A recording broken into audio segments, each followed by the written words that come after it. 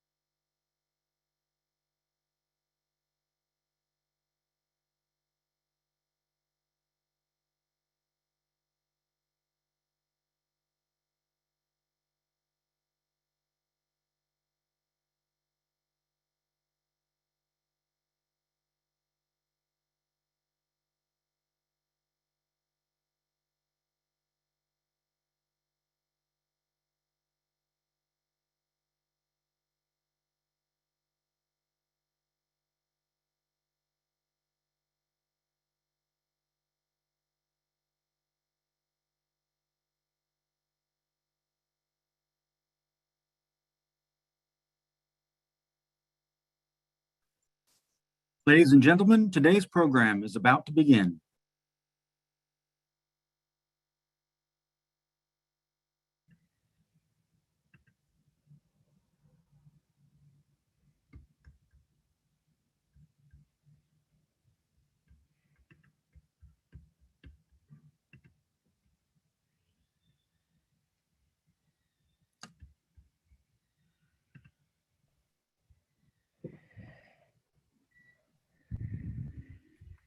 Good morning and welcome to the 15th Annual Sustainability Summit, Accelerating California's Climate Leadership. To begin the day, please welcome Nadine Watt, Chair of the LABC and CEO of Watt Companies. Good morning, and thank you for joining us at the 15th Annual Sustainability Summit in partnership with USC President Dr. Carol Folt and Los Angeles Mayor Eric Garcetti.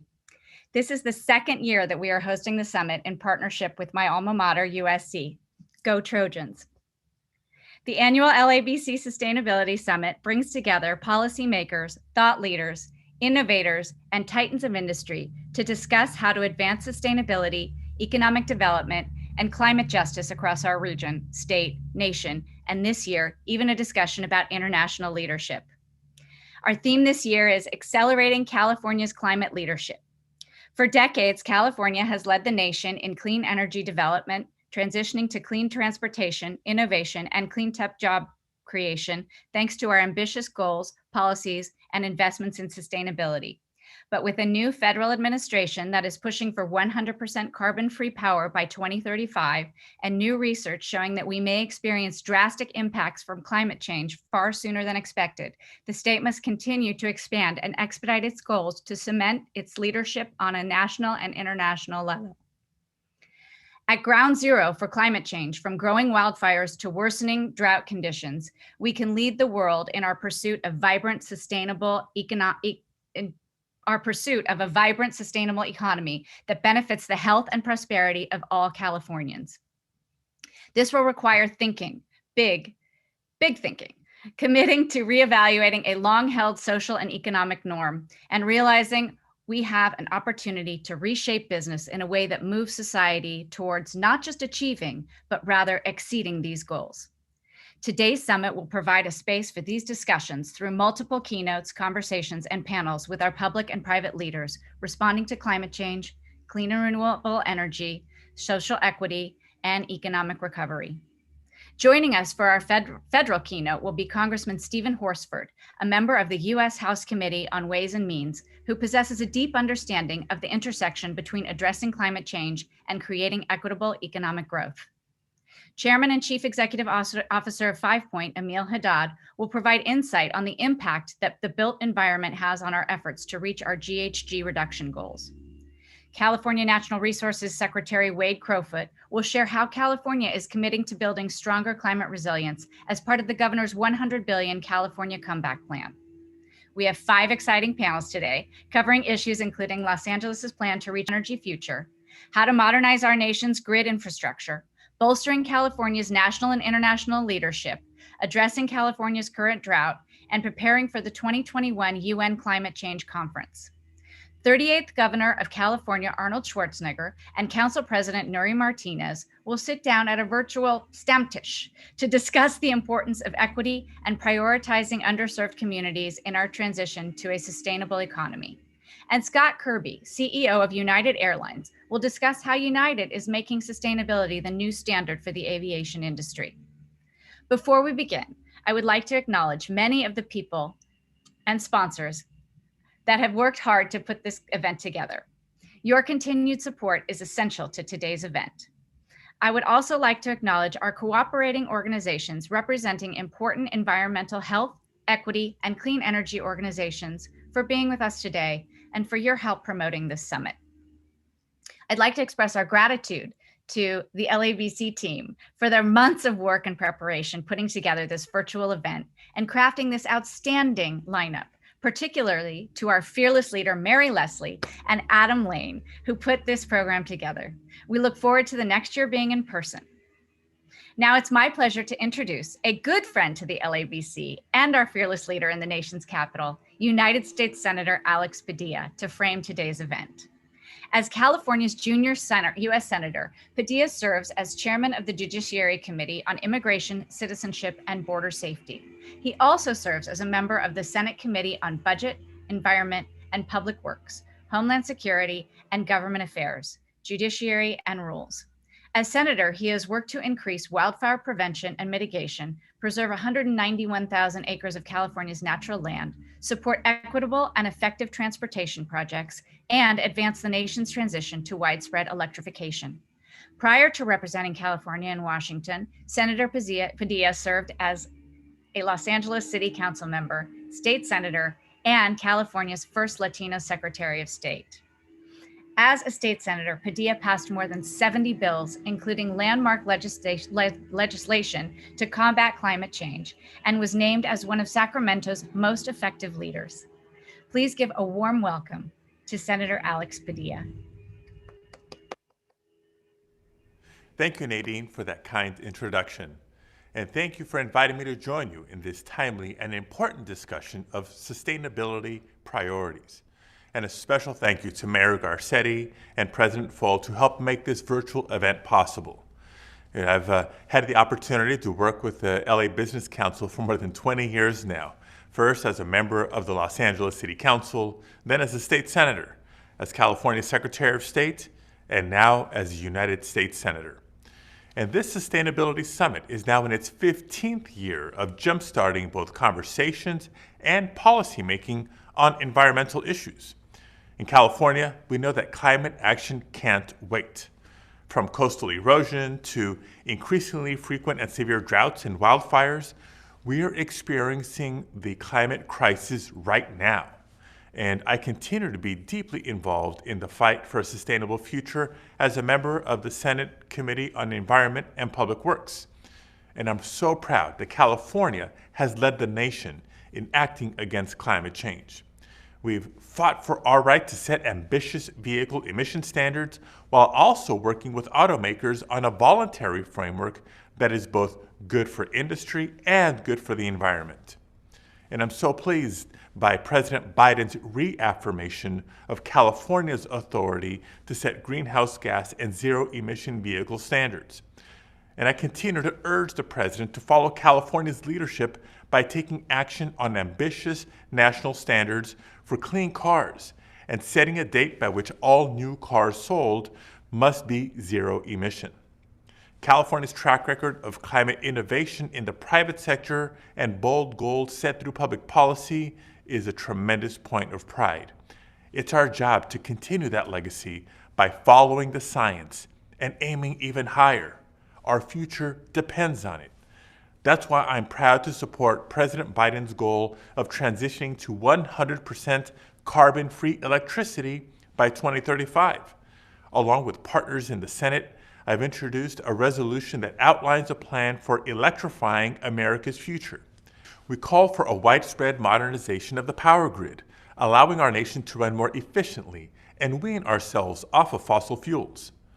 We need to support electrification of private industry, especially in sectors with the highest emissions, such as construction and transportation. By strengthening the resiliency of our electrical grid, we'll enable more businesses to swiftly transition to clean energy. And we know that in California, grid resiliency also means fire safety. And I've worked with Senator Cornyn to introduce a bipartisan bill, the Power On Act, which would provide federal funding to power providers who need to harden their facilities against extreme weather events. Unfortunately, climate change is continuing to increase the frequency and severity of heat waves, droughts, wildfires, and other severe storms. Addressing the causes and effects of the climate crisis will require investment in stronger, greener infrastructure at every level, from public transportation to office buildings and much, much more. Another reason I'm proud to support President Biden's American Jobs Plan is that it will create millions of good-paying jobs as we fight dangerous emissions and address climate vulnerabilities. At the same time, the bill will uplift the communities of color, immigrants, and Native Americans who live on the front lines of the climate crisis and who have too often been left out of critical investments and economic recovery.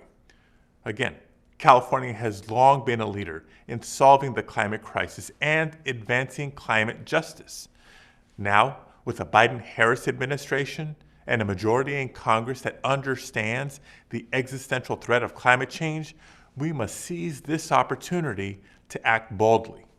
Let's listen to scientists, partner with the business community, and set the ambitious goals we need to meet.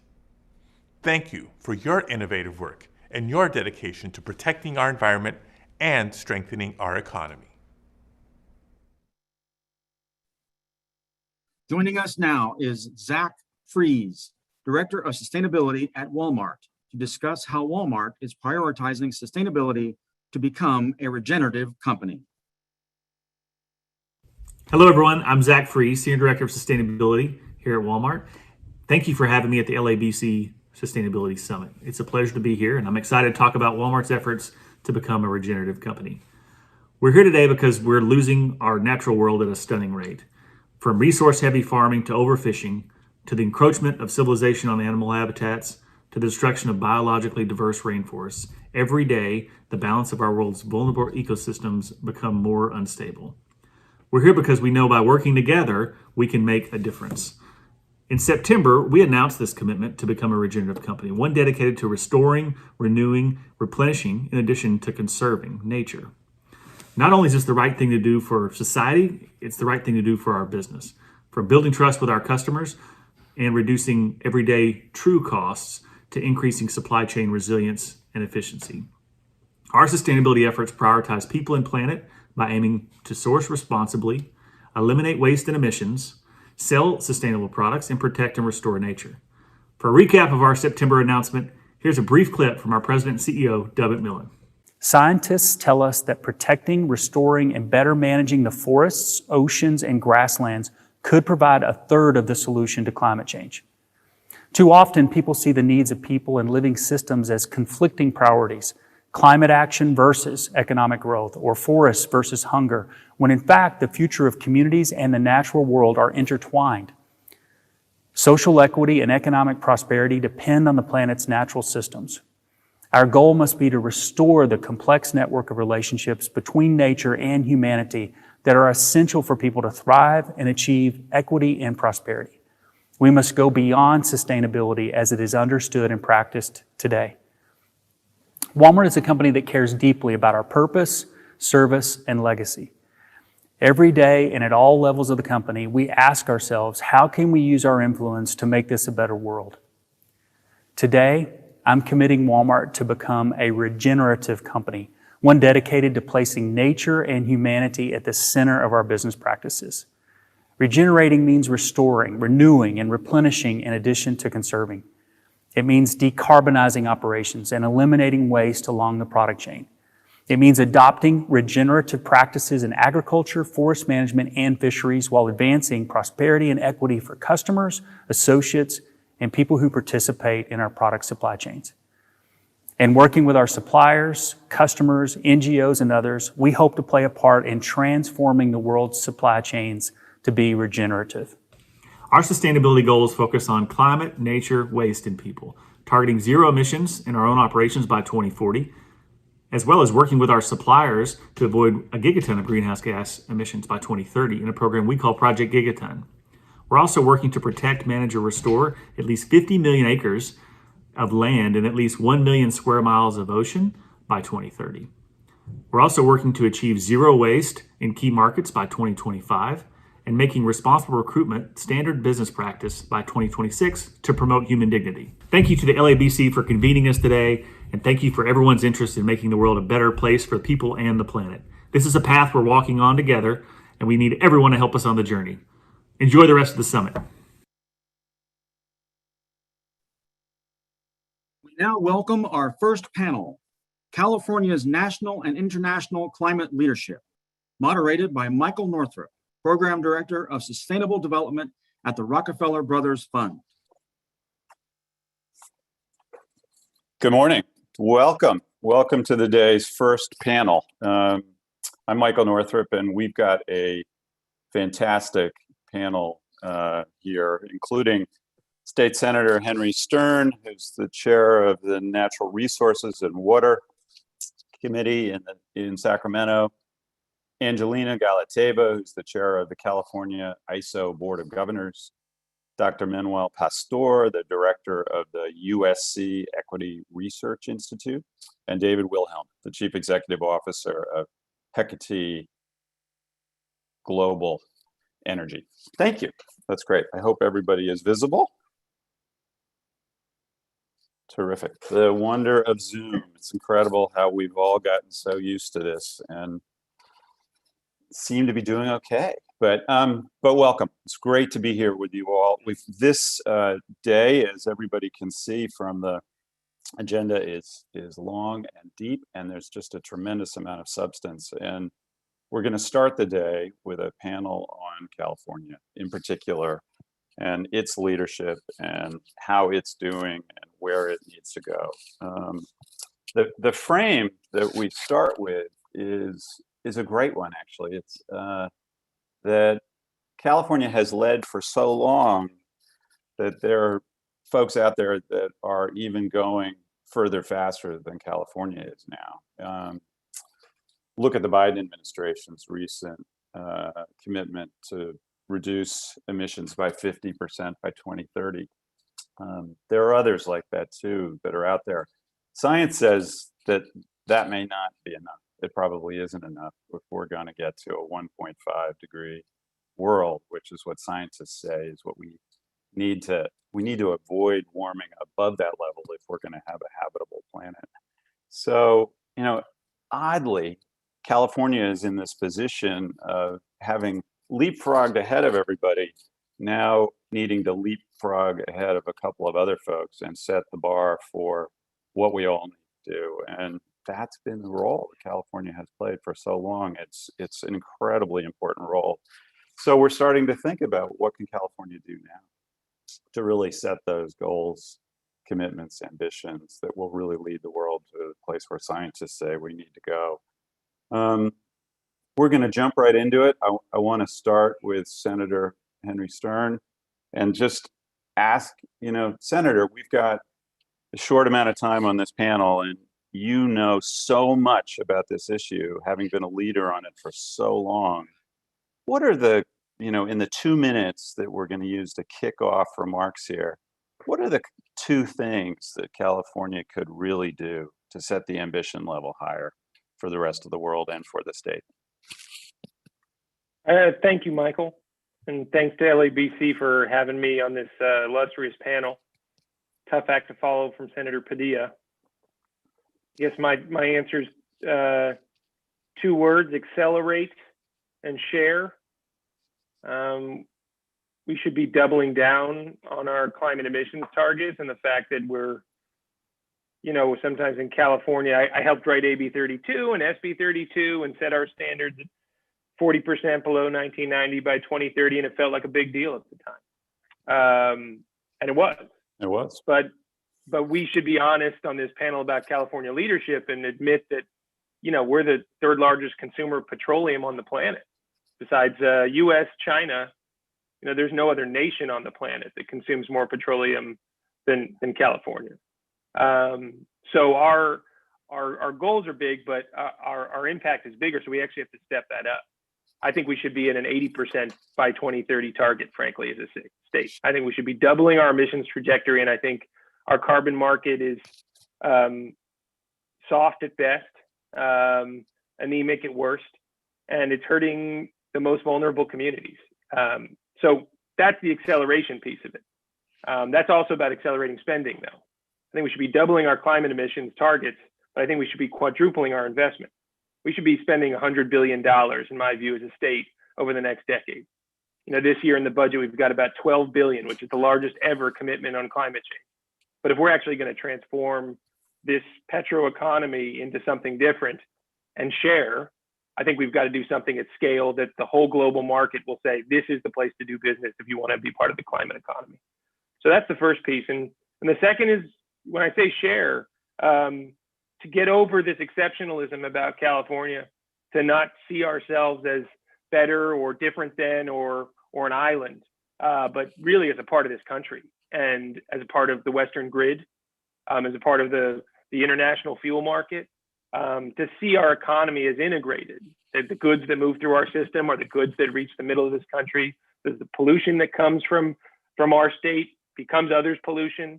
So to get past that sort of narrative of exceptionalism and to really start to think about how to integrate with other states and really push that bottom up strategy that I think is going to help resolve some of the politics in this country too. Good. Henry, that's fantastic. Thank you. 80 by 2030. I like it. That's SB 582 as well. That bill is pending on the Senate floor. So it's a real thing. Great. Fantastic. Senator, one follow-up. California has played this extraordinary role as a government in the multilateral process. Arnold Schwarzenegger did a lot on this, really helped set the tone. Jerry Brown was extraordinary. Just, my God, I watched him at COPs, 9 to 5, meeting after meeting after meeting for a week, really telling everybody to move further, faster. What's California's role now? How does California continue to cheerlead and encourage and support multilateral action in the next period of time, especially as we're kind of coming close to this COP26 moment at the end of the year in Glasgow, which is the next big meeting after Paris, which was in 2015. I think Governor Newsom's got a harder job even than Schwarzenegger or Brown had. In the background here is the burn scar of Woolsey that burned my whole hometown down and my place down, and to actually deal with the realities of climate head on like this has been a challenge where you got to go inward, right? You don't have to have time necessarily to think about an under 2 MOU or global conversations, but we got to do both at the same time. And I think it's this time around for the lead up to Glasgow, it's about showing, not telling. I think it's about actually doing the work. Can we get through a wildfire season with, aggressive power demands and keep the lights on and do it cleaner and run the grid as clean as we can? And can we actually start delivering these electric vehicles and just really demonstrating it? The biodiversity piece of Glasgow is going to be huge, and we've got our 30 by 30 plan, but let's go execute. So I think it's this time, it's showing, not telling, and really being a true lab for the world, because we are the front lines in every stretch of the term. Yeah, no, absolutely. I hope the storytelling will continue though, because boy, watching California's role in encouraging folks to go far has been so important, and it will continue to be. But you're right, we got to do it too. That's the most important thing. So we can talk a lot, we can talk in the legislature. It's just that we've got to set to earn the spot at Glasgow. I think the legislature and his governor have to do some big things, and I don't think we've done that yet. I think we got to earn our spot on that stage. And, it's one thing to put budget in, but it's another to actually start to deliver, right? And so I don't want to pat ourselves on the back just yet. I think we've actually got to do a little more to be that leader we say we are. Yeah, great. Super. Thank you. Chair Galateba, you also have been a really important voice in California and globally on renewable energy. You lead the Cal ISO now, which has a lot of responsibility for keeping the lights on in the state and for making sure that the infrastructure works the way it's supposed to. About a month ago, there was a moment when the state was about 95% powered by renewable energy. It didn't last that long, but it was a signal that we're heading to a place that is really exciting. And so what investments made that possible? And what else do you need to do to try to make that a regular thing, if not 24/7, a normal thing a lot of the time? Well, thank you so much, Michael. And thank you to LABC for organizing this wonderful event. And it's a pleasure to be a part of this panel as well. And yes, I'll have to say the ISO was able to reach exactly 94.5% of absolutely renewable energy penetration because our nuclear facility was down. So it was pure renewables. And during that time, we were also able to reach 85.7% of operation on just wind and solar. So it can be done with variable resources. The rest of it was hydro, which we, of course, don't consider to be necessarily part of our portfolio standard, because renewables, only 30 megawatts and under in hydro production, are part of the California RPS. But large hydro is renewable as well, and it also can support the grid and balance the grid. So investments in our grid infrastructure, investments in technology, investments in capabilities allowed us to reach that point. Horizontal integration with our next door neighbors and with like-minded states on the Pacific Northwest coast through the energy imbalance market is key. And of course, vertical integration of integrating technologies all the way behind the customer's meter also helps, because we're able to harness the power of solar and the power of storage that customers have built on their own property. So that also helps balance the system. And being able to transmit that energy and ensure that we can keep it balanced at 60 hertz at all times. So what has helped us is an infrastructure of legislation that allowed us to invest in these technologies. It's very important for us to have SB 32 with the ambitious goals. It's very important for us to have SB 100, which requires the renewable portfolio standards. It's wonderful that California is dedicated to having electric vehicles be the only ones sold in California post 2035. That gives us visibility into the future and what we need to do in order to meet those ambitious state goals. And I'll have to say that we are the 5th largest economy in the world. So the 5th largest economy in the world being able to, albeit only for a few seconds, less than a minute, operate at 94.5% renewables means it can be done. And it's done on variable renewables, not just pure hydro, which is 24/7 and much more easier to operate. And I don't mean to insult the Pacific Northwest or Norway, but operating a grid on variable renewables is much more difficult. And we are on the front lines and able to do it. And California carries the torch proudly.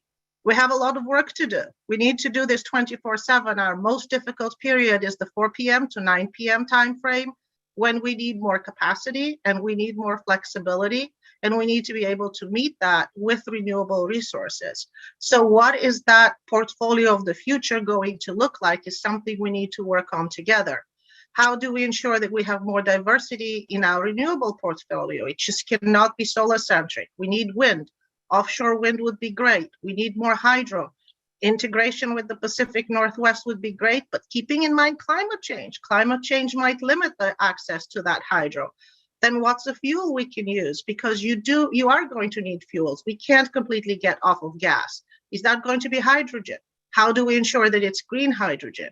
How do we make sure that we are prepared for that infrastructure to start coming online in an accelerated fashion, and that we do it equitably, and we, more importantly than all, have the jobs ready and the people trained to be able to step into that new reality and ensure that it happens. So it's a systems approach. We all need to work together. Certainly it's not within just the CAISO's jurisdiction.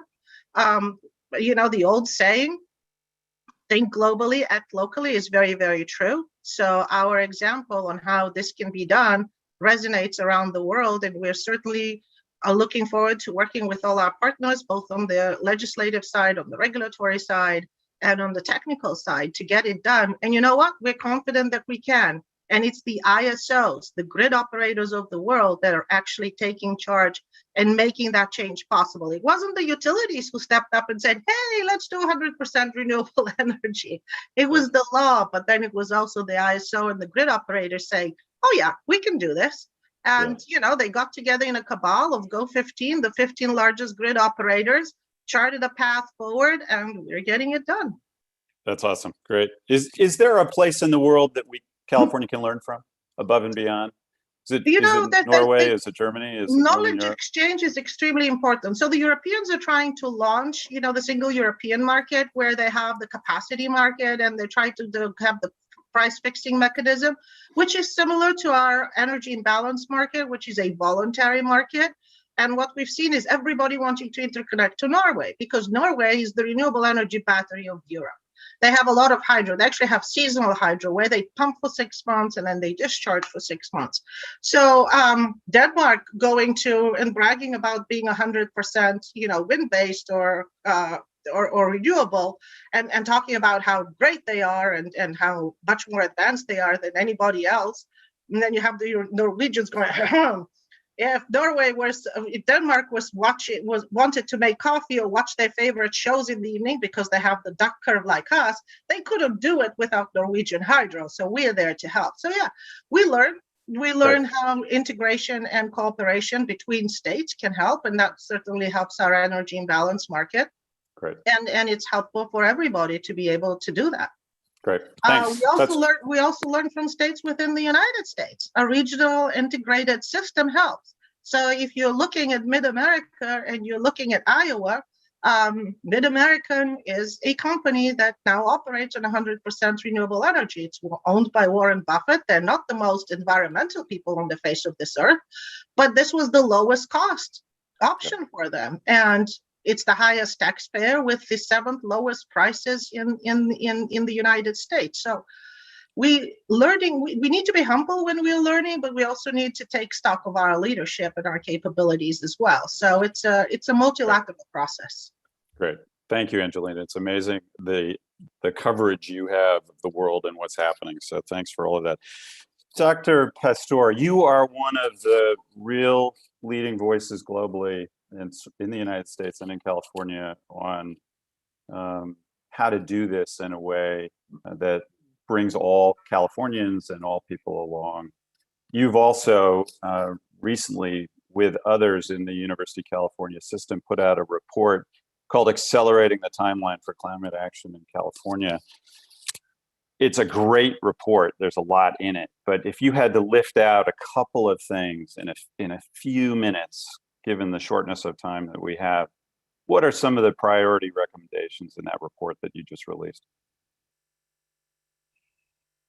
Can't hear you. You're muted. You'd think one would have figured this out after 18 months. Good to be Never. with you. Good to be with LABC. And I feel like I'm the bookend to Senator Stern. He's got pictures of devastation. I've got pictures of job creation, which I think he was hinting at as well. And in this report, which you're right is, I hope as important as you think it is. I know that it's significant that it was a collaboration between USC and the University of California. That's a big thing. But we call for a number of specifics, all oriented around moving our carbon neutrality goals forward to 2030 instead of 2045.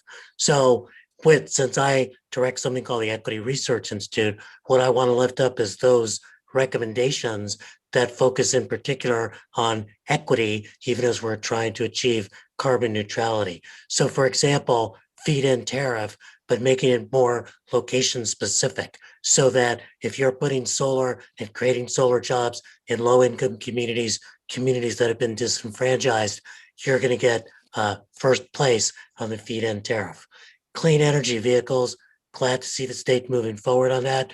We need to start thinking about the used clean energy or electric vehicle market and how we put subsidies in there so we make sure that we're not passing on oil consuming clunkers into low-income communities, concentrating them there and creating essentially pollution hotspots as a result of upgrading part of our fleet. We need to accelerate on moving toward electrification of our trucking industry, particularly drayage trucking, short trucking, going from the ports to the warehouses of the Inland Empire. And we need to accelerate rapidly the electrification of buses. And it came up in your chat. We also need to recognize that it's not just fuel, but methane. That's a problem as well. And how do we reduce methane in the agricultural sector? How do we move toward a less meat-reliant diet and encouraging people to do that? The thing that I'm heartened about, and since I know what your next question is, Michael, I'll just go ahead and answer it.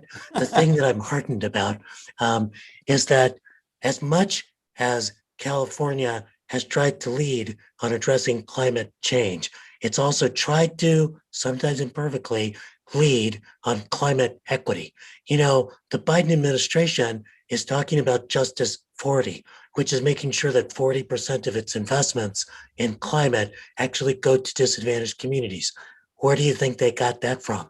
SB 535 and the way that we've been moving the funds from the cap and trade system into neighborhoods that were considered to be disadvantaged because of being environmentally overexposed and socially, economically vulnerable. And in fact, even though we mandated only about 35% of our investments to go to those communities, we've been getting to 40 and above, particularly through the Strategic Growth Council spending, which I was part of.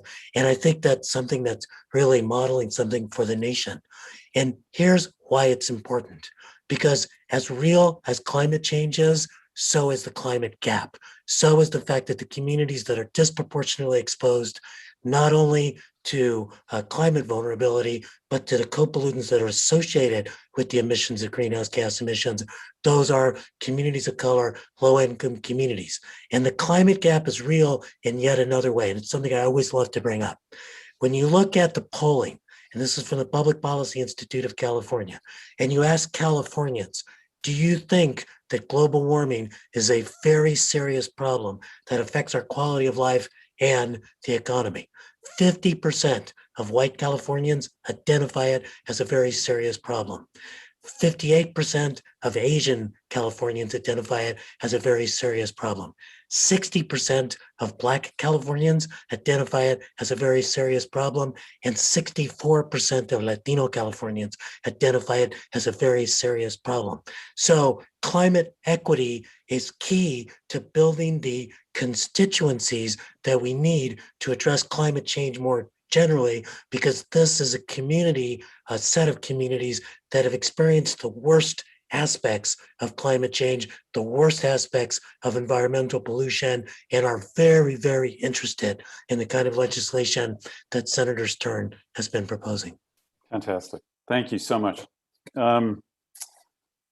David, you are a developer of solar and storage projects in the US and around the world. You think a lot and talk a lot about the job creation potential of those projects. Can you just say a little bit about that framing and why you think it's important? Well, I bring you greetings from Trump land. I'm out here in Ohio.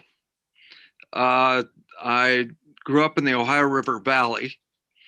And I guess for those of you who think California is falling behind, I must represent some sort of,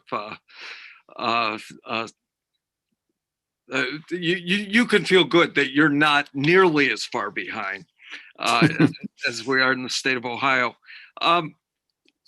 I come from a part of the country, I think it's serious to think about Trump land for a second, because I'm still doing projects, developing projects. Hecti Energy is developing projects in parts of the country where you don't really talk about clean energy. Clean energy is clean only by accident. And the only way we have permission to develop clean energy projects in this part of the country is through job creation. That's what we talk about, and that's the opportunity. I come from a part of the country that is very familiar with energy transitions. Energy transitions have been hell in the Ohio River Valley. Around the time of the Civil War, we were the iron manufacturing center of the country. We chopped down every tree we had to make charcoal to fuel those furnaces. Ultimately, the iron manufacturing went elsewhere, and we were left with environmental degradation, devastation. The jobs were gone. That was energy transition one. Then coal came around, and we were back in business. And almost every hillside, it's amazing what the level of entrepreneurship was with coal in the region that I grew up in. We worked ourselves till we were sick. We polluted our streams. We did everything we could to help build this country. But then ultimately, coal fell out of favor. And Energy Transition 2 began for the people of the Ohio River Valley. And it was devastating, devastating. More recently, we were told there was going to be a natural gas boom, but that didn't really work out. So we have kind of this mini energy transition.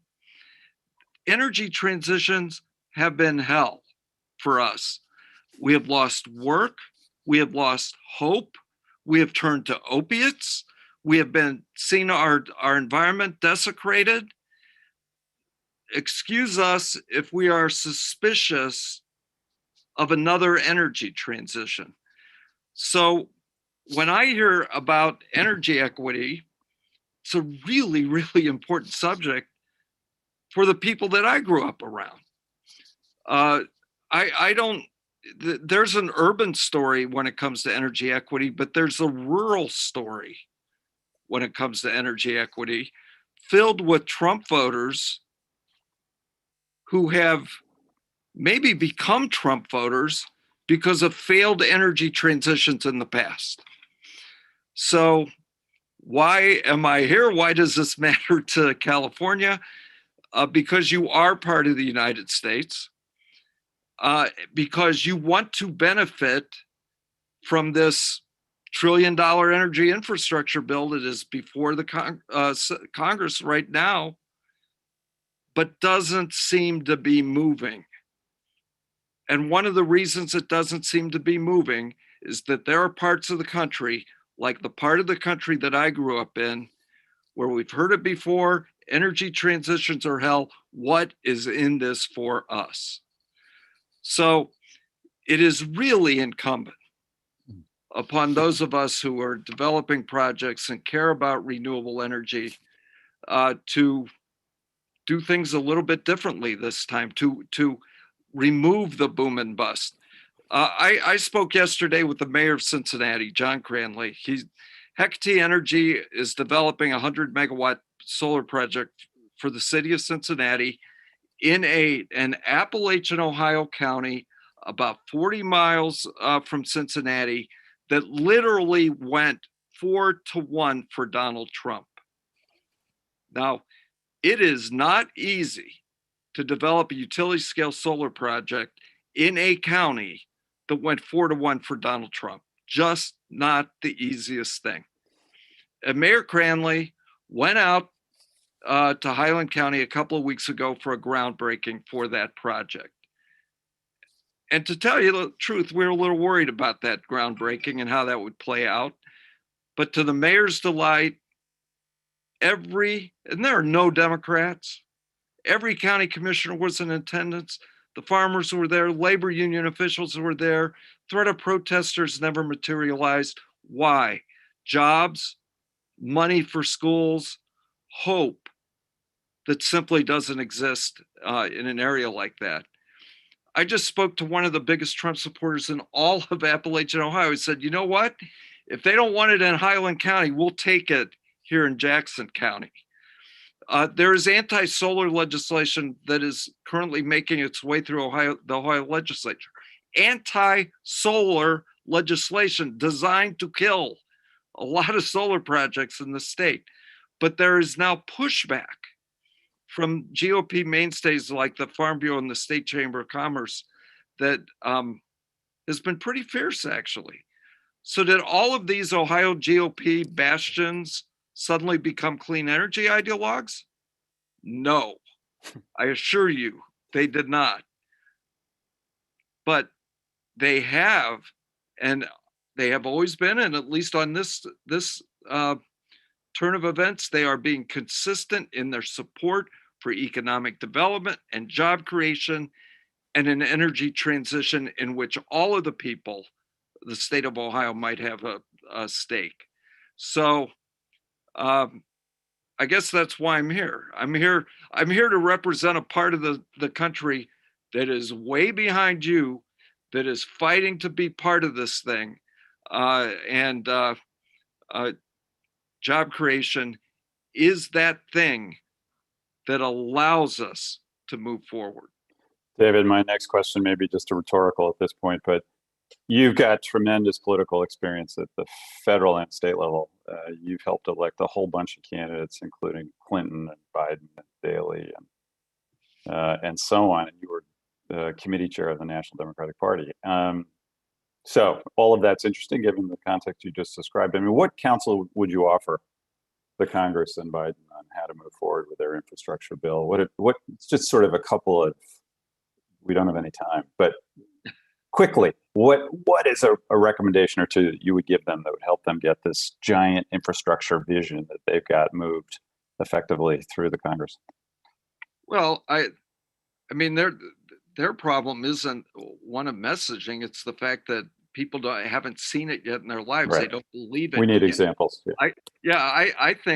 I think they're doing everything exactly right.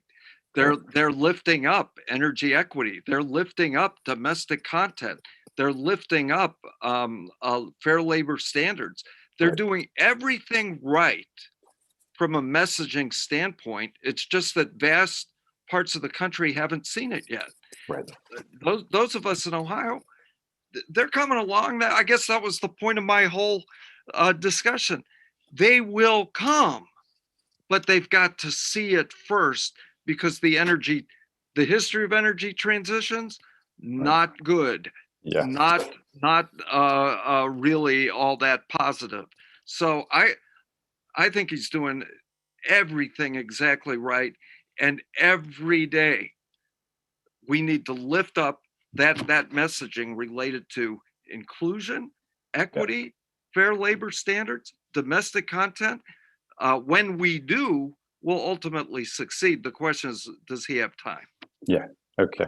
Thank you so much. So great. So great to get the non-bicoastal perspective here. Really appreciate it. So I've got a couple more questions that are kind of aimed at all of you, but I don't think we have time for everybody to answer each question. So there's a little bit of hope that you'll sort of self-select here. First, we've been through this period with an administration that did everything it could to distance itself from climate change. In fact, to really retard progress in this space.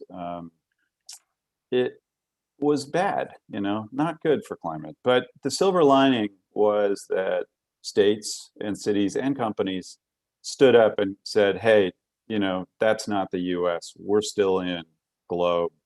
Keep working on this stuff. We'll get back to you after we change administrations and get somebody reasonable in there in the White House. That was a big deal. Not only was it a political voice that was important to build, but it was also kind of practical. You saw a lot of folks step up with their ambition and their work and attempted to kind of work together, even though they didn't have the federal government. What do we do now that we've shifted to a federal leadership role on this issue? How do these so-called, we call them subnationals. Jay Inslee, the governor of Washington State, says they're not subnationals, they're supernationals. So in Jay's phrasing, how do supranationals keep doing good work in this space? Do they just blink off and let the Biden administration do, or what do they need to do? Anybody want to throw in a word on that? Start moving markets, start moving capital.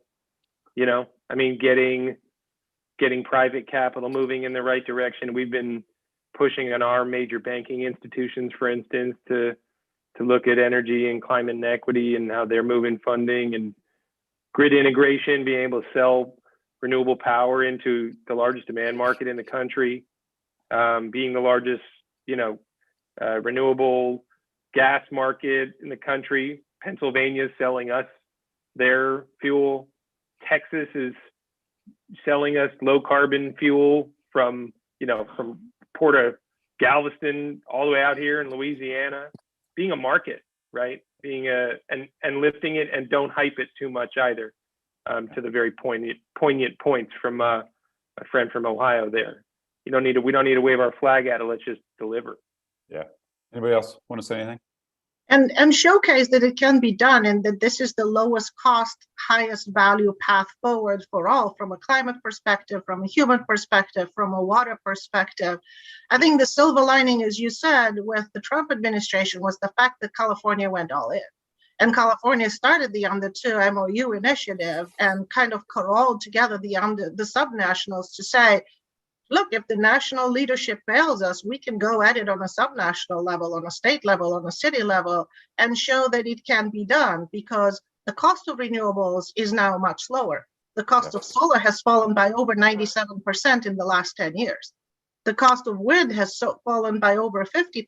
The cost of batteries by over 87%. The cost of electric vehicles is falling as well. And we made that happen. And even in a Trump administration, we were able to get the Federal Energy Regulatory Commission, chaired by a person from Mitch McConnell's office, to turn down the ask that nuclear and coal were considered essential for resiliency, and say, no, markets can operate in its renewables and storage.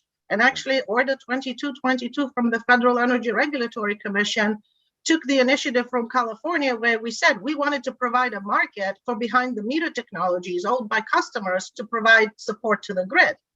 And that actually happened. It's now a national law. So there were some positive things that happened, I think, because the Trump administration wasn't paying attention. So we were able to play in the background, but also because of our leadership in the energy imbalance market. You've got states now throughout the West with 100% renewable energy portfolio standards following California's lead, not because they ideologically believe what we want, but as David pointed out, it's jobs, it's economic development, it's the lowest cost path forward, the highest value path forward. It mitigates climate change. Renewables have no impact on water resources. They preserve the water resources. The largest user of freshwater resources, which is going to be our next crisis, is the fossil industry.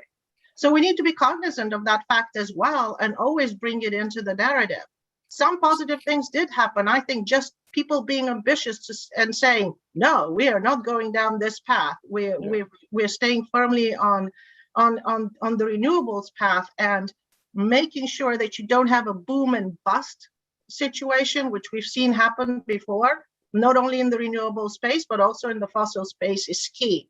And able to ride through administrations and ensures the longevity. Any suggestions on what the Biden administration could do to make sure that this super national leadership continues in a big way? David, you may have been trying to answer the other thing, but I was just going to make a quick point, which is, thank God for the subnationals. Thank God. You're referring to the lower. Here's my experience: the lower the unit of government, the less ideological debates become. Mm-hmm. You can have people that at the national level will be fiercely anti-renewables or anti-clean energy. Same at the state level.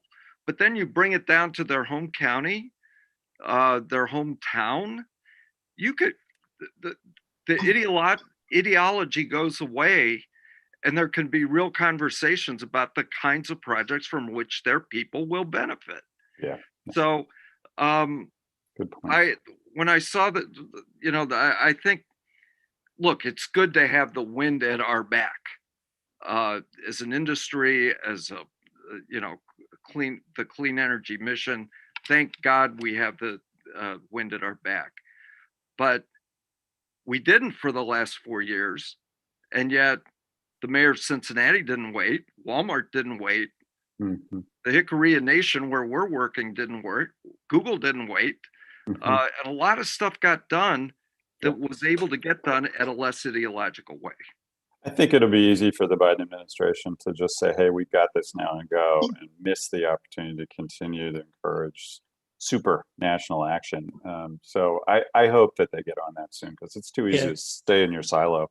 And I might make a comment on that. I think. Yeah, sure. Sorry. I think we forget that, for example, a lot of the elements that became the New Deal actually rose from state experimentation, stuff at a local level, then bubbled up to national policy. And one of the things we should be clear about is that the last 4 years of state level experimentation was because the Trump administration was trying to stop state level experimentation, was trying to muzzle the ability to innovate in this industry and create new and more equitable and more efficient alternatives in the hopes of preserving the old rather than figuring out where the new might be. I think one of the risks right now is if people say, I think David's right, it's good to have the wind. I love that because of wind energy too. It's good to have the wind at our back, but we should not use that as an excuse to not continue to lead and experiment and be more aggressive at a state level. And that is exactly why, getting back to the first question you asked me, why we wrote that paper about accelerating the timeline in California. No matter what the Biden administration does, given the balance of national politics, its ability to move forward as aggressively as California could, it's going to be limited because it's got Ohio as well as California in determining what the federal mix will look like. But we should not say, because things will look a little bit better in DC, that California should relax. In fact, California should accelerate, innovate, and begin to demonstrate, which is, I think, what Angelina was talking about. 100% agree. Absolutely right. Yes, and if you want a specific suggestion Yes. for the infrastructure funds, then, start building a national grid. Because if we do have a national grid, we can move the power around and we can ensure that California sunshine can reach all the way up to New York.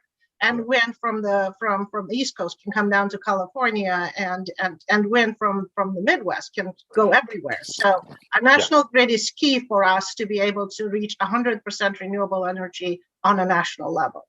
Great. Yeah, I've got another question. I'm going to ask Texas you. will be all on its own. Yeah, Texas might separate. Yeah. Manuel and Henry, you both talked about electric vehicles. Last September, during what we now call Climate Week, which is the week that the UN General Assembly meets, Governor Newsom made a big announcement about the state being only allowing sale of electric vehicles in 2045. Great announcement, one of the first sort of concrete commitments like that anywhere in the world. I think you both might think that that's not soon enough, and I just wanted to ask you if that was true, and also how we do it faster. Senator. I do think it's not going to be enough, but if we do it alone, it's really insufficient as it is. I mean, for our own local air quality, we're in a crisis right now. From a respiratory perspective, we've had COVID, wildfire smoke permanently damaging lungs, and then on top of that, the most persistent smog and PM and black carbon problem in the country, in Los Angeles and Oakland and other areas. So no, we got to go faster, but it's also because we just can't. The middle class and working class can't afford it. The average family making $80,000 a year in California, they're spending more on their vehicle and on transportation than they are on food and healthcare combined. So we can't afford to go that slow, just because when you're filling up at the tank as opposed to plugging in, you're spending 3 times as much, right? So the middle class won't actually be able to thrive in this state until we can break this energy trap that the old internal combustion engine really is just a lag on that upward mobility. Great, thanks. Dr. Pastor? Well, as the proud owner of an electric vehicle myself, a Chevy Bolt, I decided to go modest. The Tesla is a little ostentatious for someone who's a social justice activist. I felt really enthusiastic about the announcement. I agree with the senator that it should be a lot more assertive and aggressive, and I hopefully will move faster. But one of the things that I thought was very interesting about that announcement was that it included all these elements around equity in terms of job creation, in terms of thinking about secondary markets for used cars, and a number of other things. And what I felt heartened about on that Earth Day was that we were moving forward and that we were wedding equity and environmental sustainability together. We often talk about a just transition, where we're thinking about how do we move to a clean energy future in a just way. I'd like to say that particularly after this year, we need to think about moving to a transition to justice. If we center the communities that have been left behind, we will be aggressive about cleaning up the environment. If we try to figure out who got disenfranchised and left vulnerable as a result of COVID, we'll have a better public health system. If we lift up the bottom of the labor market and deliver jobs to people who have long been shut out of labor markets, we're going to solve so many social problems and help to educate the next generation. We've been talking about a just transition. After this last year of the COVID crisis, the racial reckoning, etc., we need to start talking about a transition to justice. When we center equity, a lot of other good things will flow. Yeah, great. Thanks. Angelina, you said, another question. Angelina, you said quite a bit about grids so far, but I wanted to ask you, what comes next on grid investments in California? But I wanted to do it also in the context of the recent announcement, another very exciting announcement by the state that it would begin to get into the offshore wind game. And there was an announcement that something over 4,000 megawatts would be committed to by the state. And I see that as a down payment, just a beginning. East Coast is already committed to 30,000 megawatts and wants to go way beyond that. I think that horse is out of that barn. It really is starting to move, which is exciting. But if California moves forward on offshore wind, there is a significant grid infrastructure need. Could you just say a little bit about that and how that happens? It's wonderful to be looking at offshore wind. We hadn't been able to do it for a while, although we really wanted to, because the profile of offshore wind is really beneficial. It kicks in exactly during that 4 p.m. to 9 p.m. delta, where we need to be able to allow for ramping resources and flexibility on the grid. So it complements the solar. As the sun goes down, the wind picks up. Our issue had always been the coast of California is pretty deep.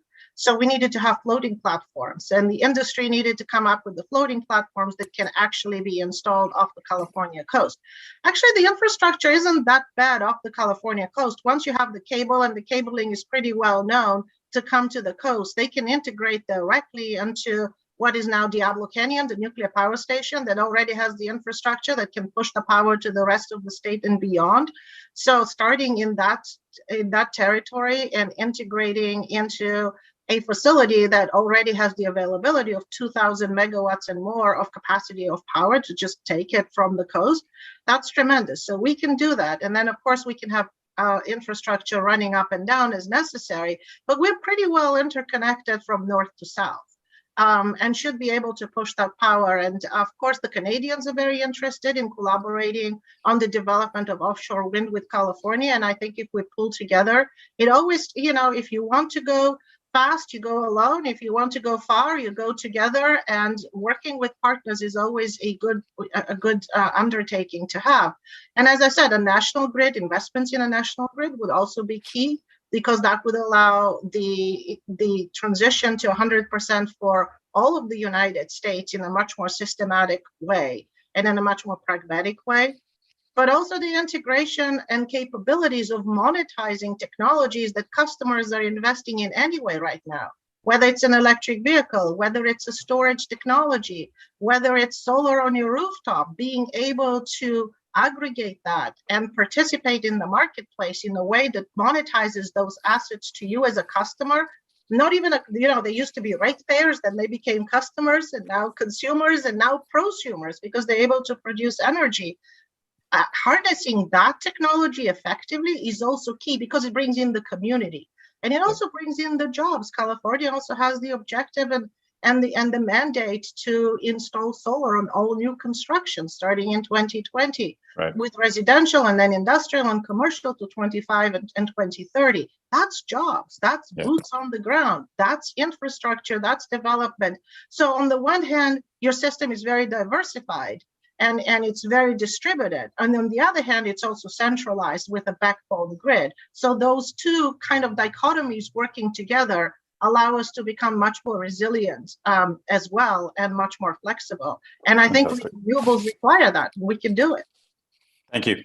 David, you're a developer. You see this need all the time. What, from your perspective, what do we need to do? Well, I was just going to say, and Hecate Energy is starting to get into offshore wind, We just announced our first mega project off the coast of Iceland, serving the United Kingdom, if all goes well. But I was just going to make, maybe this is an obvious point, but one of the great geopolitical advantages that our country has always benefited from is the fact that we have these two great seashores, ocean fronts, on the eastern part of our country and the western part of our country. Our growth, our strength, our national security strength is inextricably linked to that geopolitical fact. Russia wishes they had the kind of oceanfront resource that we have. Germany wishes they had it. We have it. So just as we have oil and gas resources that are a point of jealousy around the world, I suppose, the fact that we have these ocean fronts, the fact that we have this capacity to develop offshore wind, the fact that offshore wind is sort of it's almost nuclear power without the uranium. I mean, it's such a big piece of this, and we have the natural resource, the geopolitical advantage that the rest of the world just wishes it had. Yeah. Now the East Coast is very bullish on this, and we talk regularly about 200 gigawatts, 200,000 megawatts of wind from offshore that would basically make the Atlantic coast carbon neutral. We'd be carbon exporters in addition. It's really exciting. So I hope California thinks bigger than 4 gigawatts, because I think there's much more potential. You've got some conflicts with the DoD and the fishing industry and all kinds of folks, but hopefully those can get resolved and you can go way bigger than that. It'll really matter if you can. So the last open-ended question, but I think Manuel, it's have directed at you to a large degree. It's back on the critical, important issue of equity and just transition. As you think about that in California, have you found good examples that California can draw on, or is California the one and only leader? Where are you going for guidance on just transition issues for California? Well, actually, California is a leader in this issue. We have a new report coming out called Just Transition / Transition to Justice, in which we're actually looking at 4 different states. There's a really interesting effort in New York Renews, which has put equity into the mix. There's some stuff that's going on in Washington with the creation of its new carbon markets that is trying to fix some of the problems that many of us have seen with the cap and trade system within California about not pricing in co-pollutants or being concerned about those kind of issues. We actually also look at Louisiana and Kentucky, places that are a little bit more like Ohio in terms of their politics. And there you actually find a point that David made, which is that the lower you go, when you go to the level of a city, you find a lot of willingness to deal with some of the energy issues. And you actually see some stuff in, Mitch McConnell's state around the idea that the Commonwealth needs to be more sustainable for its people, and that's going to require moving off coal. So I do think that there's a little bit to see in the rest of the state, but I think the thought that I would leave everyone with is that equity needs to be baked in, not sprinkled on. It needs to be something that we think about at the beginning, and not something where we design our carbon market and go, oops, what do we need to do to make it fair? It's not where we say, how are we going to create jobs? Oh, wait a minute, what about the communities that, David, have either lost their jobs in these previous transitions or might now, or have long been suffering from pollution and being on the front lines? How do they get in early to build the kind of political coalitions that are going to be necessary? Putting equity first. We've been trained in the United States to think of it as just distribution, to think of it as sort of an afterthought. We need to start centering it. Our research shows regions that are more equitable in terms of income distribution, that are less residentially segregated and less politically fragmented, are able to sustain employment growth better over time. This is part of how we move forward. Great, thanks. Anyone else want to say a word about that? I'll throw in my hope for California from here in Ohio. And that is, I think that it would be easy for even those of us in the renewable energy business to go down a path of the lowest common denominator. It's not that hard to go there. I mean, we can make price be the end all be all, and job creation won't happen, and equity won't happen. My hope for California will that you will lead the way for the rest of the country when it comes to these standards, these aspirations, that when it comes to energy equity, the job creation, domestic content, fair labor standards, that will, as Dr. Pastor has stated, be baked in. That will be part of the process, so that those of us who live in places like Ohio will ultimately benefit from that view, deploy that strategy, and have our own people benefit from a renewable energy strategy. And that's my hope for California. Henry? That's wonderful. And I think that Amen. that leadership, yes, that leadership can also be taken on a global scale, because if we're here creating opportunities and we have it baked in, not sprinkled on top, and this empowers girls and it empowers women and it provides a pathway for education. This is how we leapfrog the world, the third world, the developing world. This is how we leapfrog the countries in transition, such as Bulgaria, where I come from, where I was on a conference a couple of days ago, and people just say, renewables are too expensive. Renewables are only for the elite nations. Renewables are for California and the United States. Here on the ground, we can't afford to have renewables. We're developing lignite. And that is where the story needs to go as well, in terms of let's develop renewables. It's the AES company that developed lignites in Europe. Maybe AES can bring some solar, some equity, some jobs, and not just jobs in the green area, but careers and a pathway for development, so that young people see this as what they need to do to step in, so that a poor girl in Africa, as we're bringing in distributed generation and islanding out territories that would never see solar, or they would never see energy for 20 years because only 20% of the continent is electrified, have access to education, have access to industry, and have access to an opportunity to have a dignified life. It is important for us to do this, not just for California, not just for the US. We have a global responsibility too. Senator, last word on just transition equity? I mean, I would say to Dr. Pastor's point, you know, it would help to have a rock solid healthcare system and a solution to the housing crisis, and these sort of and a solid pre-K all the way through college affordable education system, and then all these other pieces start to fall in place a lot differently if people aren't just employer based in their healthcare. The other thing I would say though is you know, looking at countries like Germany or looking at Scandinavia, right? That safety net's there, so they're more durable. The labor markets are less in flux. There's less those catastrophic moments. But also, you know, I don't talk about just transition when I walk into a union hall with pipe fitters who are working in the oil and gas industry. I don't say, hey, you know what, we're going to have a great job for you in the future. It's going to be, you're going to work in IT, or we're going to train you on, you know, you're going to leave your profession basically you've spent 30 years working on, and you're going to learn something brand new.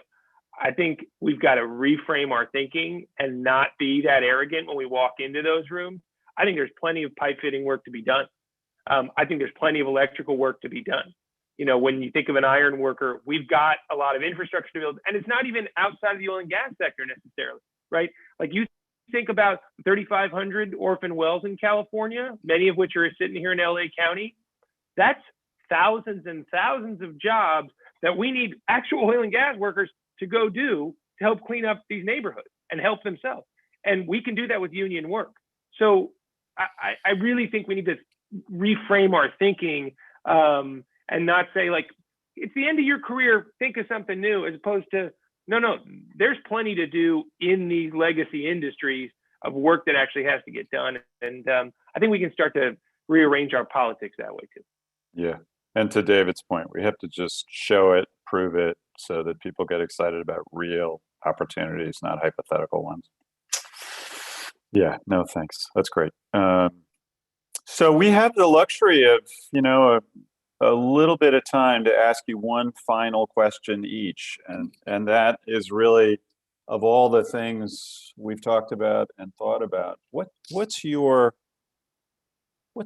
biggest opportunity you think we have in the next 5 years to accelerate our climate goals to the place where they need to be?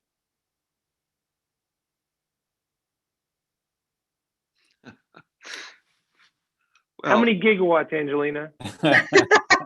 I mean, I just think, with all the transitions we're having right now and the complexities of, do we keep all our once-through cooling and all our gas systems online in the future beyond Diablo? I think we do a massive electricity build out here that's going to be very exciting, especially if we do things like buy down utility debt for the lowest income consumers and make sure that the markets have sort of price durability, that we're not going to hurt folks on the bottom. But, I also think we can go build, we can go blow through our ZEV goals right now and become Lithium Valley and make our own batteries here in California and not have to bring, cobalt and lithium over from Africa or from foreign markets, and, start driving those F-150s.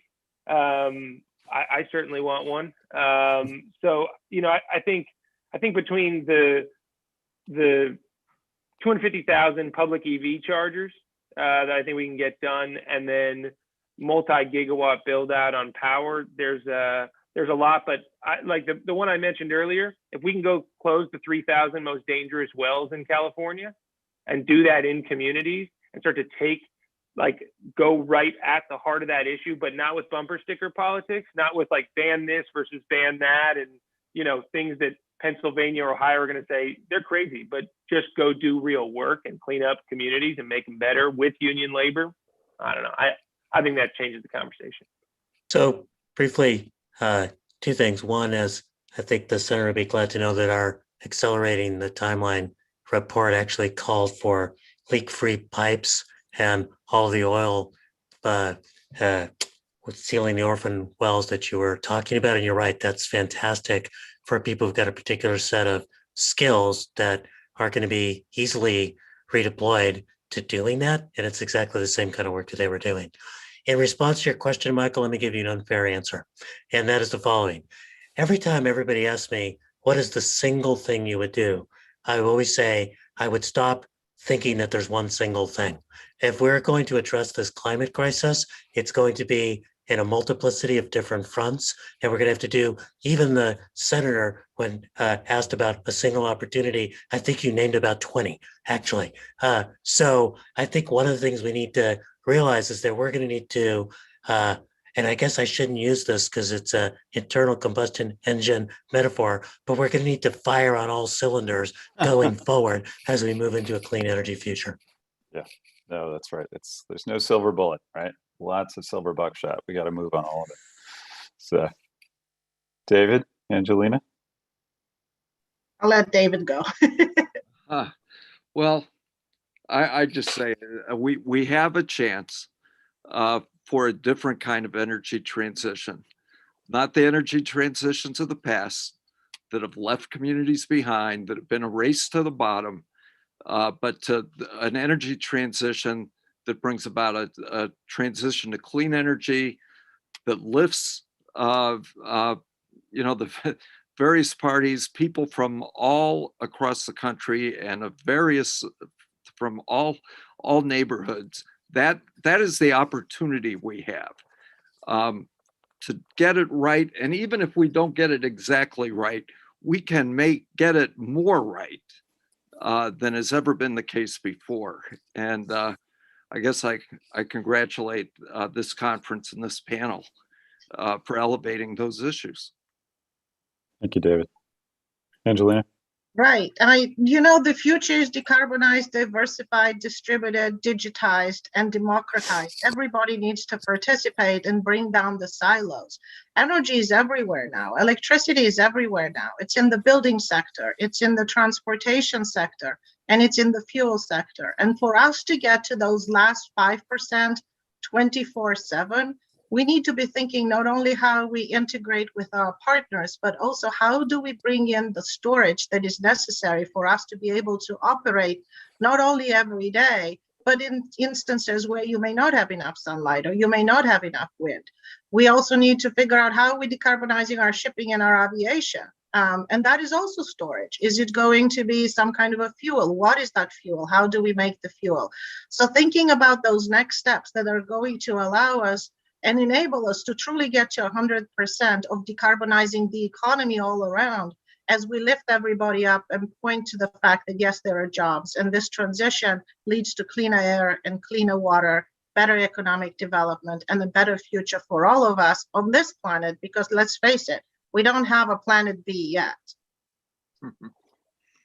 Thank you all for ranging across an incredible array of issues, concerns, and realities and future visions. I'm always struck when I participate in these LABC summits just how special and creative California is, and also just how marvelous the LABC is in putting on these kinds of comprehensive summits. So thanks to Nadine and Mary Leslie and Adam Lane and Rachel Levy and the rest of the LABC staff who've done this so well.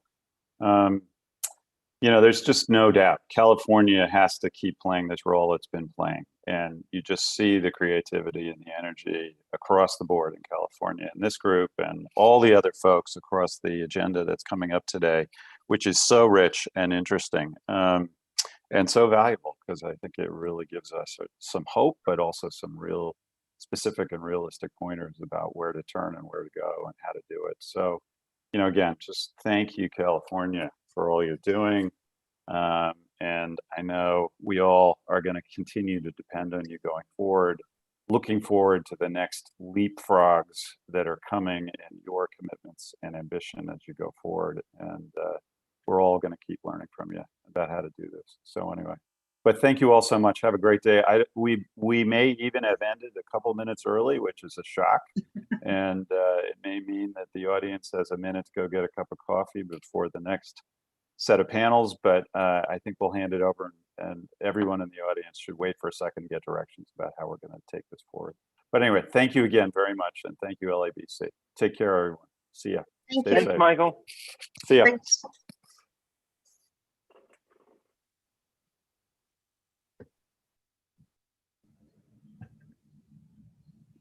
Please welcome back Nadine Watt to introduce our first keynote speaker, Emil Haddad. Thank you so much, Michael. And I love that you say California is a special and creative place, because it truly is. Many of our speakers are with us today talking about sustainability goals for the future, but our next speaker is making it happen right now on a significant scale. Emil Haddad is chairman and CEO of 5 Point, one of the foremost community builders in California. 5 Point owns and manages Great Park neighborhood in Irvine, Valencia here in Los Angeles County, and Candlestick Park in San Francisco. Together, they will deliver approximately 40,000 residential homes, 23 million square feet of commercial space, and create 290,000 jobs. Just this week, Emil was featured on CNBC for his company's trailblazing sustainability efforts in Los Angeles County. At Valencia in Santa Clarita Valley, 5 Point is building the largest net zero community for greenhouse gases in the nation. To Emil, sustainability goes far beyond emissions reduction. Social equity and environmental justice are central to 5 Point's environmental mission. The company's communities in California incorporate a range of values that are essential to a resilient and healthy society. I've been honored to serve with Emil at USC's Less Center for Real Estate, where he is chairman emeritus of the Advisory Council. Emil was also a member of Gavin Newsom's task force on business and jobs recovery. Please join me in welcoming my friend and summit keynote speaker, Emil Haddad, who will discuss how the built environment can help us meet our GHG emissions reductions goals. And to kick things off, we're going to run part of a CNBC segment from this week because better to see it than just hear about it. Thank you. The amount of carbon dioxide in the Earth's atmosphere is at its highest level in human history. That's according to a new report that scientists released just yesterday. 419 CO2 parts per million recorded last month. Surprisingly, homes are among the main contributors to emissions. But there's a bold new plan to mitigate that in Los Angeles County, an entire community with zero negative impact on the planet.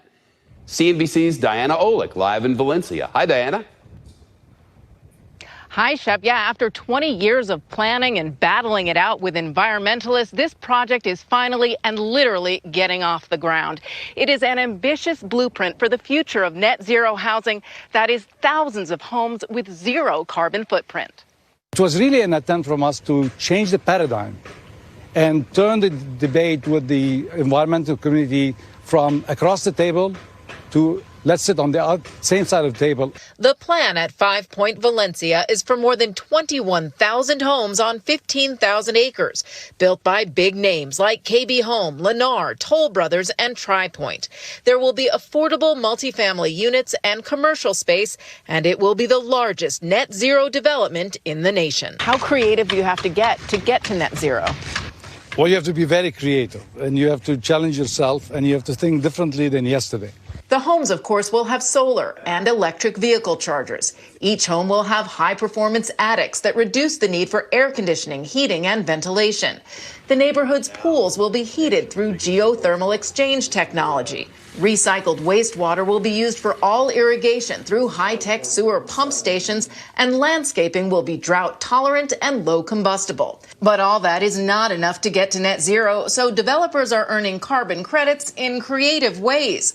A methane capture program at a California dairy farm, installing rooftop solar in disadvantaged neighborhoods in LA County, and 5 Point acquired the state's 170-acre Pine Creek forest, adding a permanent conservation easements.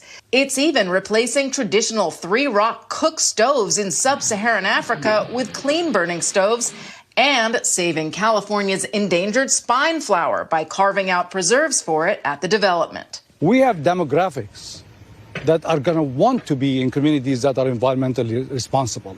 And investors who want to be in them as well. A lot of my clients are saying we're looking for ESG, and developments like this are going to attract capital. So you're going to see more people doing developments like this so they can get the capital.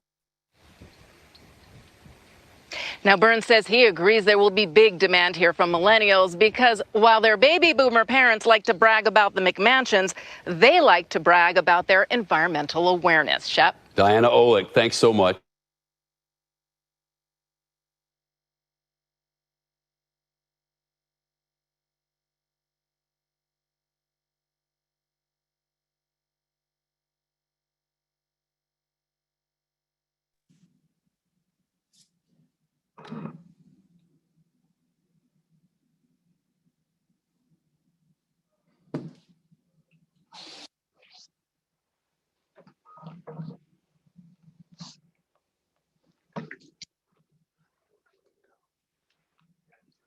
Oh, I need to go now. Okay. Well, Nadine, thank you very much. This is what happens when you're remote. You don't know when to start, when to end. Nadine, thank you very much. It's always nice to see you. And I hope that soon we'll see each other in person rather than remote. And thank you for having me again here. It really is a privilege to be speaking at a summit like this. I hope that you both and everyone else who's listening shares the same pride we share in watching this video. Whereas the whole world is talking about how do you get to a net zero, we are actually doing it here in Los Angeles County. And we're hoping that the spotlight will be put not on our community, but on the county itself, which has been a leader for centuries, for a lot of things that have changed the world. For decades, the focus of the business environment on financial return has come at the expense of the environment. and the drive to create more efficiency by has actually created a culture of fear within organizations and has eroded the loyalty of what I believe is the most important stakeholder for any organization, and that's its worker. And the monolithic profile in the workplace has created a place of more as an exclusivity place rather than inclusivity place. Well, at 5 Point, a group of us over 20 years ago came together because we believed that things needed to change. We believed that the world is going to have to start looking at things differently. And along the way, we were joined by a lot of others that joined the journey. And the feeling within the company was more a feeling of a movement rather than a corporation. And the energy that I would see every day is an energy of people feeling like they're going to make a difference. Today, when you look at this segment of CNBC, it makes me feel like all of that effort is now starting to become realized. The topic of ESG, which is what was mentioned here, has now moved to the top of the agenda in every boardroom. And the amount of capital that is going into ESG, which is environmental, social, and governance, has expanded exponentially. Since 2012, the amount of assets that are ESG assets have now gone more than 800% up. And I believe this is the tip of an iceberg. Now, for us, it has always been our focus. It is in our DNA. And I think that what happened to all of us in 2020 is, as much as the focus was on the pandemic, there were lots of things that actually came as a result of the pandemic. We saw the erosion. We saw the exposure of social inequities. We saw what happens when all of a sudden carbon emission machines come to a halt, and that the environment actually has a chance to start recovering. We also saw that as people started working remotely, companies that have strong culture did much better than companies that didn't. As a matter of fact, a lot of companies today are reporting that the efficiency while people were working remotely is higher than before that. For us, that is actually the most important thing we focus on in the company. We did all of that, and we do all of that because we believe that that's what our children wanted us to do. We build inclusive community rather than exclusive community, multi-generation, diversified communities. We partnered with public schools to build state-of-the-art schools that give equal access to kids, where children that speak with different tongues can actually have common dreams. We partnered with the environmental community to restore wildlife corridors and revive species. We believe in all of that because we believe that's what the future generation is going to want us to do. And to us, it feels like the world is starting to come to us, that everything that we've been talking about for the last 20 years is starting to come together. And it's very exciting because doing it alone is not going to actually make a difference. But when we start all believing in the same thing, when capital starts aligning its interests with the environmental initiative, and the environmental initiative realizes that the silo of fixing things environmentally is not going to help the social inequities, and therefore we need to start looking at the three-legged stool. Those are the things that are going to make a difference for us in the world. We saw the result of what happens when government collaborates with private companies. Vaccine gets created in record time, and people's lives get saved. We at this company believe that the only way going forward is collaboration. And for that, I want to thank the LABC. I want to thank all of our partners on the environmental side, on the business side, on the social side, because as much as this CNBC segment highlighted the company and what the company did, none of this happened alone. We're not environmental experts. We have a lot of partners who are helping us all over the world right now. And for that, I thank you, and thank you for having me again.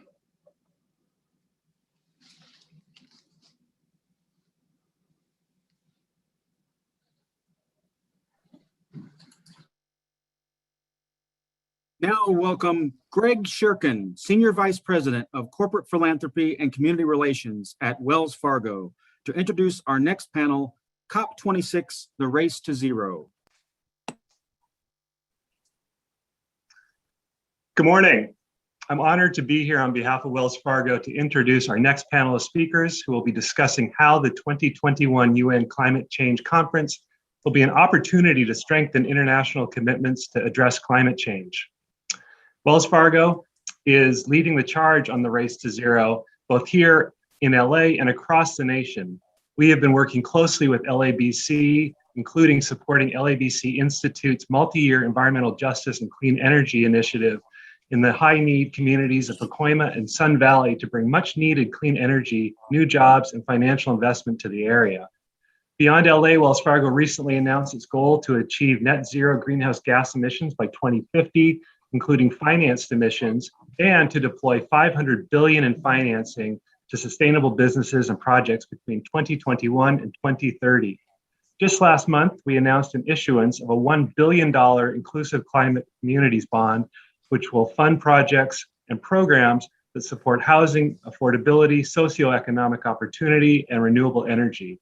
I'm very pleased and grateful to have the opportunity to introduce this outstanding group of leaders joining us for the panel, featuring Los Angeles Mayor Eric Garcetti, Dr. Carol Folt, President of the University of Southern California, and Nigel Topping, the UK government's high-level climate champion.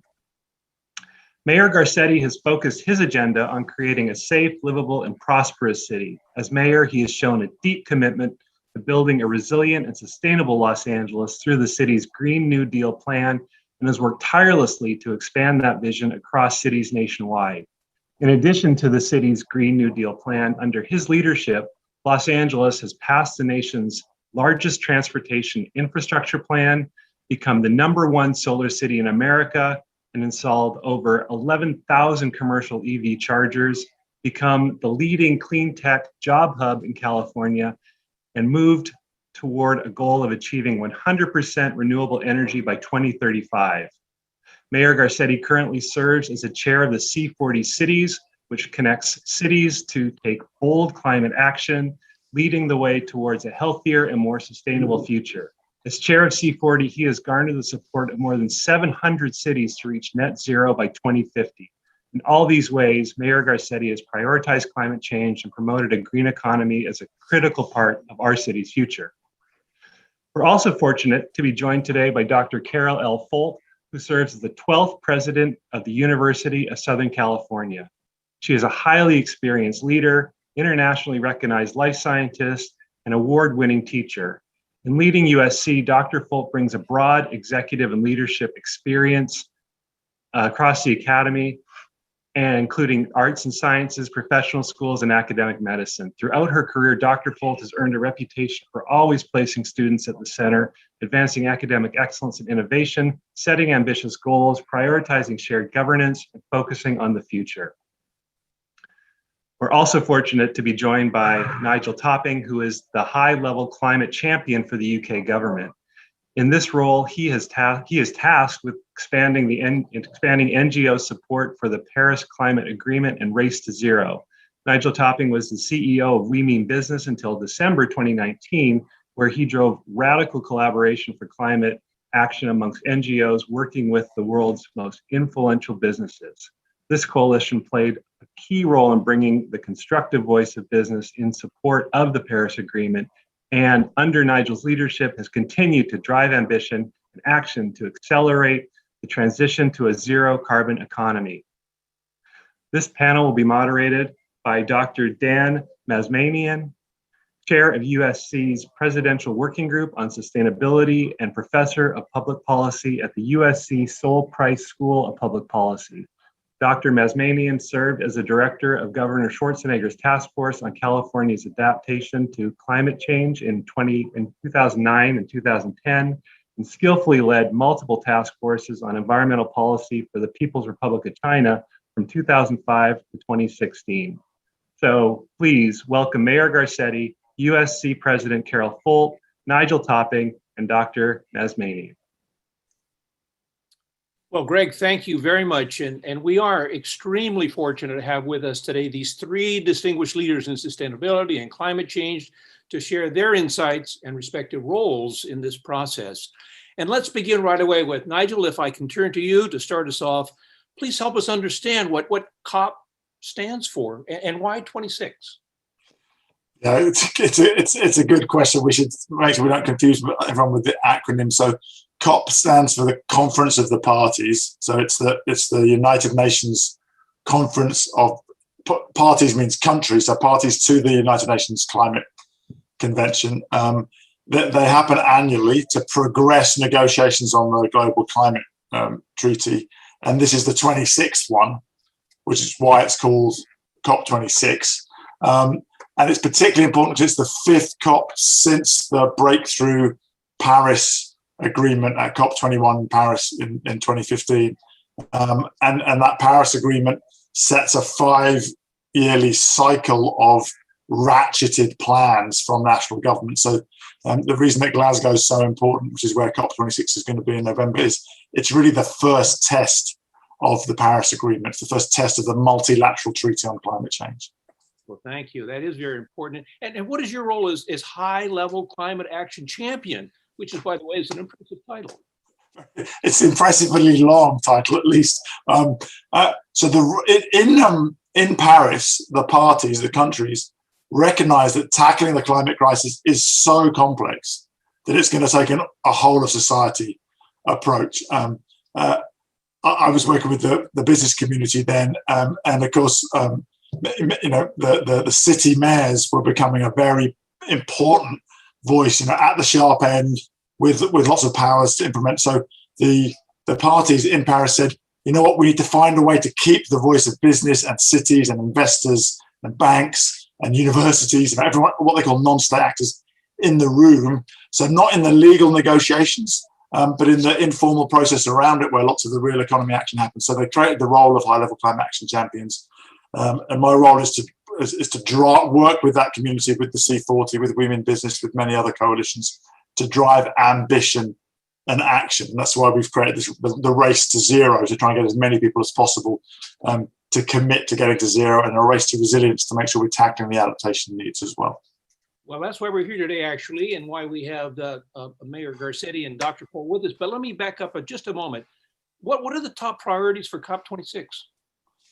Well, as I said, it's the first test of the Paris Agreement. So the UK government, which holds the incoming presidency, they'll take over formally on the first day, has set 4 priorities. The first is to keep 1.5 degrees alive as something that we can still have a hope to reach. We're not on track by a long way at the moment. We've got stronger pledges coming in, but that's the first, is to make sure that we're still on track to a global net zero landing. The second goal is to make sure we make significant move on adaptation. So recognizing that we've already got over a degree of warming, there's more coming.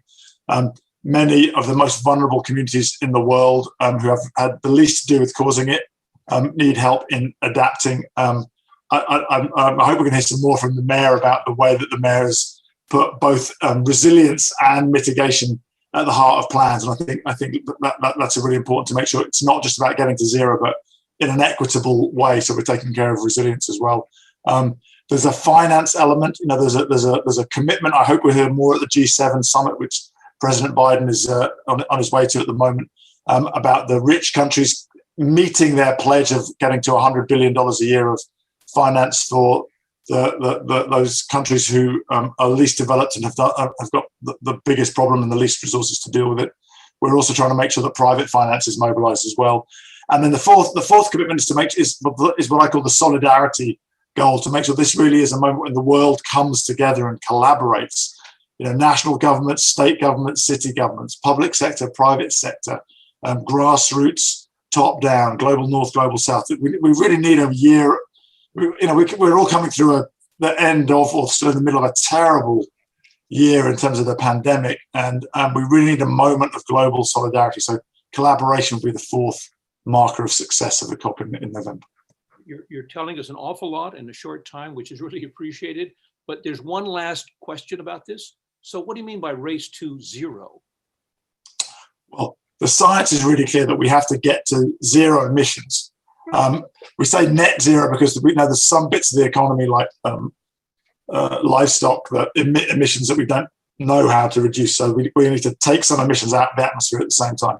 But we basically need to get to zero, and we need to get there fast. The science says we need to at least half emissions by the end of this decade, and we haven't even bent the curve yet.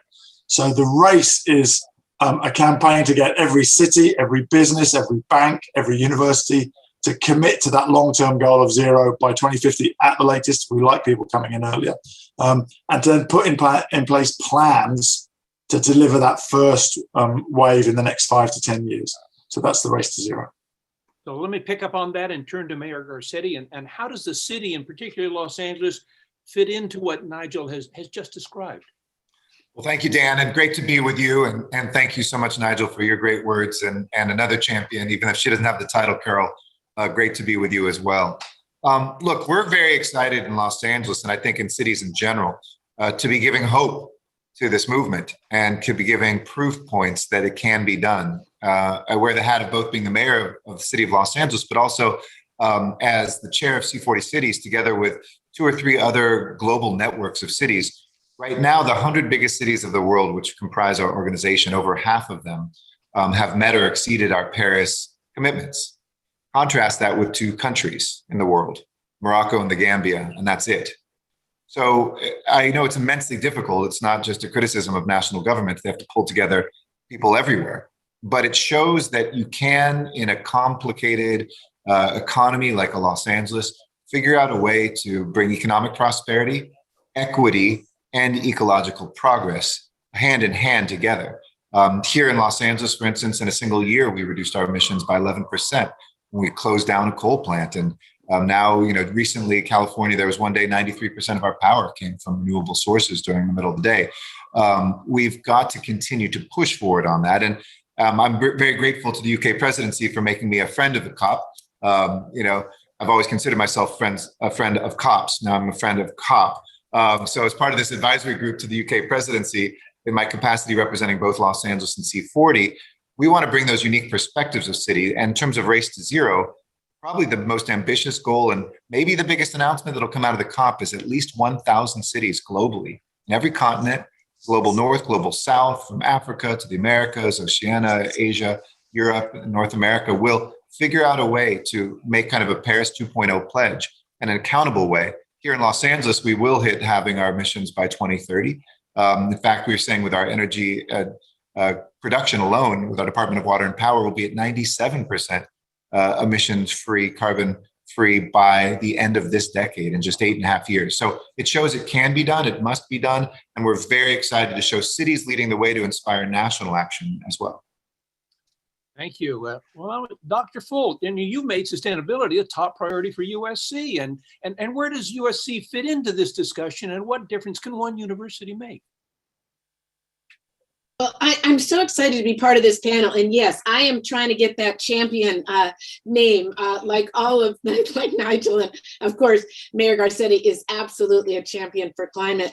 It was so exciting for me to come back to California because all of my PhD research had been in California. And I was thinking as we were talking that the first grant I got on climate change was in 1992.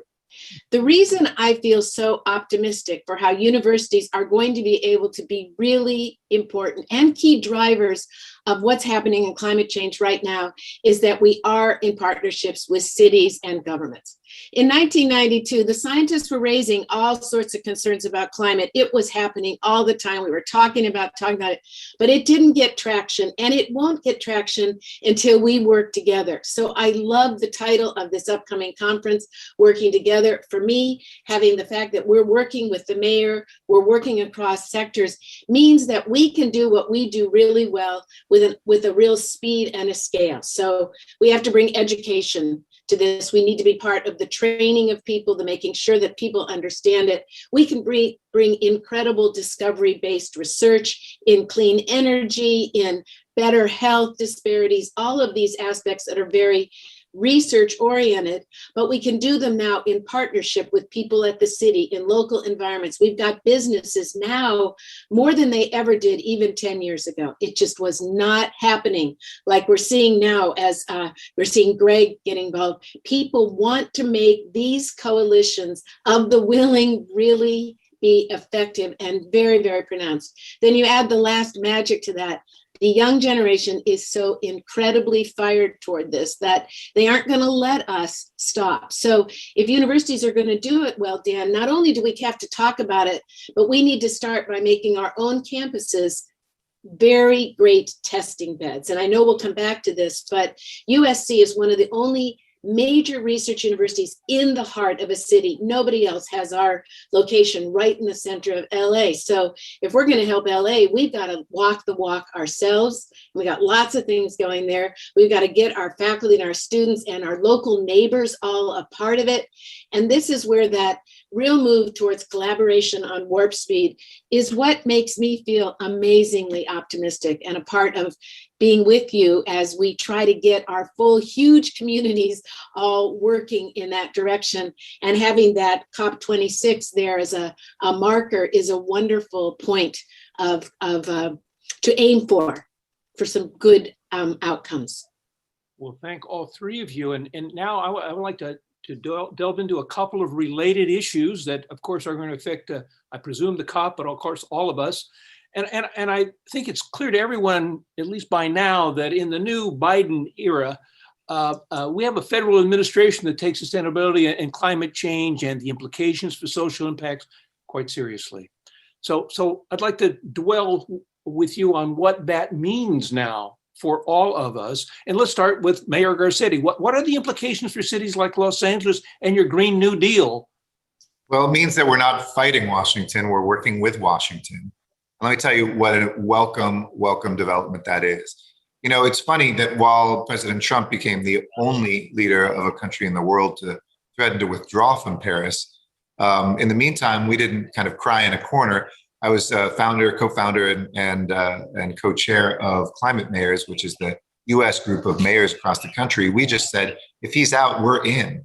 And suddenly we had 10 and then 50 and then 100 and then 200, over 300 cities in every state in this country that were able to say, Democrats, Republicans, and independents alike, we will continue the work. And so the national work continued, but it was always at headwinds in Washington. Now we have, Gina McCarthy, we've got John Kerry, we've got people who have seen how important this is and are traveling the world to reestablish America's co-authorship of this work. But secondly, a recognition that we who are the subnational actors, whether it's cities and states, I was just recently on a call with Minister Xie, who heads up China's climate work, and the US-China Climate Leaders Summit, which happened here in Los Angeles, was mayors of cities and governors of provinces and states who made some of the most historic agreements in the world before Paris. We've got to start that up again. So we have a Washington committed to doing that work. We also have a Washington committed to helping us with the technical side. In order to get to 100% renewable Department of Water and Power, we work with the National Renewable Energy Laboratory and their supercomputers to run millions of scenarios to show we could get there to that 97% by the end of the decade, and certainly by 2035 to hit President Biden's bold goal of making electricity generation carbon neutral. So we will be able to get there and do that. And so it's like having friends leading and giving us now, wind at our back instead of at our front. Thank you. Well, Dr. Full, I would like to ask you the same about USC and universities. It's a new era, a new administration, and how does that affect, or how do you imagine it's going to affect, the attitude of students toward this, the ability to do the research you've spoken to, and actually the operations of our campus? Well, I think what the mayor said is really true. We now have a very different set of things being said about climate change. It's a tenor of the conversation nationally. That is always very exciting for people. But I think also, like the mayor said, it's not like people weren't continuing to work on this and they will always be working on this now. People have become energized, but we've got people with new ideas. It's always exciting when a new administration comes in anyway, because they bring in a chance to really let's get things going. I think that is really true. One of the things I think universities have to do, because we are, we're big institutions. USC is, if not one of the largest private employers in all of Los Angeles. And our job is to expand the tent. I want everybody in Los Angeles to see a place for their view under the tent of sustainability. That's what we get to do. We get to think about, how does that affect health? How does it affect shade in your local neighborhood? How does it affect whether your children even have good transportation? So we have an opportunity to be the arbiters of the actions, the resilience, and the actions that are taken with the faculty, the staff, with the people that we put in place to run schools and all those things. So we have a wonderful role to play that is going to expand the perspective, so sustainability becomes something anybody can see as part of their goal for the future. I think everything has changed just in the last year about that, in part because of a change in administration, but also because of the rise of the youth movement and also the DEI movements that are fueling this synthesis between social well-being, education, health gaps, and sustainability, the sustenance of the planet. So it is an amazing moment for us. So Nigel, at that point, I'd like to loop back to you and how you view, you're at a distance now from us, how you view President Biden's effect on the conversation at COP26 in general, and expectations or demands that you could imagine will now be on US to do more in reducing our own carbon footprint, as well as reaching across the planet. Well, I mean, I don't think you can exaggerate the impact of the US coming back into the Paris Agreement under President Biden's leadership. It's transformational. I mean, when you have the biggest economy in the world, the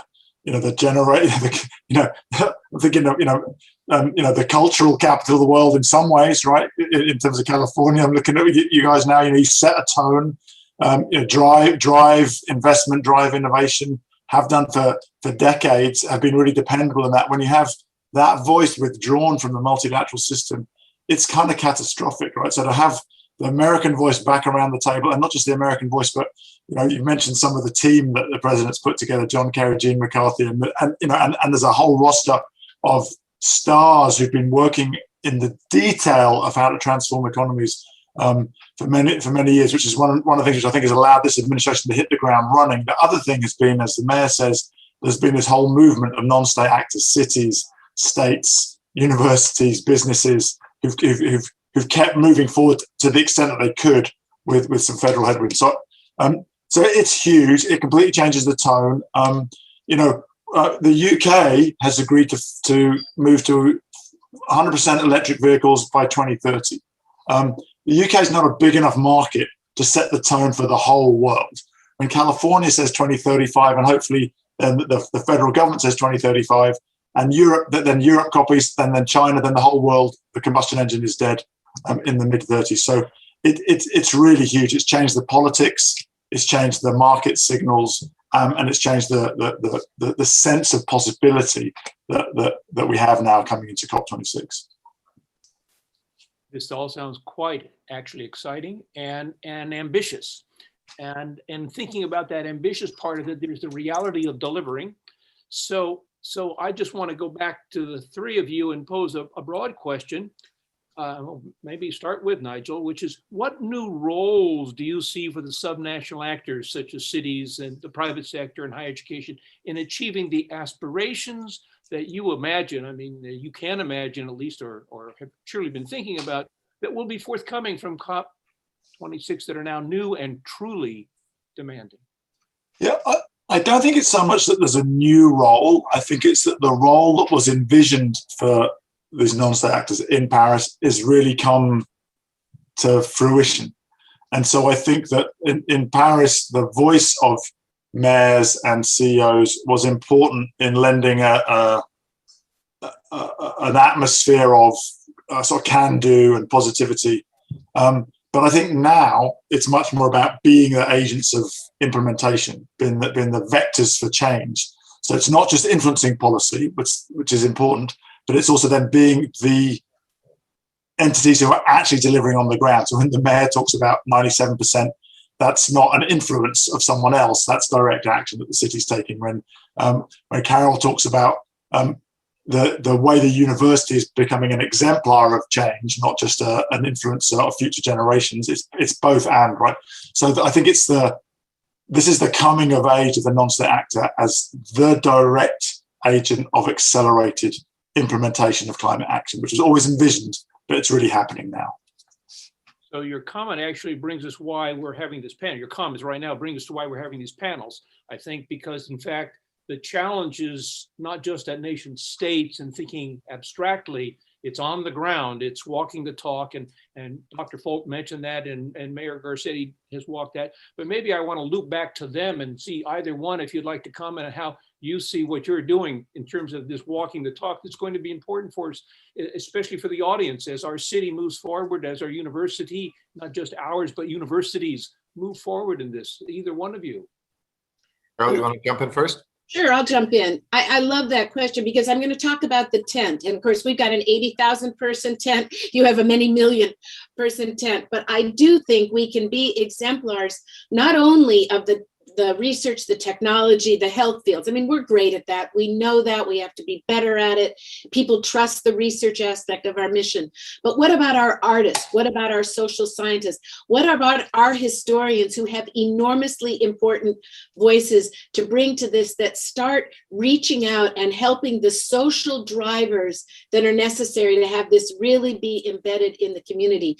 It's a place that the universities are on the ground with every kid we educate, every person that comes to our door, and every partnership we make in our local communities. So I think we have a big role there in bringing that tent along. And I love to see that role be fueled by all the optimism and excitement that I'm hearing from the mayor and from Nigel. Well, I would just add from the city's perspective that it is this exciting moment because we're not only at the table. I mean, the UN has formalized that. I bring together mayors regularly for not a quick interaction, but an hour and a half listening session for the UN Secretary General. UK has granted us 1.5 days that are just going to be around cities. The Race to Zero we kind of share, and then later on in the COP, a day just about cities and the actions. And I think it's because, and don't take this the wrong way if you're a national leader, national governments don't do much. They are critical leaders, funders, and policymakers. But the implementation falls on all of us. A national government is there to make sure we get certain things taken care of, but then we have to do everything. So it's like a building, they're the architects and the developers, but then a whole bunch of engineers and construction workers, human beings with their hands, have to actually raise a building from the ground, have to procure the materials, have to make sure the pieces fit together, have to make sure it has structural integrity, et cetera. And that's essentially what cities are about: transportation networks, electricity and energy generation, building codes, water transportation. And on top of that, we have to care about the health of our people in the midst of that. And I hope that coming out of COVID, which for most of the world, they're not coming out of, just to remind ourselves, but for UK, the US, where we look and we can see that in our rearview mirror, I hope the lessons of COVID, of public health, we've never been better educated about public health in our lives, that we take that into climate because it is a public health emergency that really affects our lives. This isn't about the gigatons of emissions. This is about how long we live, who we are able to connect with, and what sort of tragedies we have to confront where we live due to climate change. And if we keep that focus in a human way, then I think that subnational actors will continue to be the ones that save the world. If I may pursue that just a moment, because I'm sure there are many people watching are very excited about this. Could you give us an example or two of how you are affecting people in doing this in the city? Sure. I mean, look at 15 new rapid transit lines being built or extended, the most in US history, thanks to voters in Measure M. You don't see things always overnight, but think about what LA will look like when the Olympics and Paralympics come and how radically transformed that will be. Recycling 100% of our water. We have movies made like Chinatown about us stealing water from Owens Valley, which helped this city grow. But imagine recycling enough water to be 3 times bigger than the LA aqueduct and supply just by recycling what we have in Hyperion and not needing energy to transport that water from other states or other parts of our state. Look at the bus lanes and the bike lanes that we're expanding, get the feel for the building codes, then buildings that one day may not have carbon emissions coming from them at all. Those are things that are concrete, they're real, they're right here. And if we do them right, there's jobs, there's gold in them there hills, about 10,000 new jobs, good jobs a year. So I always tell mayors and other subnational actors, if you're not doing this, you're losing jobs in your city. We're going to make Los Angeles the transportation technology capital of the world. We have the technology for it, just as we had in the high desert for things like aerospace. We will do that, I believe, for transportation. So when you lead on these things, your economy prospers as well as your ecology. Well, and can I add one thing, Dan, about that? Because I love the list. Just to talk about the importance of universities in every single one of those examples that the mayor gave. A major group of people at USC, researchers at USC, probably those at UCLA, Caltech, and others, have been really the worker bees coming up with a lot of that work together with the people at the city. And that also goes back to these things, our partnerships, who gets the work done, who comes up with those ideas and implements them, from transportation to health. I mean, all of those, I'm just thinking of all the great partnerships that we have going. So when a city and its great universities are really working together, it really is amazing what can be accomplished.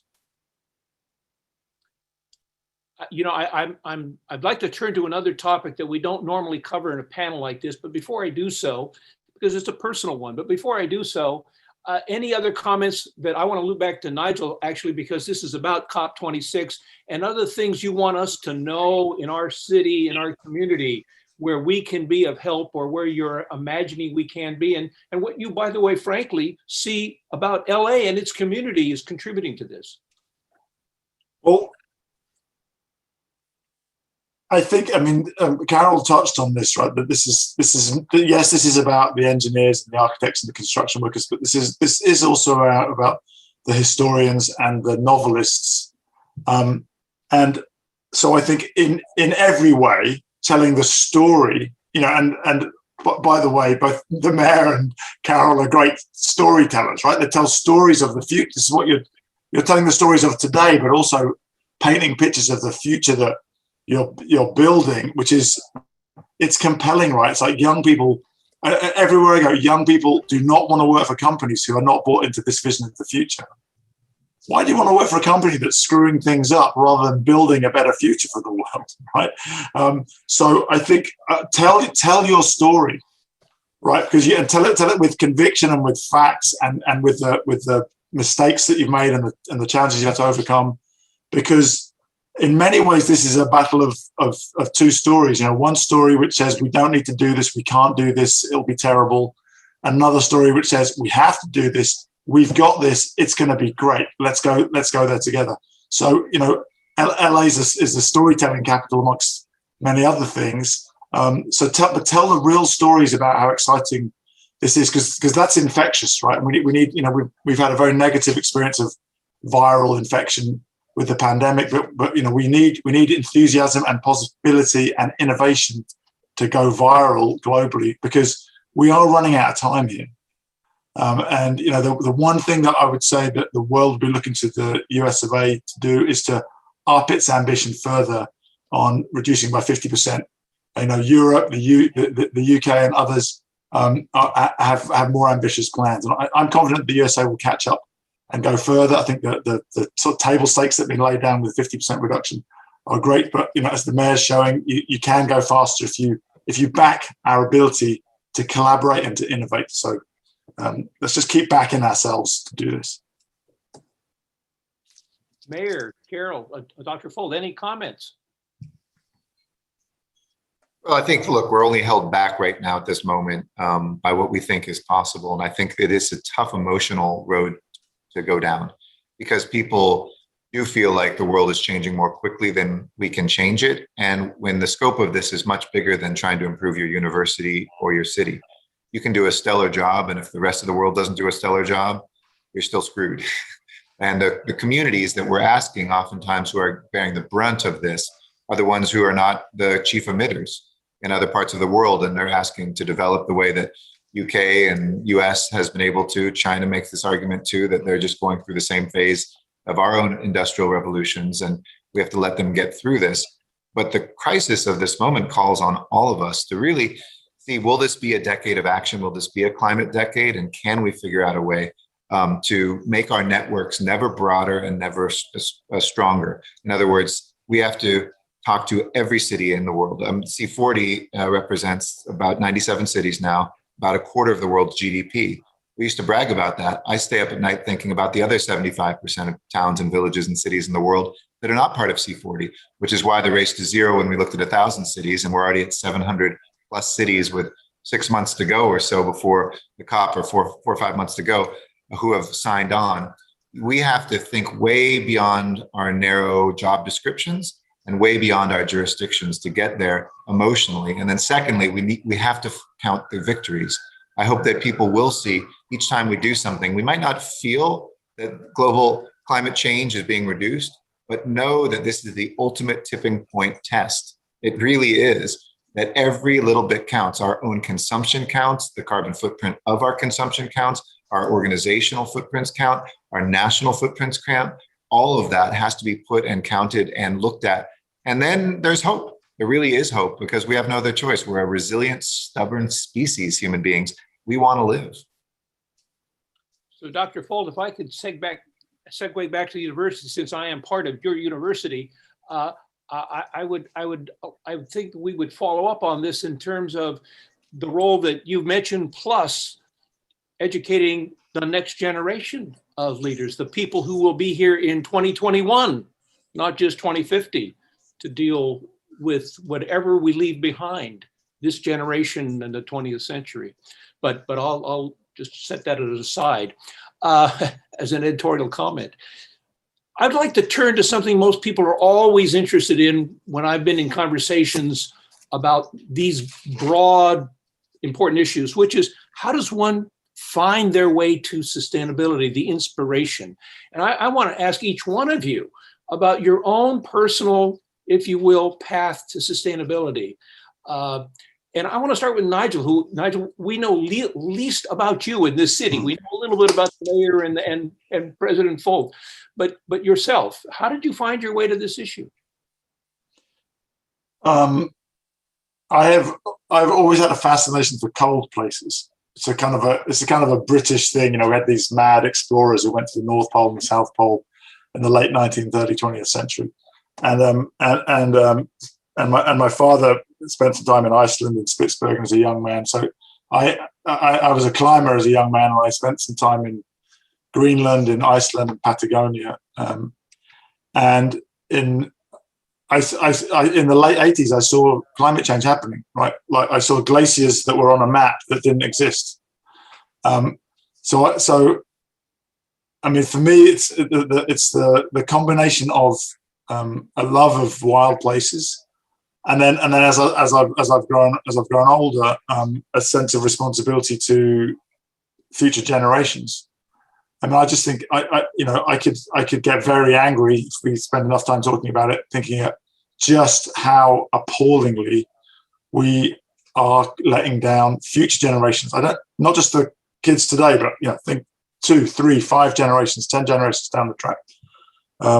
So there's an inspiration from nature, and then there's a strong sense of injustice, and that's both just intergenerational injustice and, within cities, within nations, between nations, we have huge levels of inequality, and climate is both a ecological crisis, but it's also a crisis of injustice.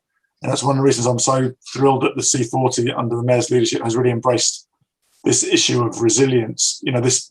So for me, the COP needs to be about action, yes, but also solidarity, because there is one route to action which just has, nice net zero lifestyles and dirt poor net zero lifestyles. So, and we have to have much more of a rising tide that lifts all boats here. Maybe an inappropriate climate metaphor, but yeah, I'd say love of nature and a plea for justice and solidarity.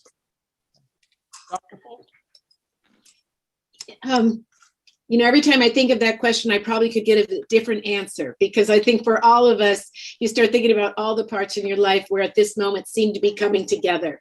And a little bit like Nigel's, I grew up not in a wild place. I grew up in Akron, Ohio, but there was a little park behind my house that I thought was the most wonderful place in the world. You could climb trees, you could slide down hills, you got to pick up rocks and you'd see bugs. I mean, this was, I think, hugely formative for me. And it's been why when I grew older and became aware of wild places, they just left me breathless how important they were. But it's why I know even in an urban environment, you can feel an incredible affinity with nature. In fact, I've never met a child, no matter who they are, that doesn't stop and listen to a bird singing, that wouldn't like to have a tree in their front yard. So I think it's that blending of that just mystery and beauty of the natural world that can be both wild and majestic or right in your backyard that just made me love it. And I think also, like Nigel, as I began to work on it, the agency, being a scientist working on discovery is fabulous. But what I loved about sustainability is it was associated with doing something. It took all the great learnings I had, and the job was to try to make things last, make them sustainable, give some equity as a major part of your goal. And that is such a vision for today, that we are bringing everything to bear and we're making the tent, we're bringing in everyone. It's a diversity, it's social equity, and it's the preservation of what makes the world such a special place. So I think sustainability has just been the real unifier for me of many things that I've loved in my life. Thank you. Mayor Garcetti. So I grew up in a wild place too, called Los Angeles, where coyotes cross the street and you see deer in people's backyards, where you can walk the LA River and certainly see the coastline and gaze into tide pools. But for me, the environment has never just been about the environment. It's also been about equity. I was raised with the idea that we should fight for justice. And I think it's the flip side of this thing. This isn't just about biodiversity. This is about how we live as human beings, because the earth will long out-survive us. It's whether we will survive on it. I think three things kind of catalyzed my work on environment. One was the three S's, I'll call them. Service, I learned from the tree people, my first internship in high school, and getting those hands literally dirty and planting trees, not just in the hills, but in the urban areas of Los Angeles, and understanding how a tree retained water and provided shade, and all the things now that as mayor, when I look at things like shade as an equity issue and where we plant them to help a senior in South LA who's overheating, or a student who doesn't want to do homework because she was so hot waiting for the bus, I think that's where service was planted. Then in college, and Dr. Fulcher, forgive me, but I wanted the easy science class that I could find at Columbia. So I took Wallace Broker's class. He was the man who first termed global warming. It was in 1989 or 90. It was the year of the first IPCC. I remember being in class and he said, this just came out from the UN. It was called Design and Maintenance of a Habitable Planet. That was the name of his course, which still is what we're doing today, trying to design and to maintain a habitable planet. That introduced the science for me. And then I think it was time that I spent in the jungles of Burma, just as I graduated college, where the third S, the scope of this, hit home, where I was working with democratic resistance in the jungles of Burma after the first crackdown by that authoritarian government, something very resonant right now. While I lived in the jungle, this dense, beautiful tropical rainforest, alongside other activists I met who worked for Greenpeace and other places, I realized that you couldn't just do this in your backyard. There was a global scope to this. So those things prepared me for one day when I was suddenly in charge of a Department of Water and Power and a sanitation bureau and a port and an airport and the third busiest metro system in the country, that I had a perspective of understanding that the three E's really of ecology or environment, economy, and equity from those seeds planted long ago. Well, you know, as I listen to this, I want to just say that I've been involved in this myself, just academically and professionally and personally for several decades.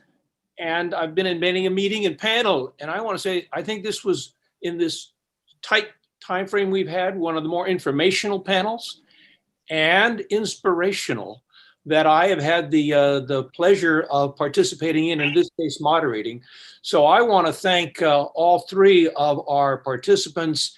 And I think that the summit and everybody at the summit today is going to walk away saying, we know why we're here.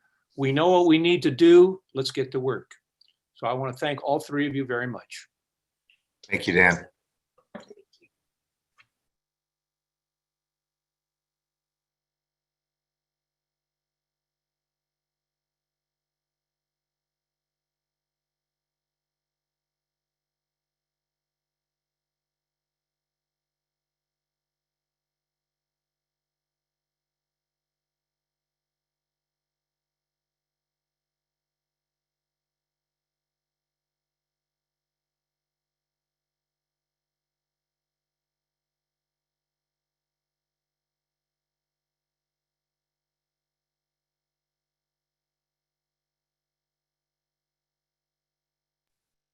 Ladies and gentlemen, our program will resume at 11 a.m.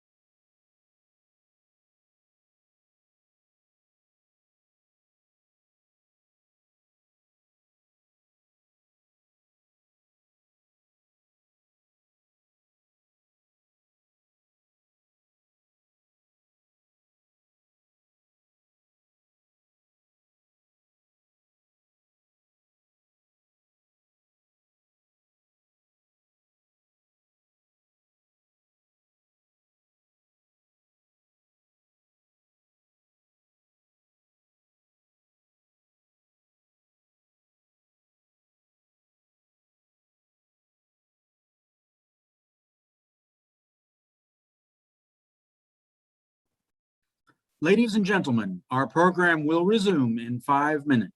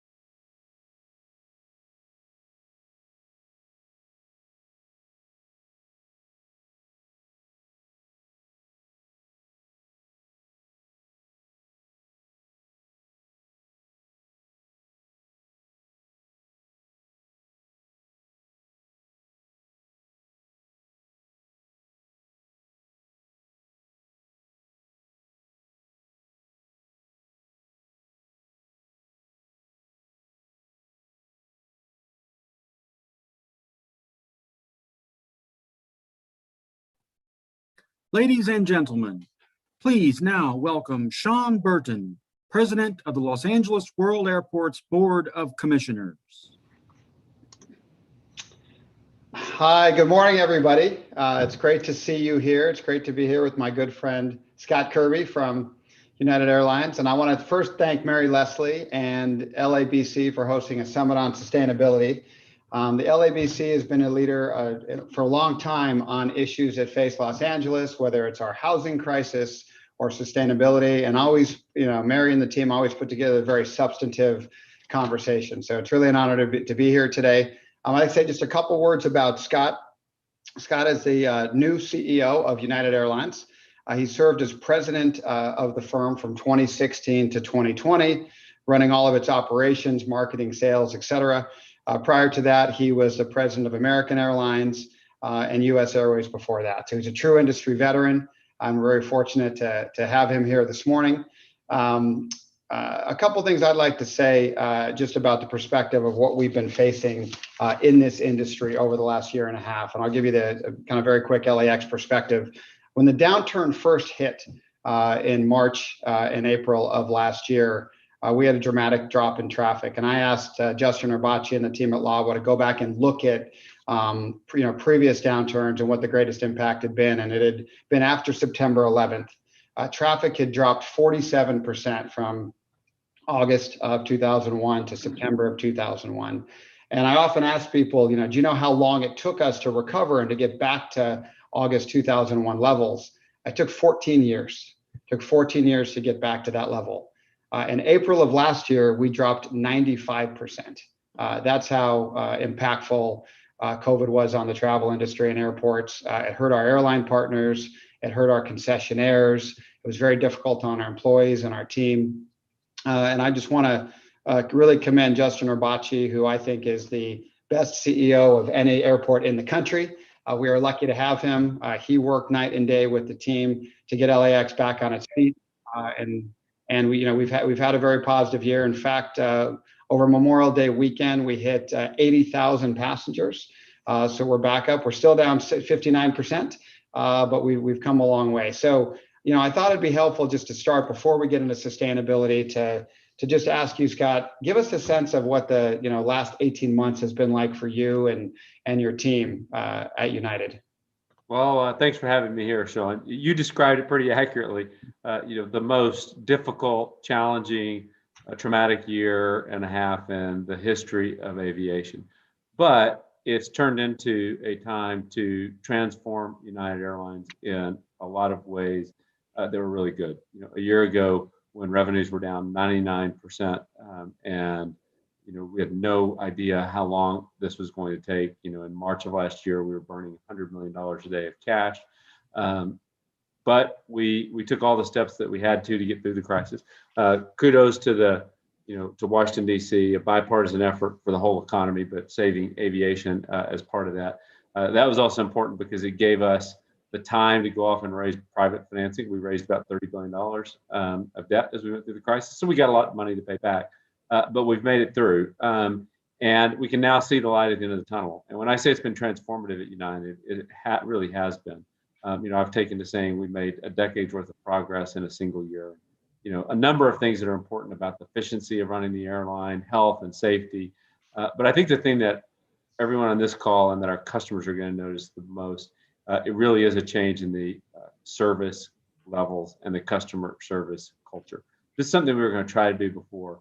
But I think to some degree, the shock of flying airplanes at the beginning from Los Angeles to New York, and there were 2 people on board or 3 people, and they were either doctors or nurses who were flying into the New York, New Jersey region to help with when that was the first hotspot in the country. The shock of that, made it impossible for anyone to take for granted the importance of our customers and who pays the bill. The pride, as we went through it, of being part of the humanitarian response early on, and the hundreds of tons of goods that we carried back, and crews flying into China when they didn't know if they were putting their own lives at risk to do it, but knowing that they needed to bring back ventilators and PPE and all the other equipment. And as most recently as India, the only U.S. airline flying to India. That's created a lot of pride, but it's also really changed the customer service culture. We probably won't have time today to talk about everything we've done for the customer. But as much as anything, I think that's what's going to be the difference. And it's allowed us also to increase the focus, ironically, on longer term issues like what we're going to talk about today, both diversity and sustainability. That's very helpful. And I didn't know you would fly to India. That could be helpul from Los Angeles. Yes, you can. My guess is the mayor will be wanting to fly on us. I'm going to make a note on that. That's good. What's your outlook for the next, just on the industry generally, on the next 6 to 12 to 24 months, both in personal travel, but also in business travel, which drives a lot of profitability for the airlines? So you can think of United's business as roughly 1/3 domestic leisure business, 1/3 domestic business travel, and 1/3 long haul international. That domestic leisure business is already back at more than 100%. I mean, the pent-up demand understates it. The desire to reconnect, to unite with other people, to see your family again. The Kirby family has certainly been doing it. It's liberating, and I think truthfully you appreciate it even more. And we see that at more than 100%. Business travel is starting to inch back, but it's still probably down, call it 70% right now. My guess is that business travel starts to return. There's an inflection point after Labor Day because schools will be back. Lots of businesses are going to have people back in the office. United is like a mini that, because it's been so uncertain, we let people get through the summer. And then people will be back in the office, and the business travel will start to come back. I'll spare you my longer speech, but I've been on record really since April of last year with a view that business travel will come back 100%, ultimately, not immediately, but 100%, because it's about human relationships. And I've been traveling for business every week, and it is not the same trying to do this on a Zoom call versus being there in person. So we do think it comes back 100%. And then long haul international is just waiting for the borders to open. We're working hard as an industry right now to get the US-UK open. The science, the data seem pretty clear that that's a safe place to open up. But we've had the ball on the 1 yard line, I've been saying for about a month. Getting it into the end zone is a little harder than I would have expected. But we see huge, just this week, just the conversation about the borders may be open. Our bookings are going through the roof to Europe. People just booking, hoping it's going to be open. So we're really confident on the ultimate recovery. Exact timing TBD, but we're feeling much better now than we were at this time last year for sure. You mentioned on our call earlier that you were in Washington D.C. this week. People were having in-person meetings. You had to wear a tie. Yeah. But things are starting to get back to normal. Yeah, they really are. And it was great being there in person and seeing people. And everyone that I met with essentially is somebody that I had Zoom calls or Teams meetings with going through the crisis. And it's not the same, especially the events, the going to dinner, going to reception. We were with one of the senators who it was her first event, and she kudos to her. She made it out from the bipartisan Senate negotiations to our event, but the first one, and she said it's liberating to get out and see people. And once you do it once, then you're really ready to go. Right. You remember what it was like. Yeah. Let's talk about sustainability. So this obviously is a major priority here in Los Angeles. We are blessed to have a mayor, Eric Garcetti, who has been environmentalist and focused on climate change since well before it's popular. In fact, we did a opening last week of a new terminal. And I told the story, which is when I first met the mayor, it was actually before he was in politics, even before the city council. And he had one of those little RAV4 electric vehicles. This was 20 years ago. And we used to have to pick a place to go to dinner that was close because it only had a 40-mile radius. He's been passionate about this since day one, and he's laid out this visionary Green New Deal for Los Angeles. This has been a priority for LAX for a long time. From the prior mayor, and we really ramped it up, I think, with this mayor and our board. And we're committed to be 100% renewable by 2045. We're very focused on potable water. As we buy all of our fleets, everything is clean energy. It's been a real passion of ours, and you've been a great partner in that, in your airline. And I know that sustainability, you've laid out some very bold goals. And really been a leader in the industry and doing things. So just talk a little bit about the sustainability vision for United. Yeah. Well, like the mayor, sustainability, particularly climate change, has been a personal passion of mine since I was in college. And the science on it is fascinating. It is the biggest issue facing our generation. And for a long time, we've known about these potential tipping points that really have positive feedback loops that once you cross them, it's really, really hard to go backwards. And it's not gradually going from 1.5 degree to 1.5 degree to 2 degrees Celsius. You hit one of these tipping points and things snap up like that and have catastrophic consequences. So we simply have to solve it.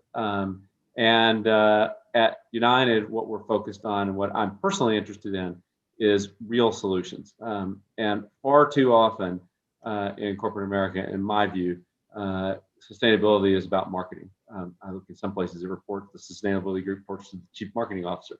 And it's about marketing, and it's not about real solutions. And real solutions there are parts of the economy, not just aviation, but steel, concrete, agriculture, that are going to be hard to decarbonize completely. So what can we do? In aviation, sustainable aviation fuel is one of the big 3 elements for us. And we represent about half of the world's total commitment to sustainable aviation fuel. We're working hard. That's a lot of what I was doing on the Hill in the last few days on how government support can help build that industry up. We're investing in it as well. A second pillar for us is technology. We're the first airline to make an investment and a purchase order for electric aircraft. And then the third, and I think the most important, is carbon sequestration. And we've made a commitment to get to 100% green, which is different than what everyone else says with net zero. And our commitment is to get there without using carbon offsets. And I think we'll talk about it more extensively. So I'll leave you I'll wait for my speech on that. I get fired up thinking about it though. Look, we cannot solve this problem as a globe by using carbon offsets. We cannot do it. The math doesn't work. And the only way the math is going to work, as far as I can see it today, is with carbon sequestration. So that's the third big element for us. So let's start with that one first, because I learned a lot, about this from our conversations and discussions. I do think it is really a differentiator. You read a lot about firms that say we're going to be carbon neutral, and we're planting, 10,000 trees, here, and that's going to offset what you do. But you have a different perspective on how realistic that is and how valuable it is. So talk about that in more detail. Yeah. Well, first, the carbon offset programs are almost always about planting trees. And the truth of the matter is almost all of them are not real. They aren't doing anything new. There's a recent program that's been in the Wall Street Journal. There's been 2 articles about it. But if you went back 2 months ago, there was a story in the journal about timber prices in the southeast of the United States are at all-time historic lows because they closed a bunch of timber mills during COVID, despite lumber prices being high. And timber owners saying, we have to wait a couple of years and hope timber prices go up before we cut our trees down, or it will cost us more to ship them to the mill. 3 weeks later, carbon offset program. They're going to pay timber farmers in the southeast to not cut their trees for a year. They're still going to cut the trees next year. And they weren't going to cut the trees anyway. But companies, big companies, are taking credit and saying we're 100% net zero for something that did nothing. But even bigger than that point, which infuriates me when things like that happen, but even bigger than that point is even if the programs are real, mankind produces 4,000 times as many emissions as we did in the pre-industrial era. There is not room on the planet to plant 4,000 times as many trees. Real carbon offset programs of planting trees cannot even be a rounding error in making a difference in the over 50 gigatons of carbon that we put into the atmosphere every year. And as long as every company, and almost every company, uses carbon offsets in order to have a marketing message of net zero, we will never solve the problem. And it's actually in a way worse than doing nothing. Because when you do that, people that actually care and haven't taken the time to educate themselves, they can check the box and say, I did my part and move on, when they really haven't made a difference. And so we have got to get to a world where we do real programs that make a real difference. And carbon sequestration, which is taking carbon from some source directly out of the atmosphere, pumping it underground where it's stored for tens of millions of years, I think is the most important answer. And how do you do that? You invest in plants that do that? How do you make good on the carbon sequestration commitment? Yeah. So the technology exists today. We're a partner with Occidental, is the lead on it, and of course is doing all the engineering. Occidental in 1.5, what'll be the world's largest carbon sequestration plant. It will sequester enough carbon each year to be the equivalent of planting 40 million trees, except it'll be permanent, real and permanent. Now today, the economics are hard to make work, but wind and solar 20 to 30 years ago were uneconomic, and people, if you'd had this conversation about wind and solar 20 to 30 years ago, everyone would have said it's going to require government support and it's too expensive, we can never do it. Today, it's cheaper to produce a megawatt of electricity with wind and solar almost everywhere in the world, certainly here in the United States, than it is from coal or nat gas. And the same thing can happen with both carbon sequestration and sustainable fuels. But we've got to start the investment process to drive the economies of scale, drive down that cost curve for this to be a real solution. So you're focused on really solving the problem as opposed to, right, which is rare. So yeah, to me, this is not about marketing. This is about, and I had a couple of debates with some of my industry competitors, like, well, that's going to be more expensive. And I said, it's going to be more expensive in the short term, but doing the right thing in the long term, well, one is just the right thing, that should be enough. But I think in the long term, it's probably less expensive too. Yeah. So, but you bring up a good point. I mean, you run a business, right? You run a public company, you have shareholders. Wall Street is not always known for thinking about the long-term consequences of their actions. People are focused on quarterly results. So how do you have those discussions with the analysts and the major shareholders about, why United should be using cash on its balance sheet to invest in these technologies? Like how do those conversations go? Yeah, I mean, the truth is most people don't push back too much because once they see how passionate I am about it, they don't feel like having a debate. But I do.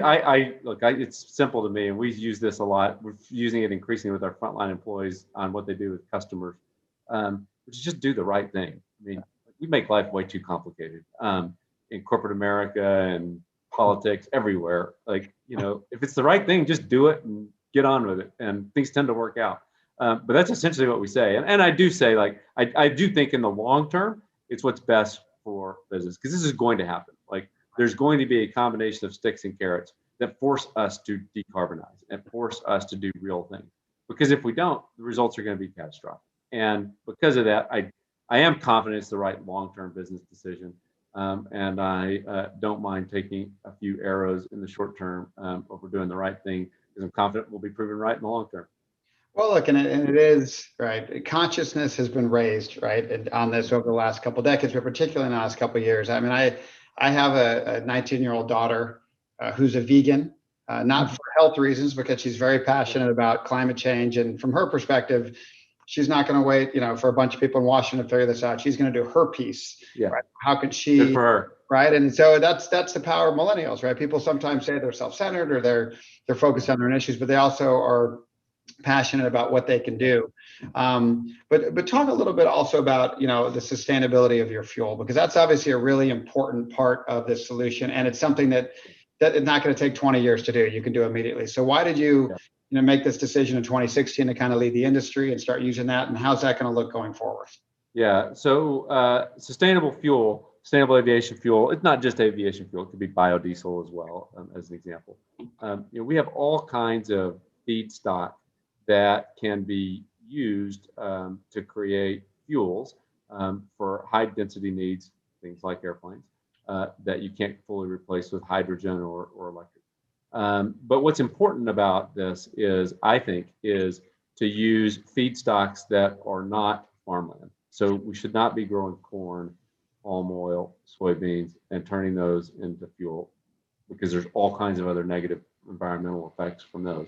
But instead, using what we do, our partner World Energy, which is there in the LA suburbs, that uses cooking oils. We have another partner, Fulcrum, which is based in Reno, who is building plants that take municipal solid waste, extract the carbon material from the waste before it goes to the landfill, turns it into fuel. And oh, by the way, the landfill also big methane leaks, and methane is 120 something times more potent than carbon dioxide. Eliminates or reduces methane leaks from landfills.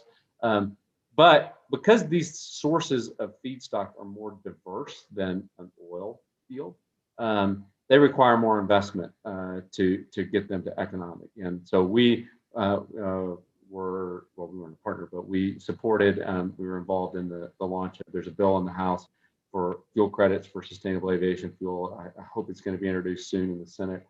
I'd love to have something in the infrastructure bill. The partisan nature of that, sort of make some of these things hard.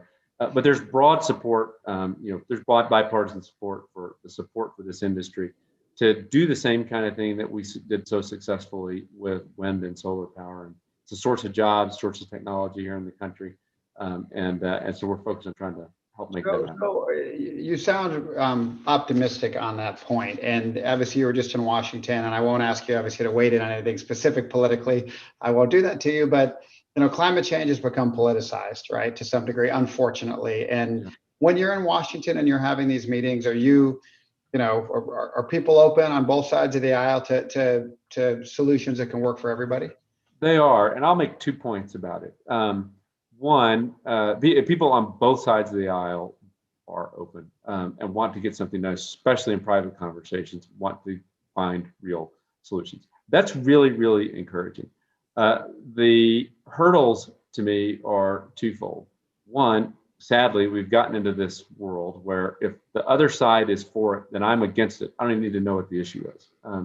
We've got to get away from that. I like telling the story. I read in the National Geographic a couple of months ago an article on the 50th anniversary of the Clean Air Act. The background behind you looks much different than it did 50 years ago, thanks to the Clean Air Act. All of you in Los Angeles know what it meant.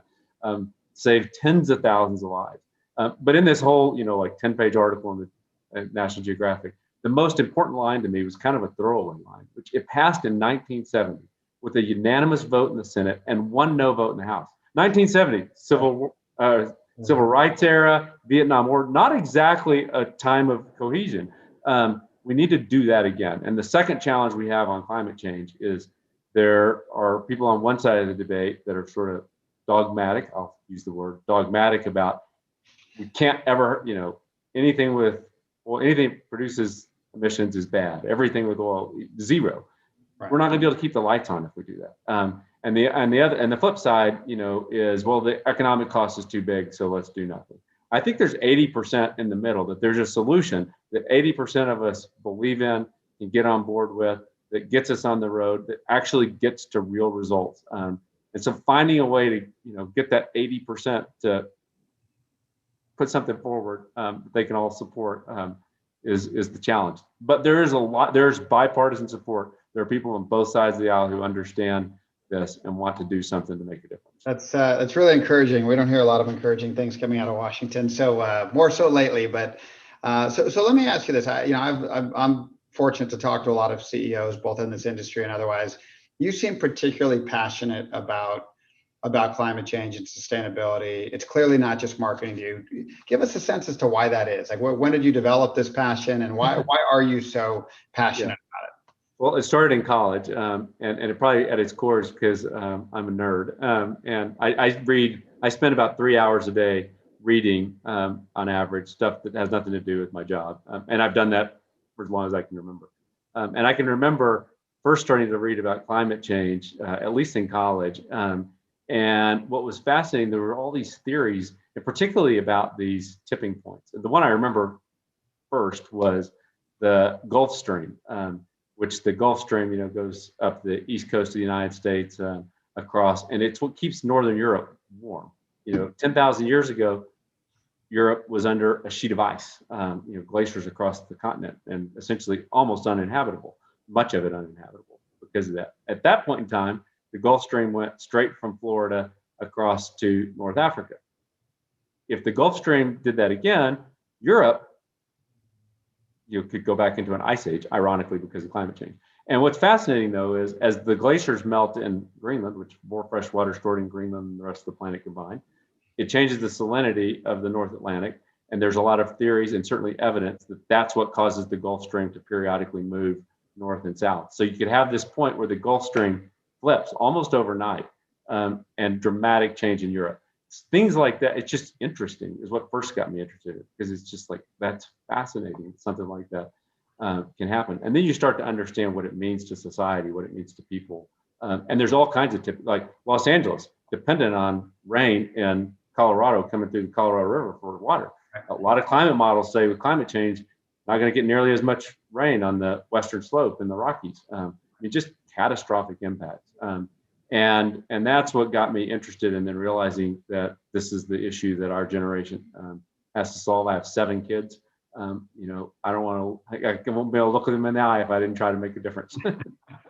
Well, look, it's great to see genuine passion and from your perch, United Airline and your industry leadership, and the kind of megaphone that you have, you can make a real impact. And so, well, that's actually a lot of what I'm trying to do too. Is one of the things I've realized is United, when something bad happens, we're on, Good Morning America and on the front page of the newspaper, we're high profile. But the flip side is true as well. It gives us a chance to use that to make a difference that's bigger than just United, to actually make a larger difference. And so that's really our goal. That's good. So a couple more things I'd love to cover while we still have, I think we have about 5 minutes left. The first is on diversity and inclusion. Yeah.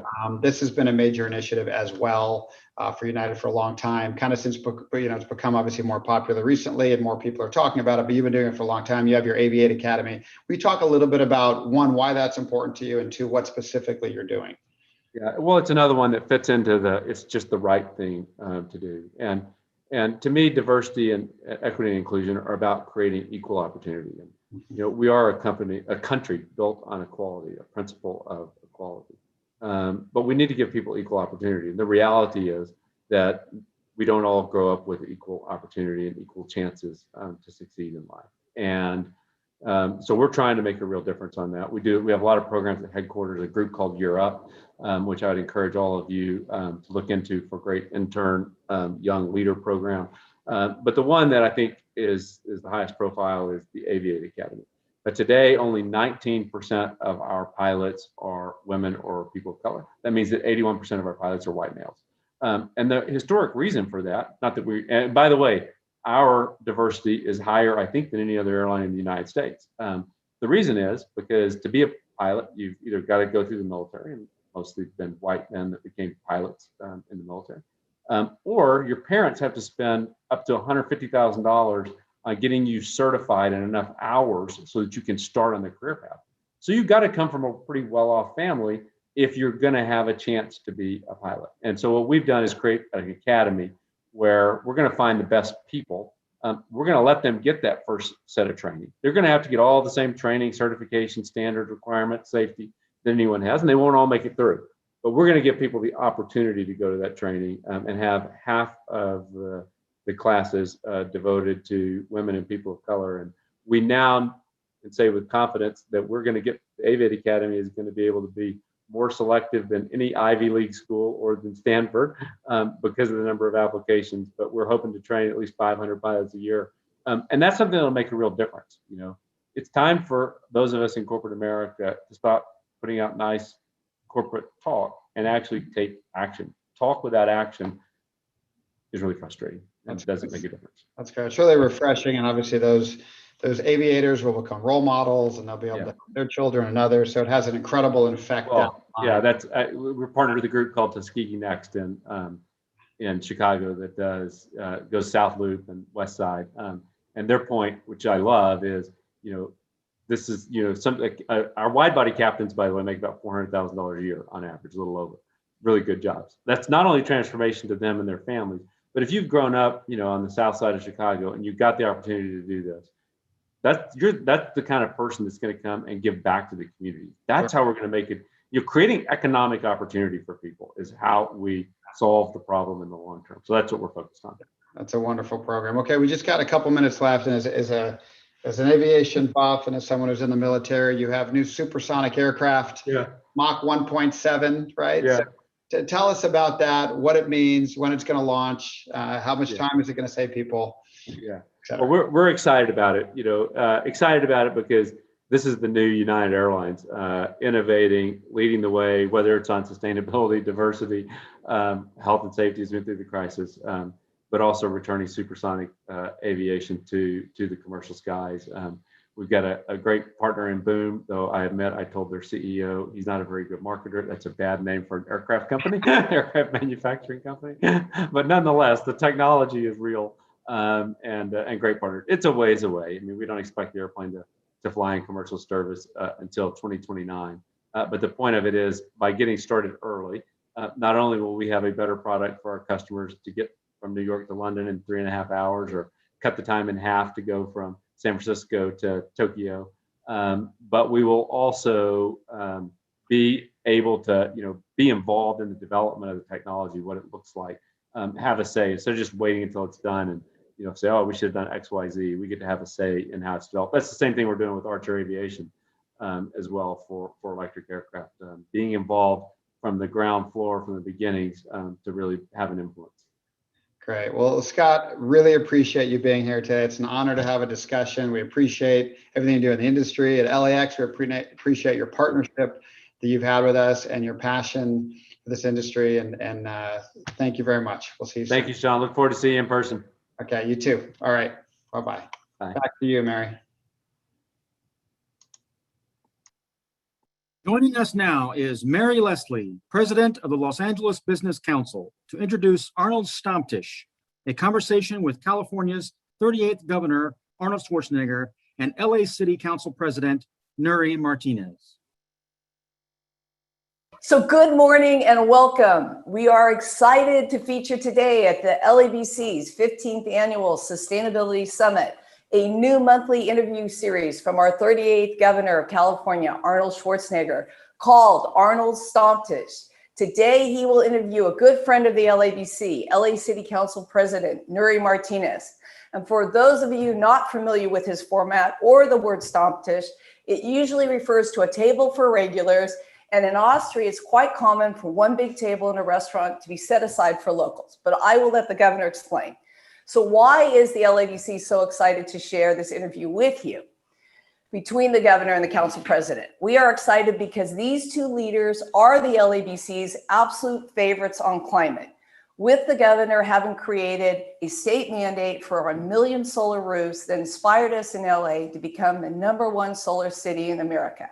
And because of the council president's leadership on equity in the environment, it helped us win a major state grant to help transform Pacoima into a clean energy community with new investment and jobs. We are also hopeful about the future and the potential of their combined leadership, the governor globally and the council president expanding her reach in the region.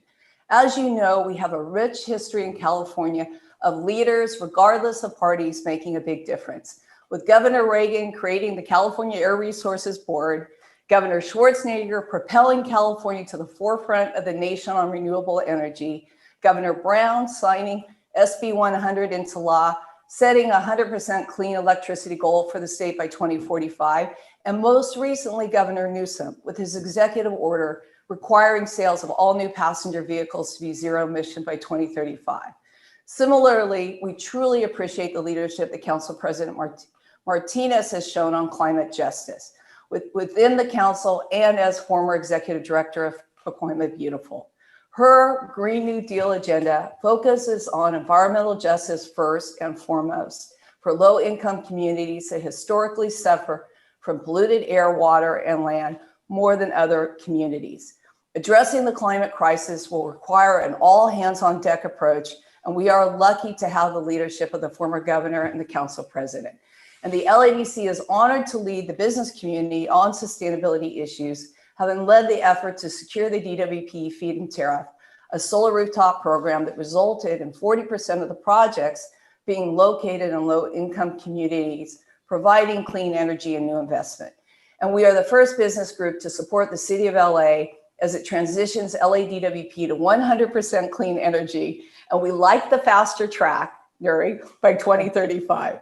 So today I am proud to introduce our 38th Governor, Arnold Schwarzenegger, and his Stomptish with Council President Nury Martinez as they discuss the importance of equity and prioritizing underserved communities in our transition to a sustainable economy. Governor. Wow, Mary, you just blew me away. How do you remember all this stuff? I don't. I have a script. Unbelievable. Okay. What a great introduction. And you're absolutely right. And you pronounced the word Stammtisch the right way, which a lot of people have a problem with that. They say Stammtisch and Stammtisch, but you said Stammtisch. That's exactly how you pronounce it. This is right.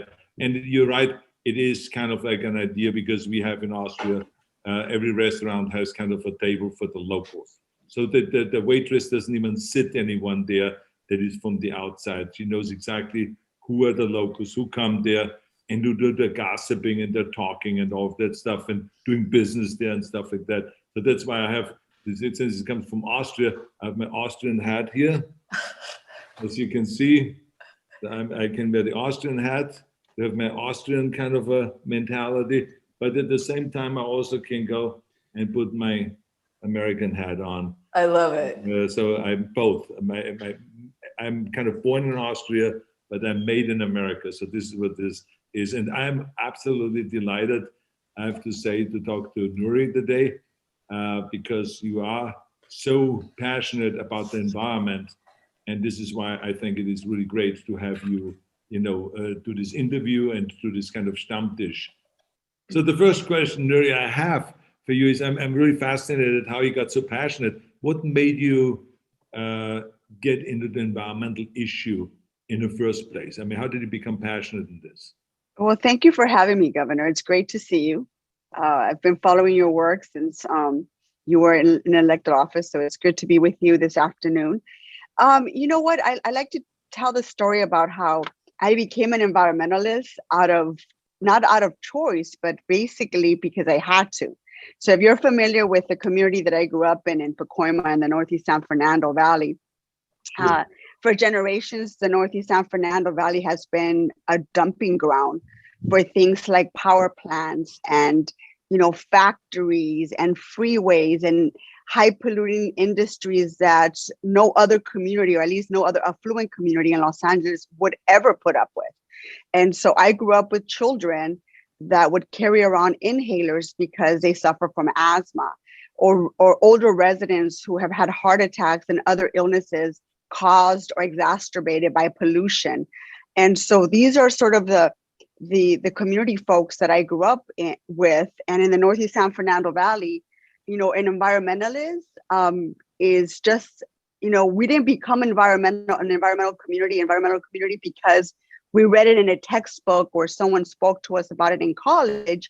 It's because basically it's your life depends on it. And so you have to quickly begin to read up on what are the causes of some of your illnesses. And a lot of it has to do with pollution and the environment that we currently live in and are raising our children in. And so it's a matter of life or death sometimes. And you quickly have to figure out where the causes of some of this pollution that's making you sick are coming from. Mm-hmm. Now, obviously, you thought about this a lot and you're working towards that. What is the goal now?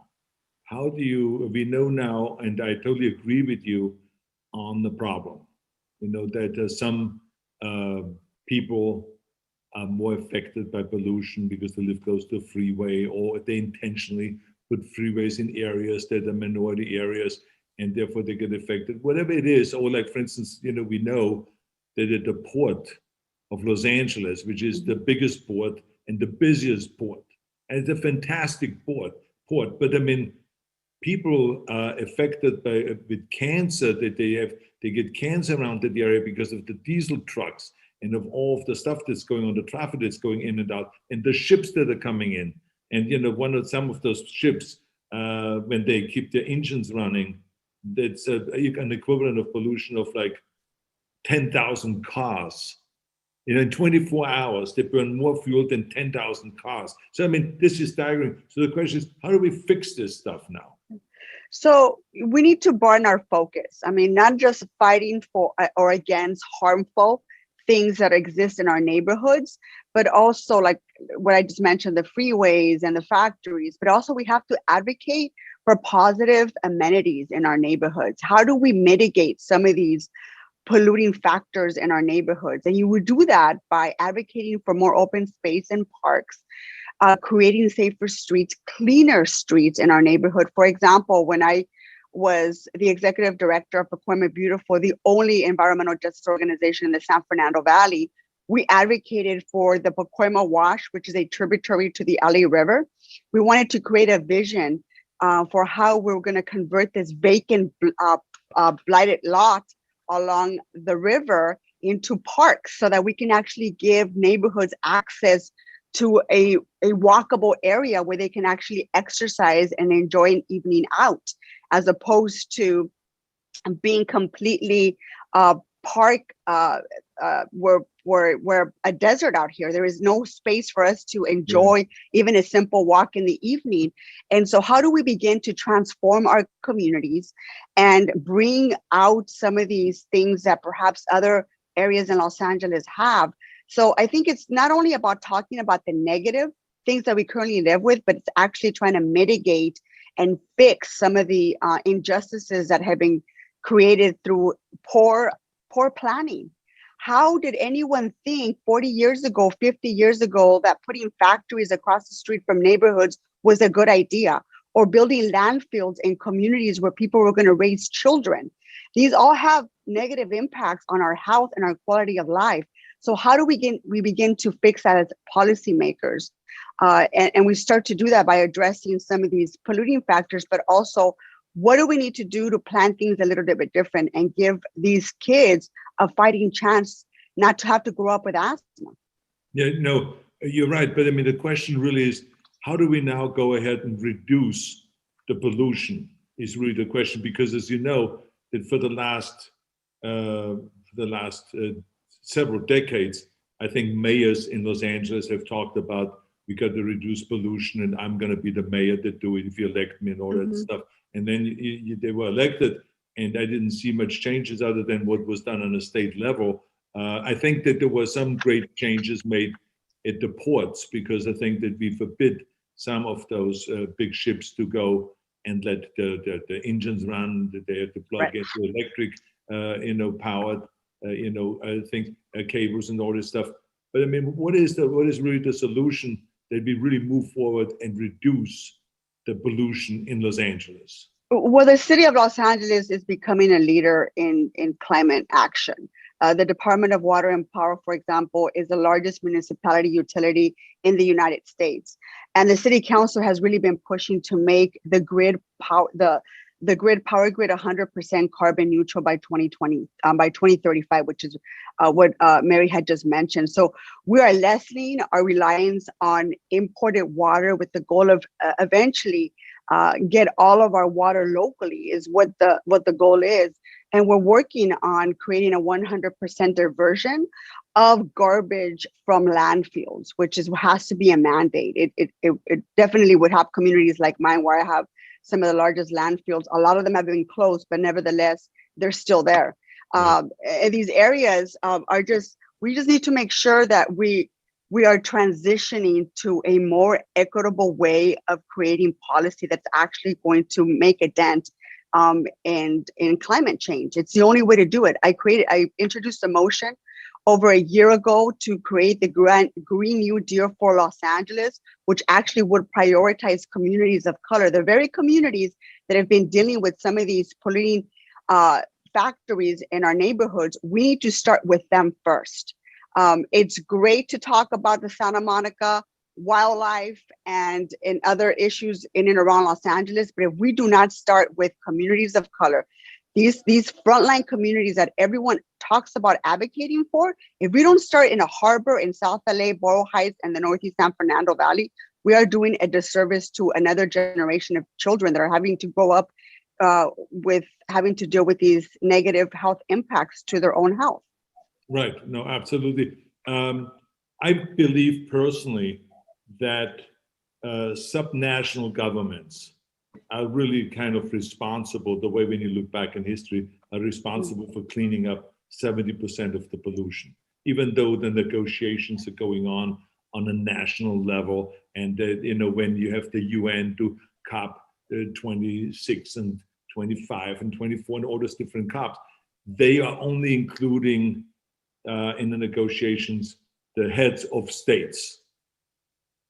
But the heads of states, I mean, Washington does not really clean up the environment, what you just talked about, to help the minorities with the environment. That's not what Washington does.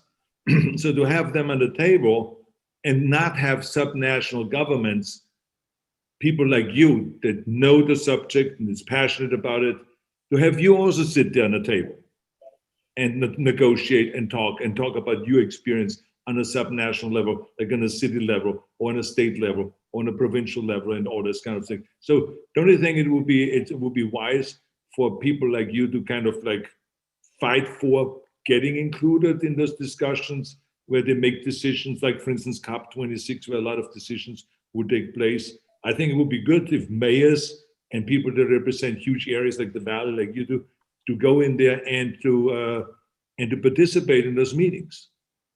Right. I often say politics is local. And if we do not start electing policymakers that understand these communities and its complexities, it's very difficult to have advocates in Washington, D.C. if they can't relate to the very people who desperately need their help. And let's just be honest, a lot of communities of color are being taken for granted because we're not the highest propensity voters. We're not necessarily engaged in politics, and it takes a long time to reach us and really make us believe or feel like there's actually going to be change made if you get the right people elected. And so that's incumbent upon us. We have to organize as a community and elect people who start to really advocate for us, not only at the city level, at the state level, but in Washington, D.C. There's often a disconnect between the policymakers at the federal level and what is happening in communities of color. And then people are just become, they become sort of, they don't care. They feel that there's such a disconnect. There's no reason to participate in our political process. And that's a huge mistake, because we've got to start electing people who are listening to actual communities who are suffering from environmental racism up and down our state. No, absolutely. But that's what I'm saying. Imagine if you think that there's a disconnect between the locals and the federal government, Washington. Imagine how you go to a international meeting. Let's say like that they're coming up now in November, COP26, and where the whole world meets. Imagine the disconnect that is there. That's why I'm saying it would be great if we would have subnational governments represented there. They've been fighting for that for years, that you got to listen, but always in the end, the biggest events and the biggest negotiations is always amongst the world leaders. It's always the head of Germany, the head of England, the head of Spain, and all the heads of the various different countries and states, but not really subnational governments. So I think we have to be fighting for getting included in those kind of meetings and negotiations. When it comes to research and development, I think that Los Angeles is really a shining example of that. I think we have the best incubators for green technology and all that stuff. Is this something that you also support? Because I think a lot of the creativity comes actually from right here. I do. And I think you're absolutely right. We just need to make sure that it's focused in the very communities that have dealt with this the longest. And so, environmentalism cannot be an abstract conversation. And we need to ensure that the technology that's being, worked on, the green jobs that people continue to talk about, one of the ways to mitigate some of this environmental injustices in some of these communities is to bring that technology into our neighborhoods and to bring those green jobs into our neighborhoods. That's how you make things right, how you fix the injustices that have been created in these neighborhoods, is invest in us. Yeah. The workers are here. Use our public school system to create a pipeline to create that workforce that you're going to need to be able to you bring those green jobs into these neighborhoods. There's a lot of talent in our neighborhoods. Unfortunately, there is not a lot of will to tap into these talents, and that's what we have to continue to advocate for. Right. Do you think that the environmental community is communicating the right way? Because the reason I'm asking you that is, I just thought about it because you have mentioned the word pollution several times, the pollution in those minority areas. And I said to myself, well, here's a person that really talks about what the problem is. It's pollution. Because so many of the environmentalists talk always about climate change and about all of those kind of things that most people don't understand. But people understand pollution. Pollution is the very thing that everyone understands. So I'm just wondering, do you think they should change maybe their kind of communication strategy and talk more about pollution rather than about climate change, or to connect the two so people understand that it's pollution that creates the climate change? Because so many times when you do a poll, which we have done many times, and you say, how many are concerned about climate change, you would get like a number like 17%. But as soon as you say how many people are concerned about pollution, it gets over 50%. So I that's why I like that when you mentioned pollution several times, I said, well, she gets it. She knows what the problem really is. Well, it's not that complicated. I also did not read it in a book. So, I live with it and I grew up and I still live in these neighborhoods. I mean, we're still pushing back on some of these polluting factories in our neighborhoods. But that's a really good point, Governor. And the environmental community or advocates need to communicate with people of color.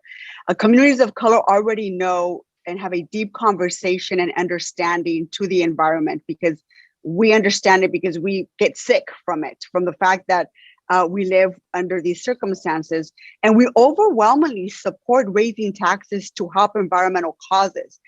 There's data to actually show that. We will show up to the polls and support initiatives like Measure M for transit and Measure A for parks. I mean, we will do that over and over again. And these communities absolutely get the importance of environmental issues.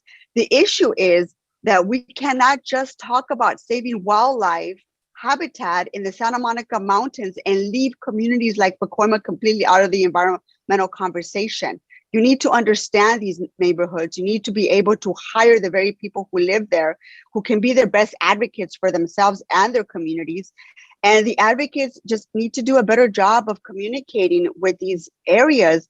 For example, you have to connect what's happening with climate change to what's happening in Panorama City, in Boyle Heights, in South LA.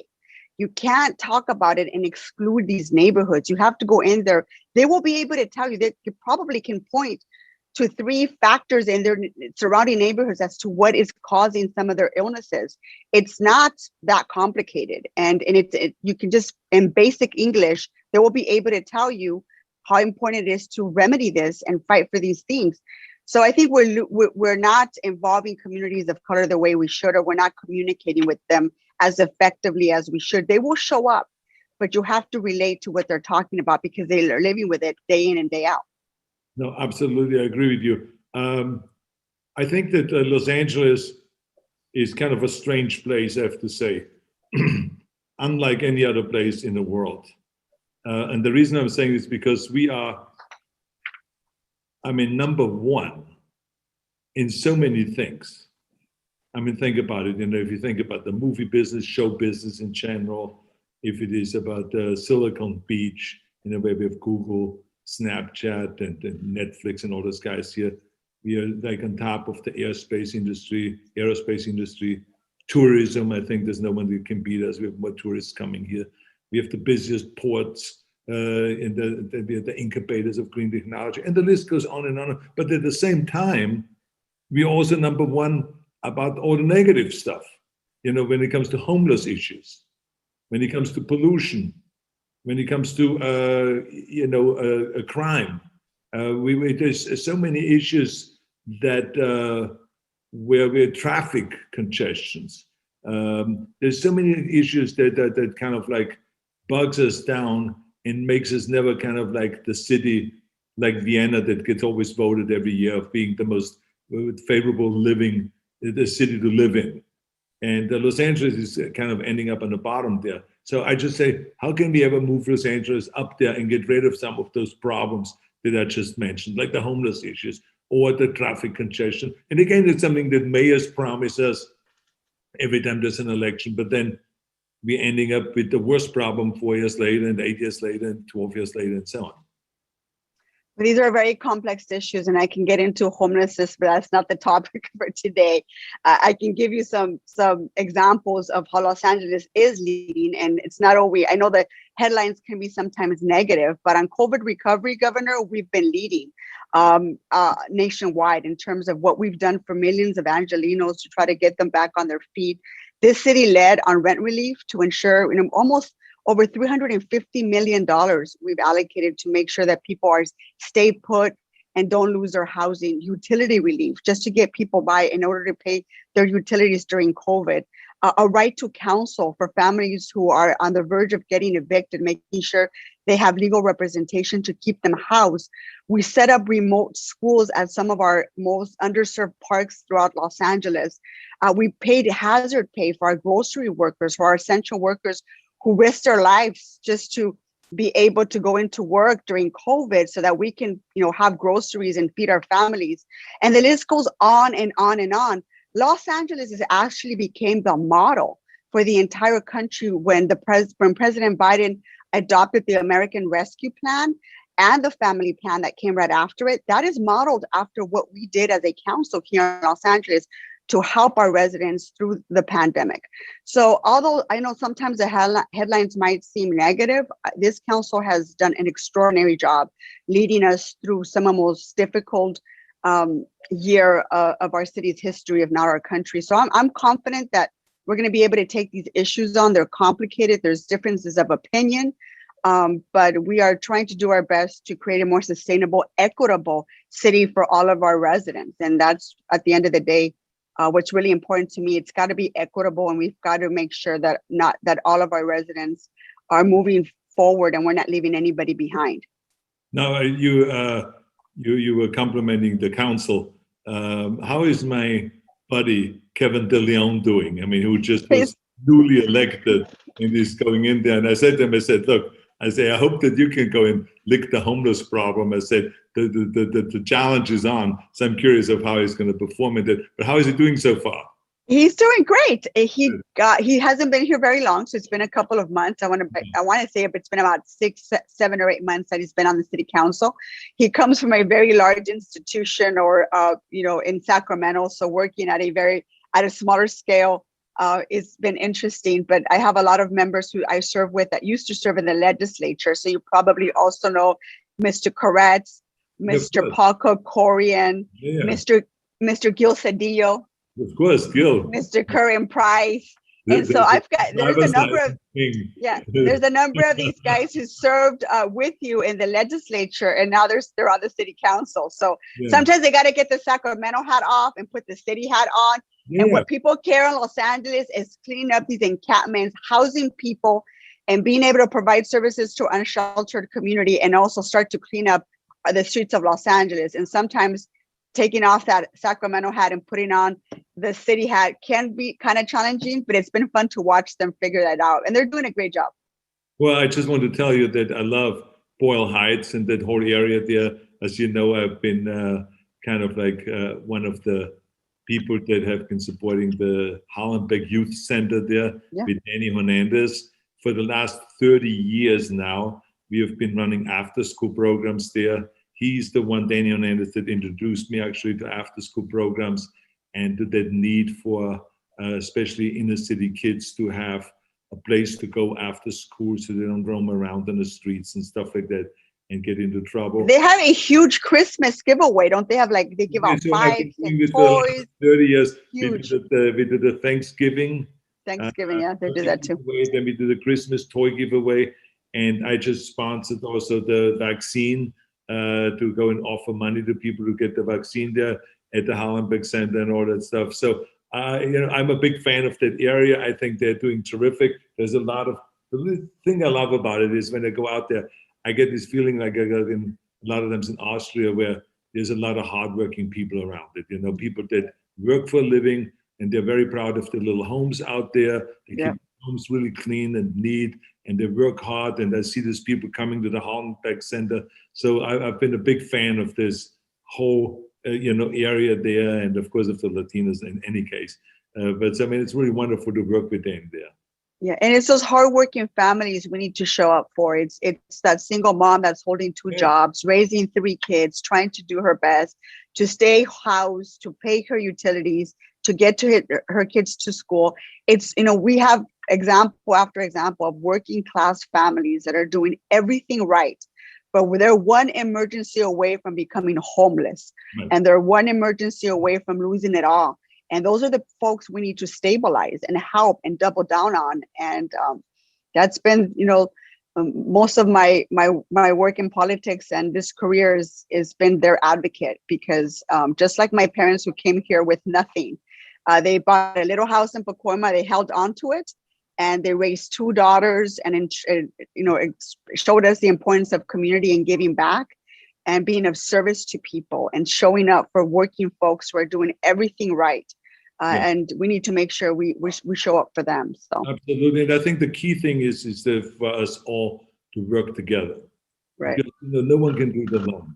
I always say, people always say I'm the example of the self-made man. I said, no, I had millions of people helping me. I mean, I had 5 million plus people voting for me to become governor. I didn't make myself governor. So it takes a lot of work, a lot of help. So I think if we work together, Los Angeles is such a special city.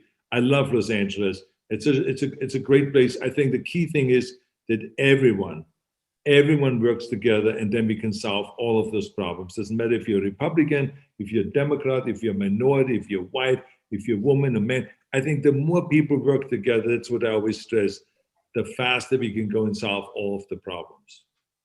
But anyway, thank you very much for this great interview. It was insightful, it was terrific. And the reason why I'm asking the last question about all those different issues is because I wanted people to see that you are very well, you're a very deep thinking person about all of the issues, not just about the environment, even though this is more an interview about the environment. I appreciate the time. It was great to see you. You look terrific. Thank you. And I wish you well. Thank you for having me. Thank you very much. Good luck with everything, okay? Thank you. Thank you. Please welcome our next panel, LA 100, a 100% carbon-free energy future for Los Angeles, moderated by Lauren Faber O'Connor, Chief Sustainability Officer for the Office of Mayor Eric Garcetti.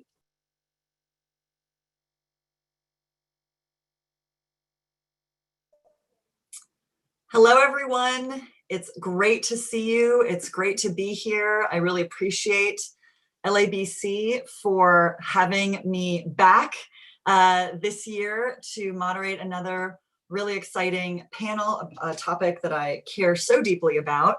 And I believe the discussion of LA 100 really brings together the whole theme of the day, the theme of this work, which is meeting the urgency of the moment that we're in with climate change at our doorstep, going further, faster with our own leadership and our own resources and our ability to scale and have a outsized impact, and providing a model, therefore, for others around the country and around the world.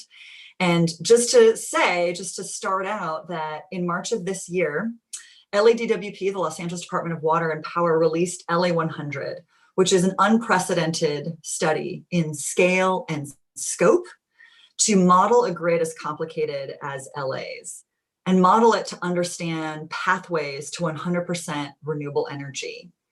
And I won't bury the lead.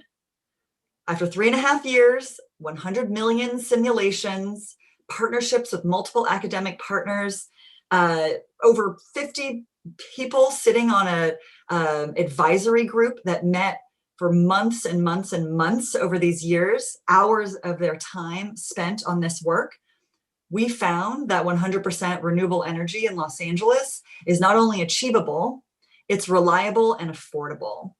And we can get there faster than we thought.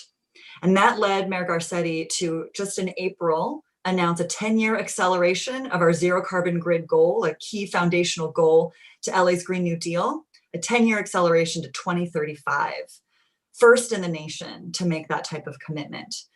And I'll have to say and thank LABC for being with us every step along the way. So let's get started, peel back the layers, and understand better LA 100 and how we're going to get there. So I just want to tell you who we're joined by today.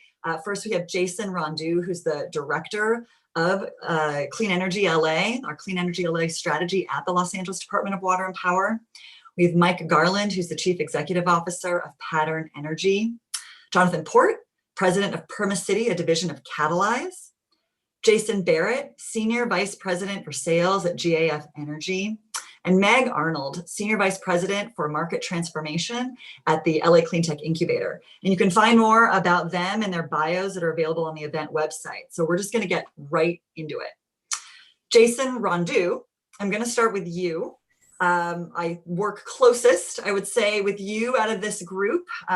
You have been living and breathing LA 100 for a number of years now. In fact, I think we both managed to become first-time parents to little girls throughout this process. So from work babies to real babies, person babies, I think it's given us a renewed perspective on the importance of this work, the impact of our work, because in 2035, our daughters are going to be teenagers just in high school. So I want to understand from you, your perspective of this historic work and really, how have you, how have you seen this impact the utility? The evolution of the department over the course of working with NREL, the evolution both in terms of our technological capabilities and understandings within the department, and how we view stakeholder engagement, stakeholder input, the whole process. How have you seen DWP respond? Yeah, and you really put it in perspective there. When you look back when, just a few years ago, things have changed so much. And yeah, we are parents now, but over the last several years, it has been just really a gift to be involved in that, both professionally, but also for LADWP and for the city. And we've gotten so much out of this study. Looking back several years ago, by no means were we kind of sitting on our hands. We had made really significant strides on decarbonizing the grid and ensuring that we're setting ourselves up to try to achieve some of these goals. But there's a big unknown, and that big unknown is how do you get from really high levels of renewable energy to fully decarbonizing the grid, and how can you do it in a way that's reliable and a way that's equitable, and a way that ensures that we're going to do this right, and we're going to do it in a way that can actually other utilities can be inspired, and other states and other countries can be inspired by it. And looking back several years ago, we're municipally owned utility. We own or control our resources, and so that puts us in a really strong position to be able to get resources and renewable resources into the city. We've got a lot of transmission lines that used to bring in a lot of fossil fuel resources to the city, but we also can repurpose a lot of that stuff for renewable energy. We're about 37% renewable today, so we're over half carbon free today. And we're the number one, many people have said this today, we're the number one city for solar in the United States, and we have been for a number of years. And a large part of that is doing really innovative programs like the feed-in tariff, which LABC has been a big sponsor of. But I talked about how do you get from really high levels of renewable energy to 100%. And so this, and you mentioned this, is a 3-year process. We had advisory group members that have invested 3+ years of their professional careers into helping us shape this study. And, we owe them a huge debt of gratitude. We did this through COVID. So we transitioned to all virtual. We got this thing done on schedule. We're extraordinarily proud of the product. And it gave us many, many things. It gave us tools. So you mentioned this, our modeling capability. We were already thought of as, our integrated resource modeling skill set was already industry leading. This took it up another notch and has kept us on the leading edge of modeling techniques. It has provided a stakeholder model. We're going to continue this model through our planning process in the future, bringing in folks and really integrating them into the process to help them understand how complex power planning is, to help us understand what they care about and what they're experts in. And it's really a model that we see, really suiting us and really suiting stakeholders going forward. We know that we can do this equitably, but it's going to take a lot of work to do it equitably. We need to make sure that, we're also a leader in sort of equity metrics, but we need to figure out how to put that into action and ensure that as we transform this city, that we do it in a way that's equitable and is affordable for all of Los Angeles. Lastly, I'll just kind of leave it here and just say it has really reinvigorated us. Goals are fantastic, but having a path to that goal is very different. And so now when you have folks within the department, folks that care about the department, folks that care about decarbonizing, we have a path and we know how to get there now. So it has really, really reinvigorated us and just, put us in a position to succeed here, but also be really ecstatic to do it. So we're excited about it.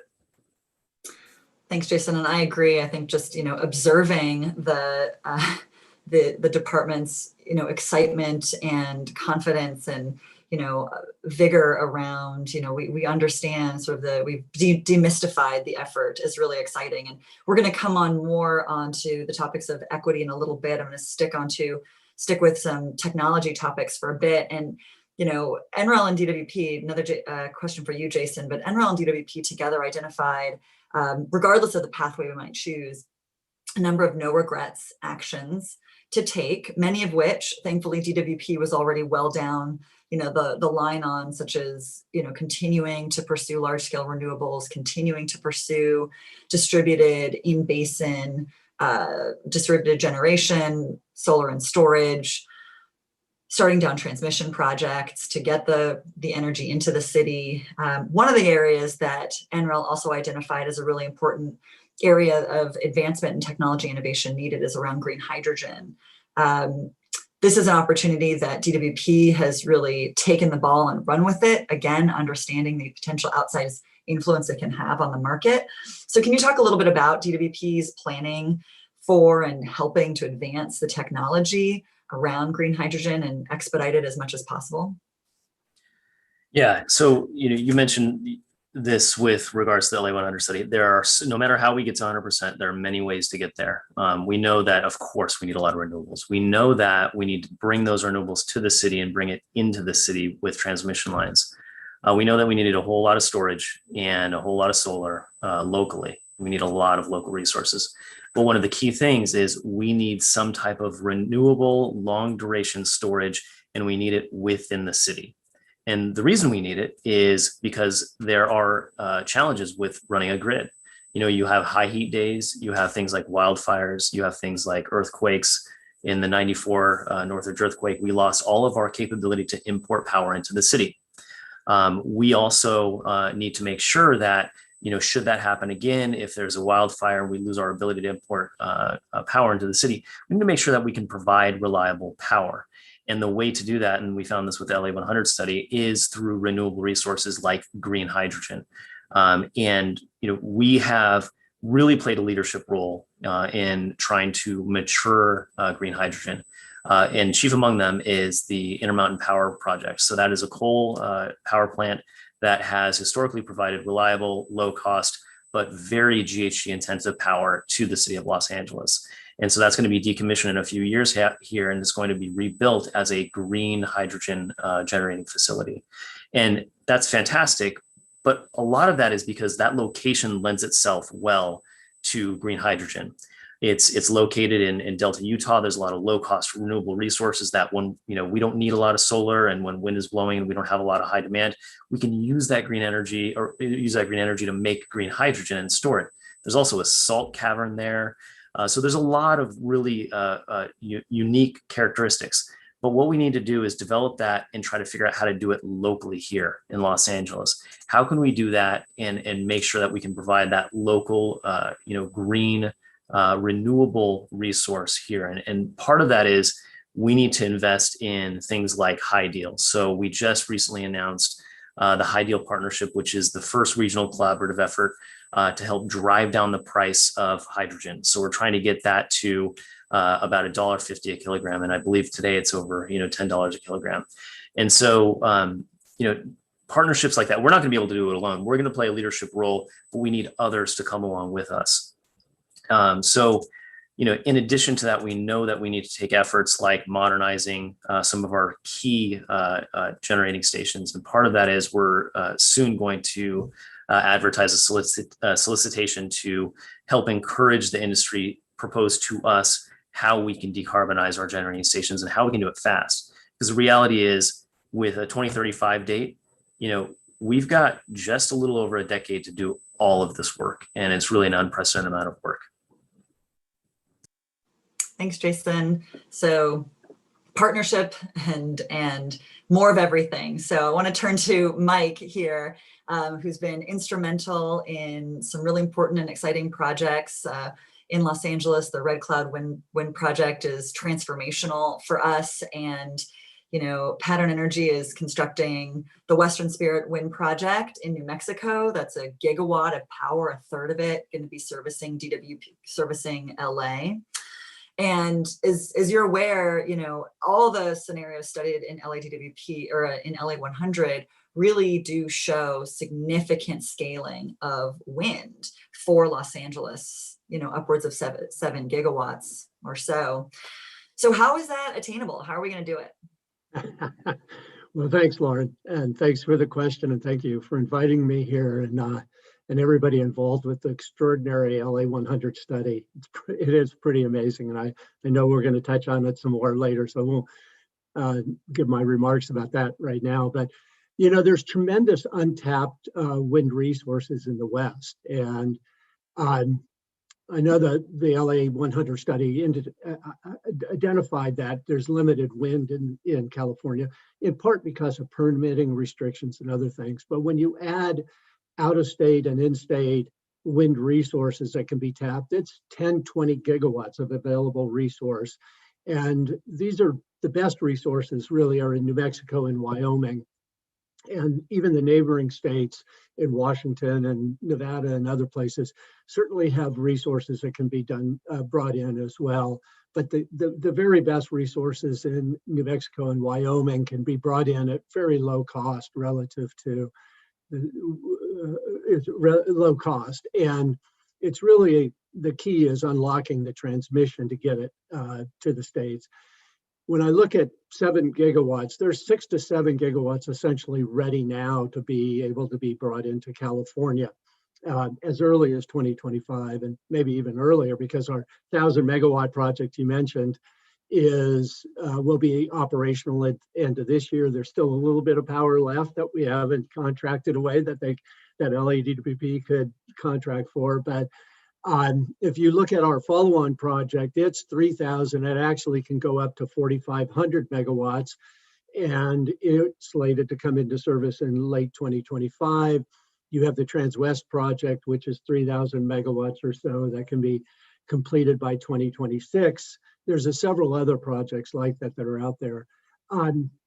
I'd like to invite Jason, since I'm on this panel with him, out to New Mexico to show him Western Spirits. I mean, it's hard to get your mind around these 1,000 megawatt mega projects. Really, this Western Spirits is the first one in North America, and maybe one of the few in the world of this scale being done at once. And so it's showing that these big scale projects can get done, and they require the transmission, and that's probably the longest lead time. And like I said, there's a number of these projects that have actually been worked out. And in terms of permitting the transmission line and all that can be built in time to meet the LA 100 study goals.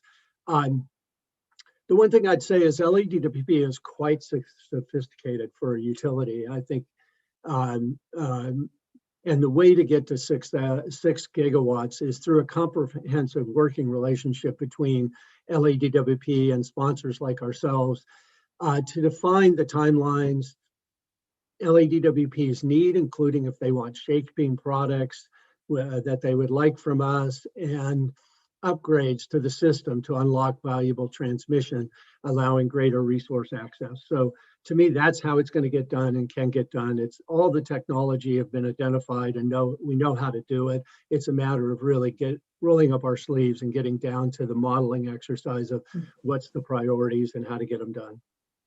I'm glad to hear that you're saying we're about to be awash in wind, because, you know, LA 100 shows that we can meet our goals with upwards of 70 to 80% wind and solar alone. So really exciting to hear that those resources are going to, you know, show up and be made available. You touched on one potential hurdle or an area of need with regard to building transmission capacity. And so wondering if you could talk a little bit more about how big of a hurdle you see this to be and what are some potential solutions? Yeah, it is a huge hurdle, but it's also, as I said, there's a number of projects that have been in the works for a long time that can help meet the demand. You know, in the Western Spirit project, we bundled transmission rights with the wind to be able to enable us to deliver to the LADWC system. I think we went through 3 or 4 different transmission systems to get the 331 megawatts to LADWP. So that work has to go on and is going on as to how you evaluate these different transmission lines. How do you get access to those transmission rights to get it to the right place at the right time? But I think that LADWP has actually done an enormous job of going out and starting to look at where can you make differences, like Jason mentioned shutting down these coal plants or converting gas plants and so on. Those are the things that we need to understand, and we do. We've seen a lot of what they've been talking about doing and all. Having access to those transmission capacities to bring in power is what you got to model and work through. But the one thing I would say is, you know, with great vision like the LA 100 comes great innovation. I mean, our industry is really exploding with good ideas. And I'll tell you, it's been a while since this really has happened. You know, my company conceived and actually built a innovative transmission project in Northern California called Transbay Cable that runs through the San Francisco Bay to access power into San Francisco.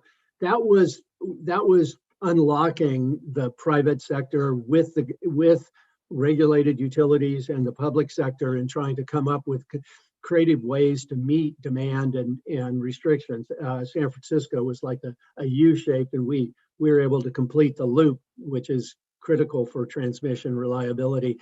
And by bringing folks together with a vision that LA 100's put out there, I think you're going to see just a lot of different ideas of how to open up the grid and make these things realized that will allow for greater wind and solar access on the grid. But that's probably the key next step, is to really focus on modeling the system and identifying those important steps that have to be taken to allow some of these resources to get to market, to get to the LA market. Thank you. Yes, big focus I know the department has on transmission and you know, peeling away at the number of years that we think it might take to build out the needs and finding where those transmission, you know, rights exist with, you know, bundled with energy already. So that's great. I want to turn from wind to solar, to in-basin solar, and turn over to Jonathan Port. You know, you are also a pioneer in local solar here in Los Angeles, and it's been really exciting to work with you over the years. But as you know, and as you can see, you know, we're looking to a need to scale from a few hundred megawatts at a time of rooftop solar to gigawatts. And so, you know, in your experience working in the city for so long, what have you learned that, you know, we need to be doing to really make sure we can have that kind of scaling of distributed generation renewables and storage? Can you speak to how your business model has been addressing that? We'd love to hear how you've been solving for making sure we can get to that scale and pace. And you're on mute, Jonathan, so come on off. Got the unmuted. Okay, Lauren, thank you very much. It's really been an honor to work with you and a lot of members of this panel. I mean, we've gone actually from kilowatts when I started the company to the dream of megawatts to multi-megawatts. In back of me, that 16.5 megawatts was the largest in the world at the time. If we could just hit the slides, I got 3 brief slides that should kind of really give everyone a good understanding. So this is kind of key considerations for doing the DG and CNI for the in-basin. What we're all really grappling with, or what we've been, is permitting, capital, and especially transaction complexity.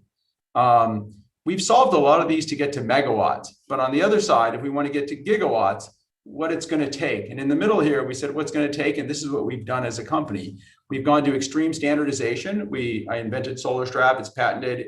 The city told us to get our own building code. We did that. It took 5 years. We secured pretty much unlimited financing, not just through us, but we have 2 other players that we brought to LA. So LA really has unlimited financing now to get to DG.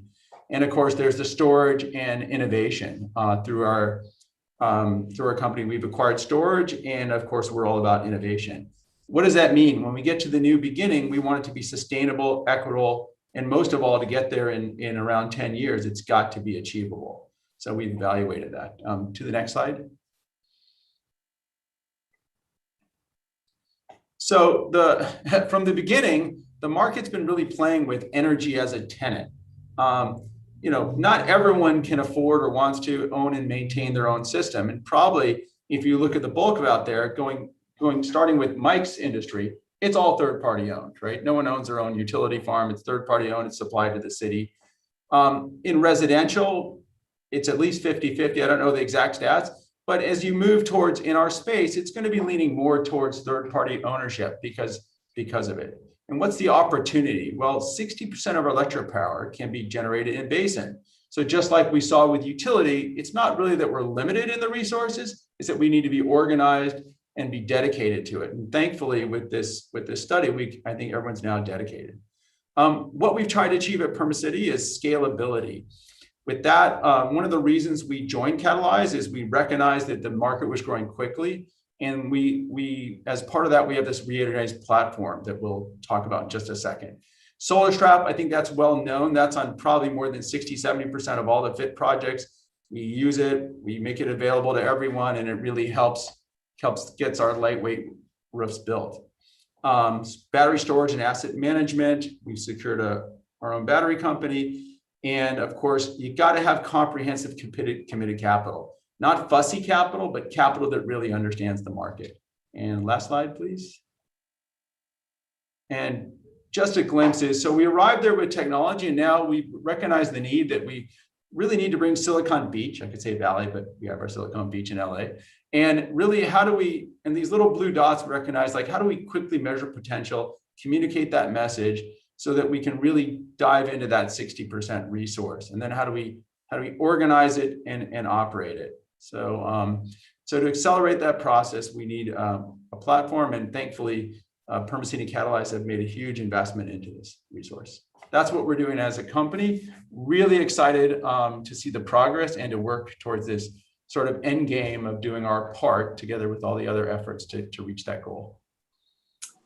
Thanks, Jonathan. It's no surprise to see you talking about things that you're working on that are very catalytic, and we're very proud that the policies and the goals in place in Los Angeles are helping underpin that. So that's really, really wonderful. I want to turn to the issues of equity and workforce. You know, one of the things that makes LA 100 as unique as it is not only the scope at which it was looking at the, a grid and operating the resources that we need, but really looking at all of the other issues at play in order to achieve those goals in a city, in an operational city, in practicality. And so how do we ensure, as Jason Rondeau was talking about at the top, that our efforts are geared toward equity and that we're preparing and building the workforce that we're going to need? So first, Jason Barrett, turning over to you, because you have really addressed solar in your career, in your work, from soup to nuts, really from understanding the financing needs, the project development, the technology innovation and deployment. So, now really, and I'd love to hear about how you're turning those solar deployment efforts toward closing the gap in low-income communities of color that we see are not getting the same type of penetration of solar in their communities as we're seeing in other parts of Los Angeles. Well, first of all, thank you. This is, a very important issue for me. I was raised by a single parent, and when I look at solar, there's no way my mother could have afforded it. So, this brings things 100% home for me. I tell folks I'm a recovering investment banker, even though I think I got promotion because I'm now the SVP of sales. But in my heart, Jonathan knows that there's not a spreadsheet JB has seen that he doesn't like. And also, I've participated with this in the summit for the last couple of years, and hopefully I get invited back next year. And Mary Leslie, I get to shake your hand. And again, I want to thank you and Adam Lane and all the folks putting on this wonderful, because the broader community is looking at what LA is doing. Jonathan forced me to be in a plane coming back to LA. I think I've been to LA close to 100 times now. And that's literally in the last 4 years. So you can imagine many, red eyes, et cetera. But let's talk about equity as is. I sit in a very unique role where I have to act in a fiduciary capacity. We've invested now in about $1.6 billion enterprise value of projects. I've committed in Los Angeles. I've spent a lot of time with Jonathan Port in over $100 million of assets, of where we've put money to work, et cetera. And what was very important to me is how do you create equity within the space? And this was way before, unfortunately, the George Floyd, and there was a lot of, focus around that. I've been doing this for quite some years. So there was a firm that's now cumulatively invested in about 18, they've installed 18,000 solar systems on residential homes. And of that, 75% have been on the LMI community, the low to moderate income community. And there was one gating factor, and one factor was FICO score. And everyone looks at FICO as if FICO is the end all be all, and it's not. In my former life when I was a banker, I also ran the synthetic mortgage business at Fannie Mae. So I recognized the challenges in and around FICO. So the question really is, what is the determining factor? And that is really around the avoided cost savings, or the savings that that family has. So I asked when I went to my committee, and they said, okay, JB, this is a little controversial. Why are you going to bring something that doesn't have a known credit metric? I then looked at the cumulative default rate. So this is when the investment banker showed up, not the sales guy. I looked at the cumulative default rate, and we're actually, it was a better economic investment than investing in traditional solar, where they looked at FICO, because our cumulative default rate was lower. Because if you're working in the LMI community, those savings actually mean something. So if somebody decided not to pay and they go back to the grid, that's money directly out of their pocket. When you look at the gross savings, annual savings, for example, in 1 year, we've put somewhere around $8.6 million of savings back into the pockets of folks in that community. Very important. And I've been told, and I'm always nervous when people talk about the multiplier effect, but I'm told that multiplier effect goes up to $25 million. That's not me, but I can tell you we've reduced people's utility bills by $8.6 million. Meaningful. Where do we go from here? We want to find more opportunities like that. We think they exist. We're going to be very forthright with our capital. We're going to be stewards of as investors.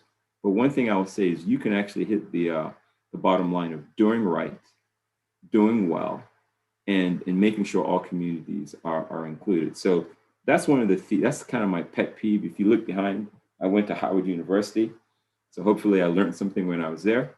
And what's important now is having our capital, but having a purpose and a principle associated with that capital, while maintaining our fiduciary responsibility.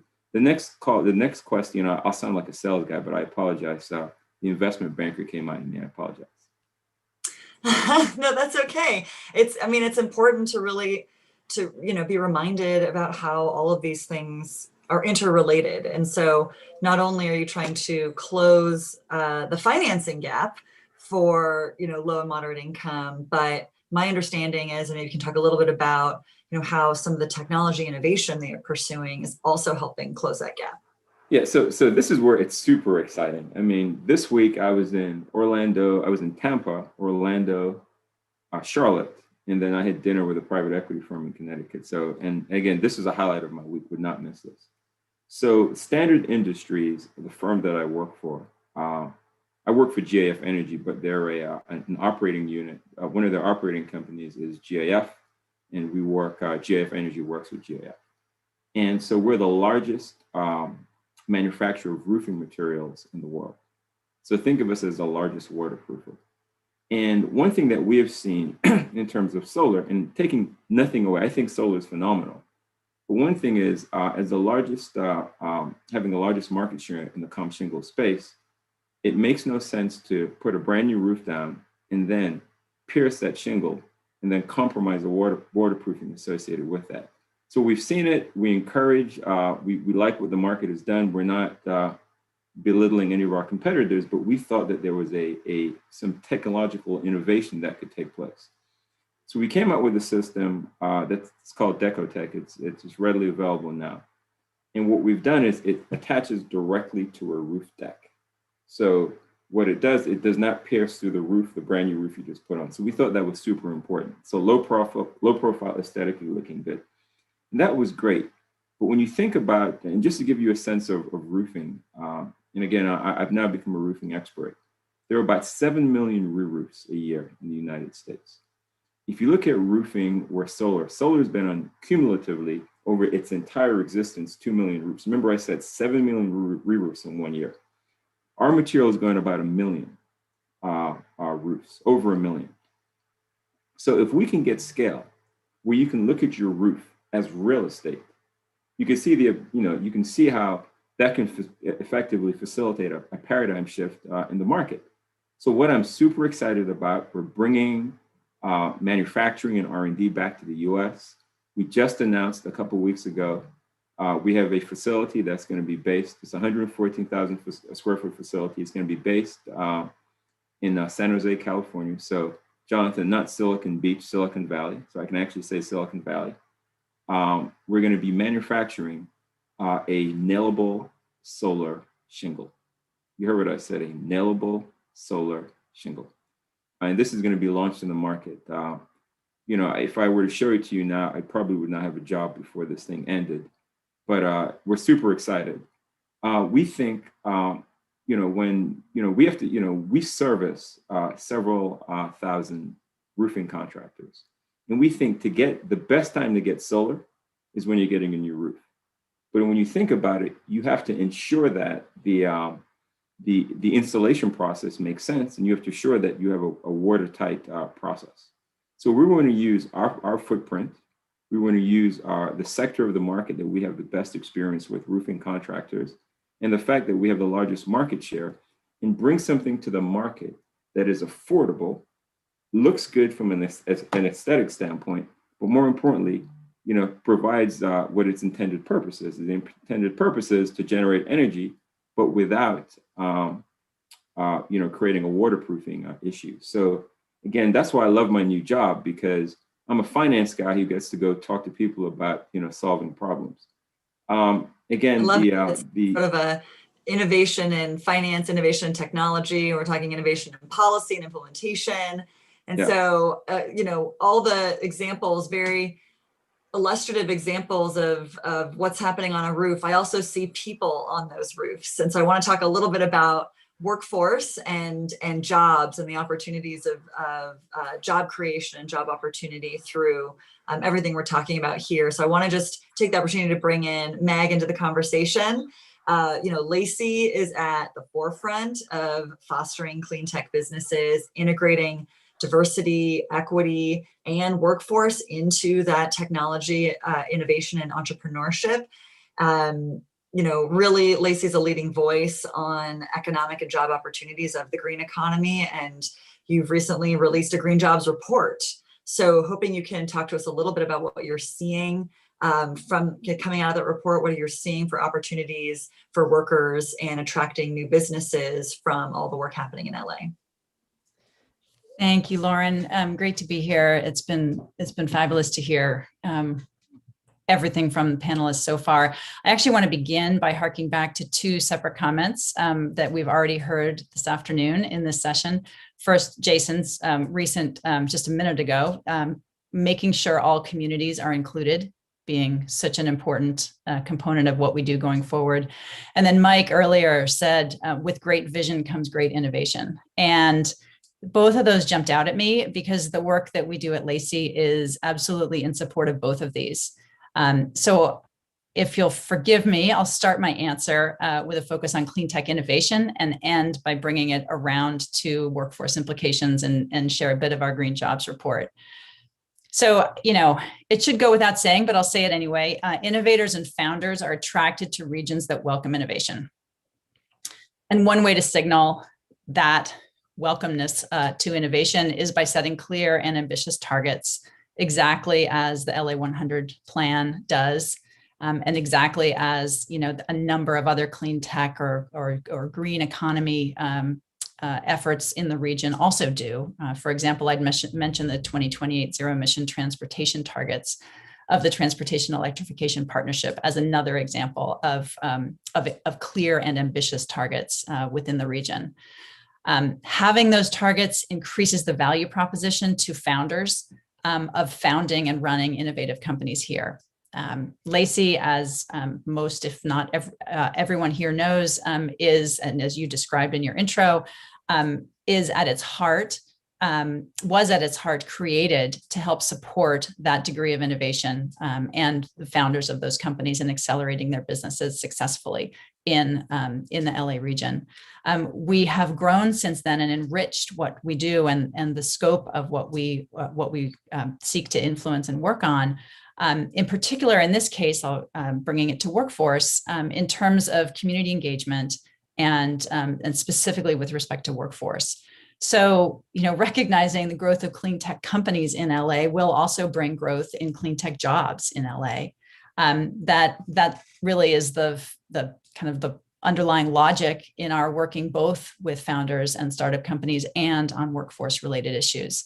So we recently published a Green Jobs report focused on the LA region that estimates that our employment base in the green economy could grow to 600,000 green jobs by 2050. That's a rate of growth that would significantly outpace overall job growth in LA County over the same period. It represents nearly 80% job growth versus 2020 baseline. And countywide overall job growth would be at 40% if those numbers, if the projections are achieved. The other really important thing to recognize about clean tech employment opportunities and jobs is that investments in clean tech drive significant job growth.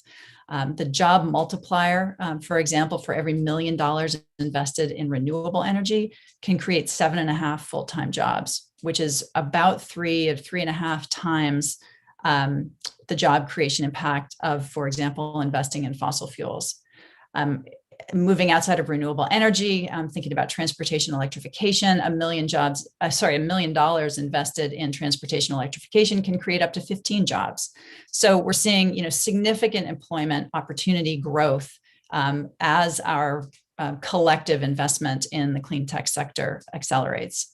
And the other thing to point out is that jobs in clean tech and the green economy are both accessible and high road. The vast majority of these jobs are available to workers without needing a college degree, and they pay meaningfully more than jobs in more traditional industries. So we really see the innovation side of things and the workforce side of things as two sides of the same coin.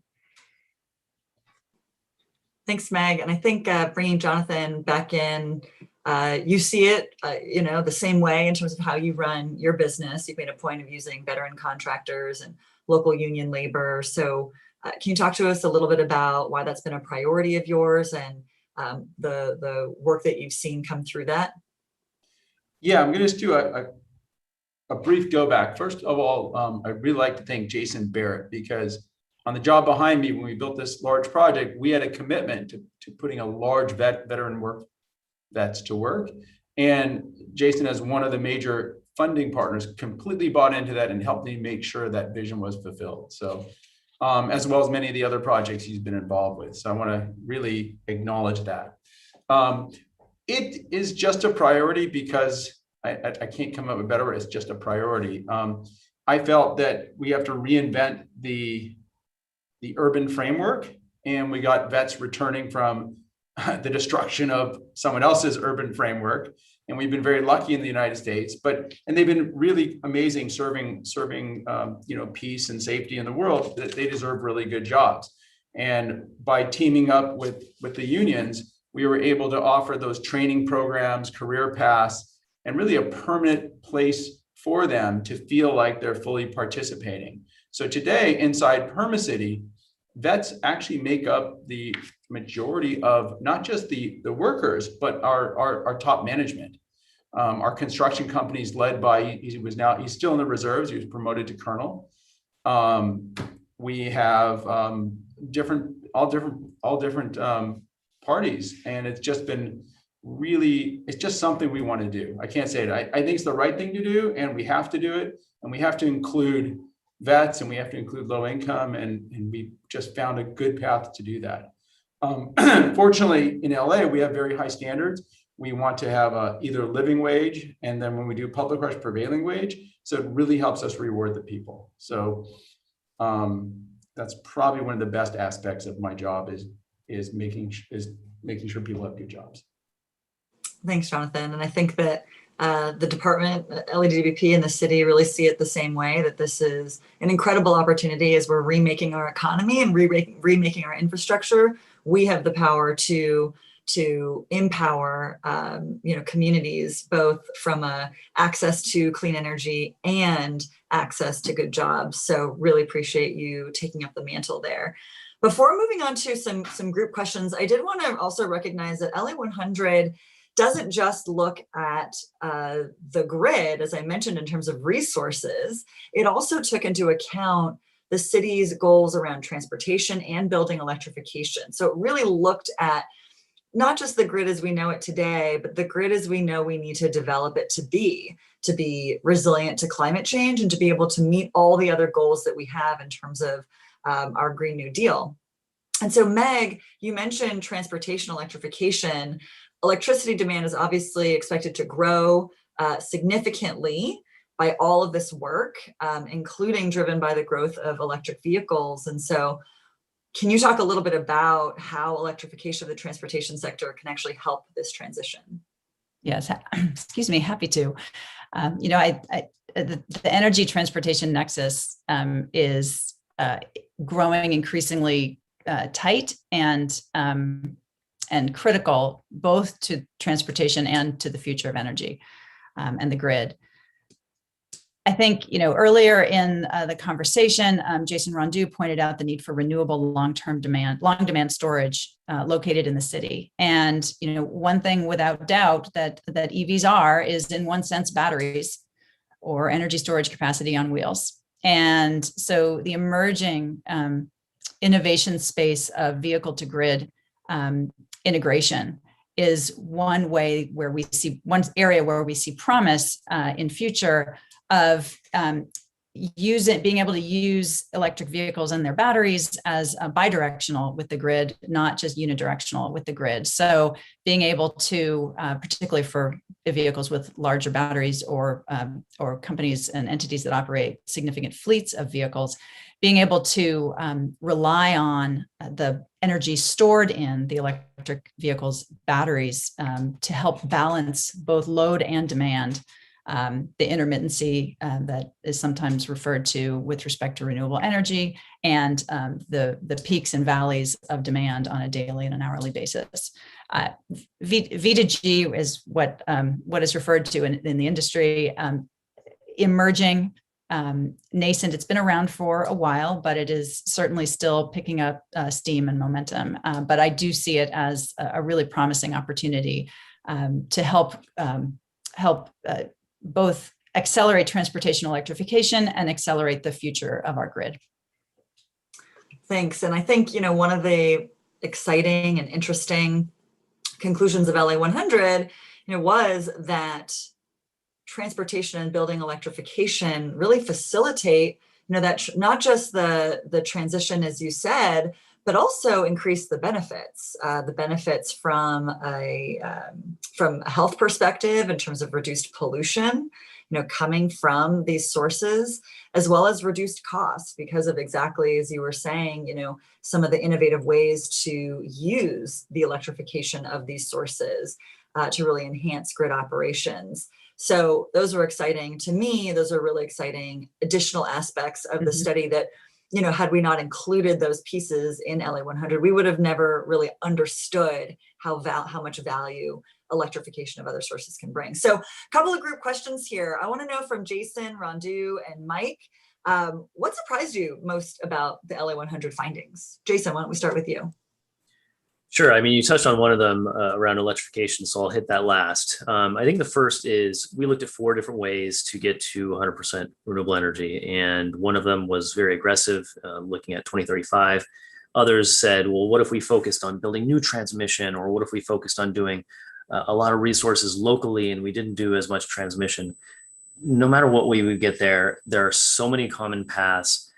We know that no matter what, we need to do a lot of resources locally, a lot more. We're already number 1 in solar in the country, and we need to dramatically expand that to get to 100%. Even if we don't focus on transmission, even if that's not a focus of building new transmission corridors, we still have a lot of transmission work that we need to do to upgrade existing transmission lines, not just to get the power to the city, but to get it within the city. So there's a lot of work that we need to do locally. And the last thing that, and you and Meg really touched on this, is transportation electrification. So we have this opportunity not just to decarbonize the grid, but to facilitate the rapid decarbonization of the transportation sector. And that's important, not just from a GHG standpoint, but because if we don't do that, if we don't electrify buildings and if we don't electrify vehicles, the cost of doing this goes up significantly. So to the degree that we're going to be successful, it's going to require the really rapid transformation of moving from gas vehicles to electric vehicles, and its GHGs and its affordability. Thank you. Mike, how about you? What surprised you about the study? I don't know if you're on mute here. Sorry, I'm going to There give you you are. four answers. Sorry, Lauren. The first is I was just really taken aback by how LADWP embraced the results. It's really unprecedented, almost in the world, to have somebody, an agency or a utility like LADWP, embrace something like this, given their scale, their reputation, their responsibility for their customers and all that. And related to that was when the mayor came out and said, hey, we can accelerate this, the idea that resulted in actually better benefits or more benefits was extraordinary. The second thing is how comprehensive the study was. You hit on most of the topics I was going to, so I won't do that. But in terms of the number of modeling jobs and all that went on. But the social justice element of it and the public health element is ahead of its time, right? People, most utilities and power people don't think in those terms. And so that was a unprecedented standard to create. And what I'd say is, as the oldest guy on this panel, I've been around this industry for about 40 years. And I can tell you that it's the first time you start seeing these things coming together, both the technology and the cost reductions and the political will to make it happen. And that's really exciting. And I'll tell you, I'm very active in the American Clean Power Association. We're going to steal a lot of your ideas from LA 100 to try to show elsewhere, because one of the areas that we have not done as an industry nationally is brought those social justice and health issues into our policies and our reasons for asking for certain policy changes, so that they're comprehensive and not just self-serving, like asking for more tax benefits and so on. The third element is the readability of it. I just found it extraordinary that an average person could pick it up and get stuff out of it. That's pretty great. And then the last comment I would make is on my technical side, the fact that they looked at dynamic line rating and rapid and dynamic response to contingent events is fabulous, because had ERCOT done it, had that same attitude, we would have seen a far less impact of the great ERCOT freeze. And so I'm really glad to see, people with a technical background like LADWP thinking, and NRAIL, thinking about these important elements that can help in this effort. So those were my four. I really appreciate that. And yeah, call on Jason to talk to the Clean Power Association whenever you want. I'll volunteer him. Even volunteer, Jason. It's really important. It is the mayor recently testified before Congress on LA 100 before the U.S. Senate Environment and Public Works Committee, and people really, it was hard for people to wrap their minds around the study and around the conclusions, and as you say, how much we were embracing and running with the conclusions. So I really appreciate what you're saying, and we would really support any efforts to continue to proliferate the work in other jurisdictions. And in terms of Jason Barrett and Meg, I want to turn to you maybe, and Jason, you came onto this with your investment banker hat on, but again, to be able to accelerate this transition, to make sure that it's equitable and not falling on those with the least resources the most, What are some of the most innovative mechanisms Yeah. that you would recommend to cover the costs of this transition? Yeah. So, we're in this business, obviously, there's an ultimate goal. You want to, do good, but also you want to turn a profit. And I think the installation of solar has been where it's been cost prohibitive. And I think so. I came up with a very simple statement before when I said nailable solar shingle. What we've done is if you look at an average solar system to install, we've actually cut that anywhere between 30 to 50%. The numbers that we're seeing, you can install a solar system, 6 kW system, it could take 6 hours, where somewhere is around 2 hours. So when you take that cost piece out of it, you can provide that to the consumer in savings. So I think that's important, making sure that we're not selling somebody the Hope Diamond, that we're selling something that somebody needs. That's one. I think the second thing is, in terms of the innovation, it's around the financing. When I came into LA and Mary Leslie asked me to come in, very key would, do what you say and leave and make sure you mind your manners when you're with folks. So we came in, we put the capital to work. We actually did what we're doing, and Jonathan Porter and Mary Leslie invited us back in. So I think having track record, I see, it doesn't sound like innovation. It's almost like doing simple things, but that allowed us to create a track record where now we're being asked by other cities, albeit not as at the same level of where you guys are in LA, to facilitate something similar to what we did working in that market. That's really interesting. Thank you. And Mag, what are your thoughts? Thank you. Financing and funding for this transition is absolutely critical, and it's frankly it's a big mountain to climb. When you look across the board, certainly in the energy sector, absolutely as well in transportation, and so many other components of the various transitions that we all collectively need to be moving forward on. I do want to start by saying, acknowledging how fortunate we are to be in the state of California. And the current and ongoing state leadership, helping our state lead the way, both in intention and in action, in making funds available to take action on those intentions. And also now very fortunate in the current administration in DC and the priorities and the investments that they are setting forth there. And I'm optimistic about the prospect of funds coming into the LA region to help further support the transitions that we have underway. I would note, so on a more specific level, I would say that one tool that LABC has been deploying in recent years is that of pilot projects, and getting pilot projects out into communities, out into the wild, so to speak, into real world situations.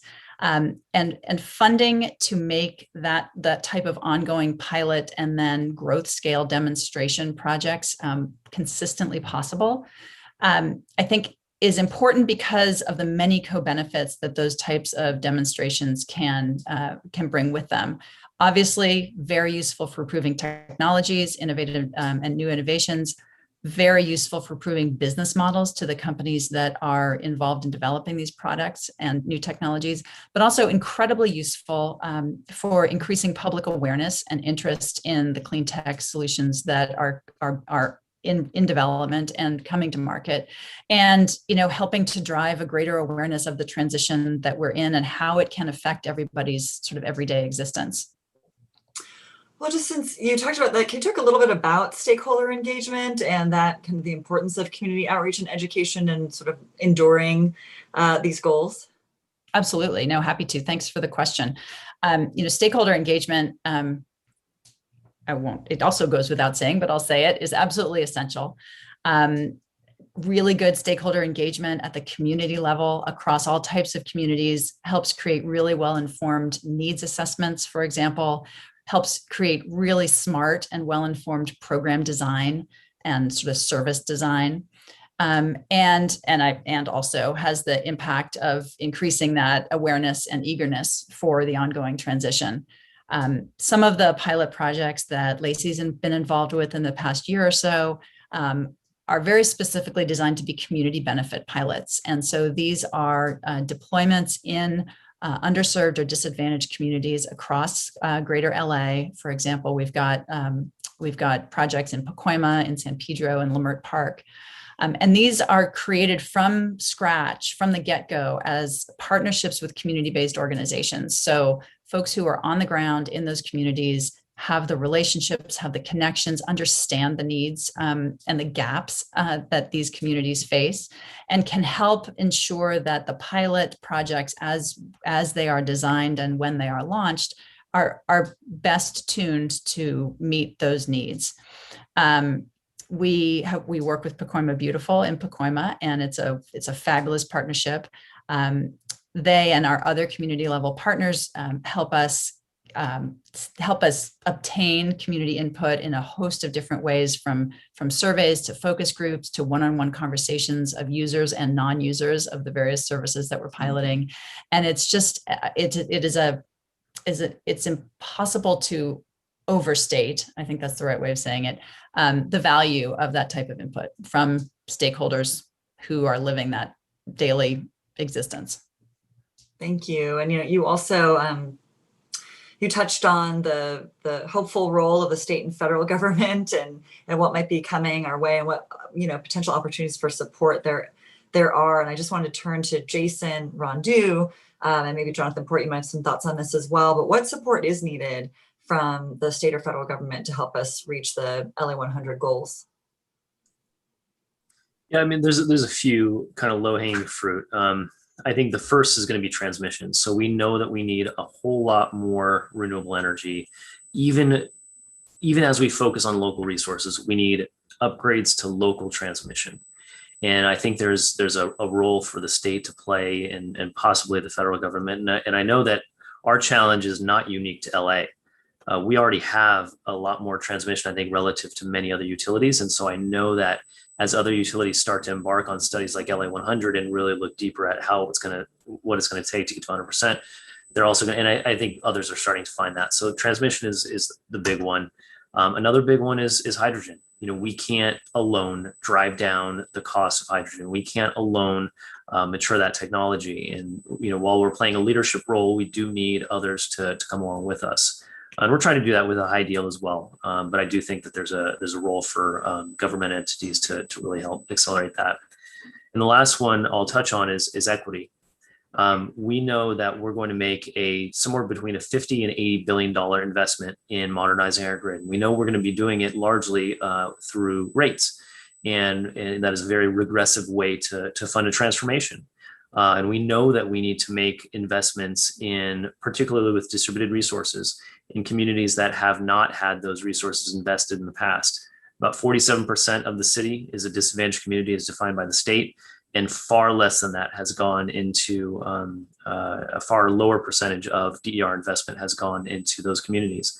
And so we have an opportunity now, as this money starts to come in and we make these investments, we have the opportunity to do it right from the beginning rather than try to course correct halfway through. Thanks, Jason. Jonathan, do you want to add anything?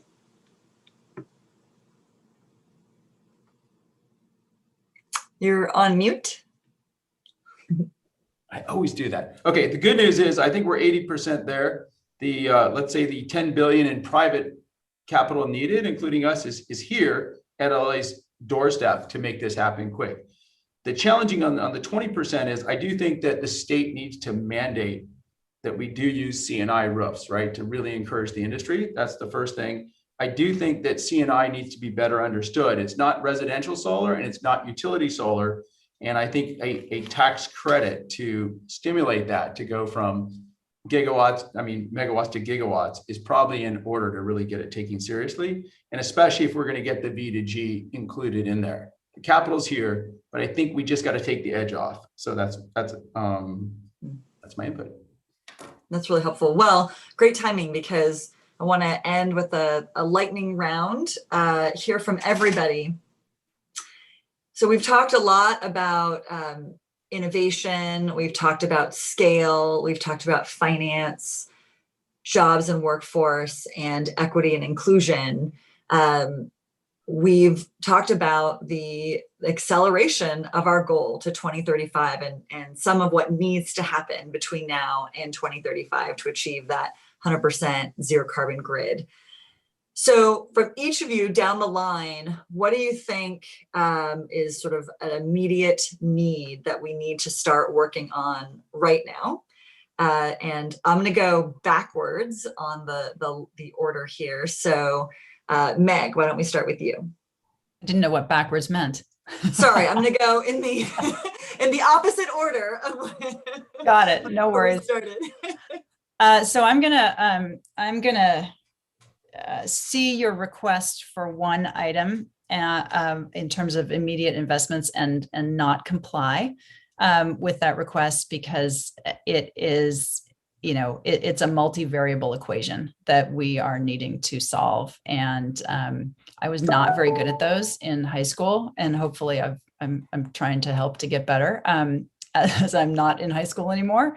But it really is an interlocking solution set, substantial growth in renewables of both and all the types, and storage capacity to help support that and balance it.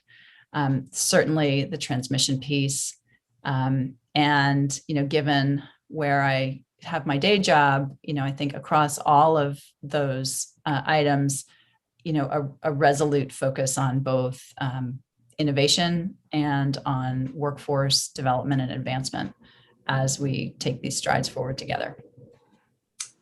Thank you. And JB, I'm not going to try to say your name backwards, just sticking in that opposite order here. But in the lightning round, what do you think we have to get started on now?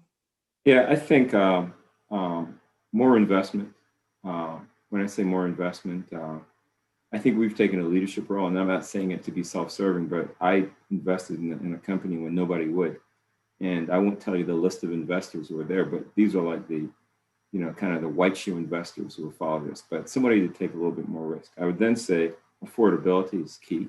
You can build something, if somebody can't afford it, it doesn't make sense. So I think rooftop solar and making it affordable, but by also providing value to the customer where you're not creating an issue, leaks and things of that sort. So I would say, above investment, I'd say affordability, and we just want more people to follow us. So I've done a crappy job of advertising what we've done.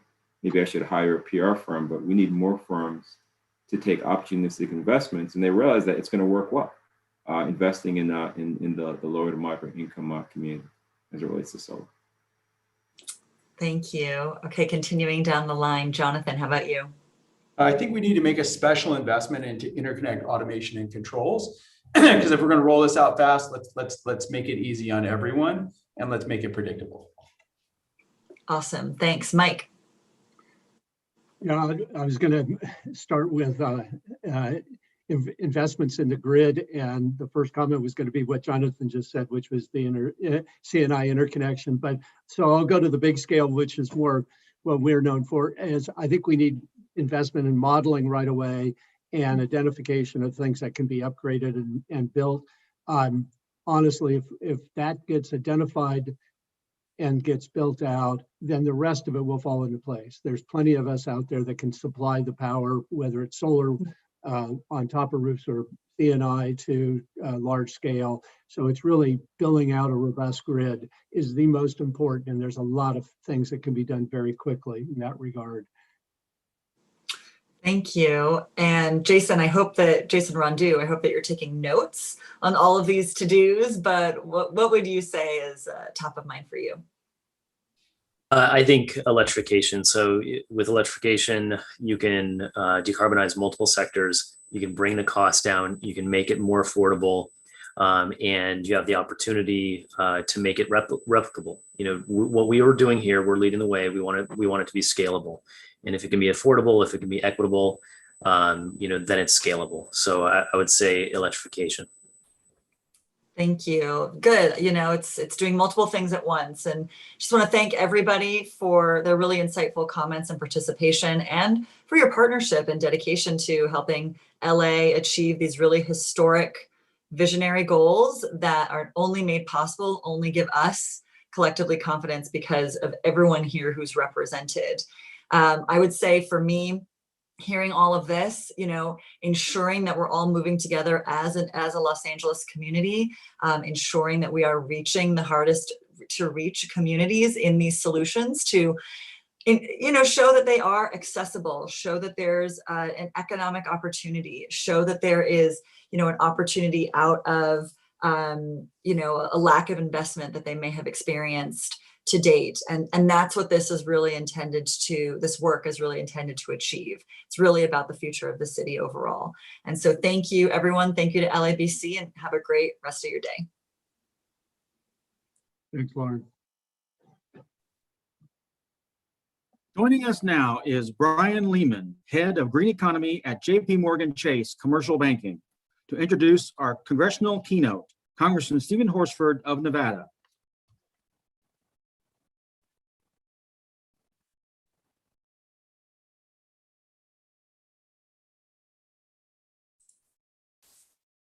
All right, good afternoon, everyone.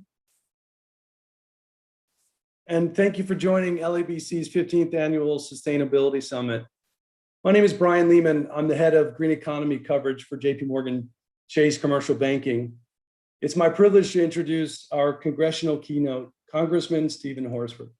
And on behalf of my colleagues at JP Morgan Chase, we're thrilled to serve as a sponsor for this year's Sustainability Summit. Countless studies have reinforced the urgency of mitigating climate change by achieving net zero carbon emissions by 2050. Just last week, the International Energy Agency reported that clean energy investment needs to double in this decade to maintain temperatures well below a 2-degree centigrade increase, and more than triple to keep the door open for a 1.5-degree increase.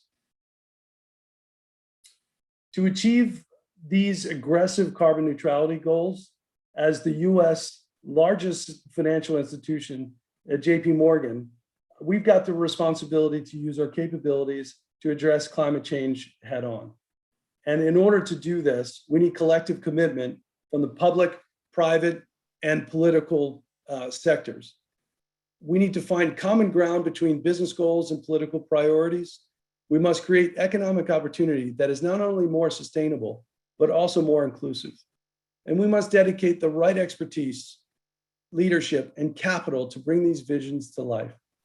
For years, the firm has provided expertise and financial services to help sustainable companies scale in industries including alternative energy, food technology, and sustainable production.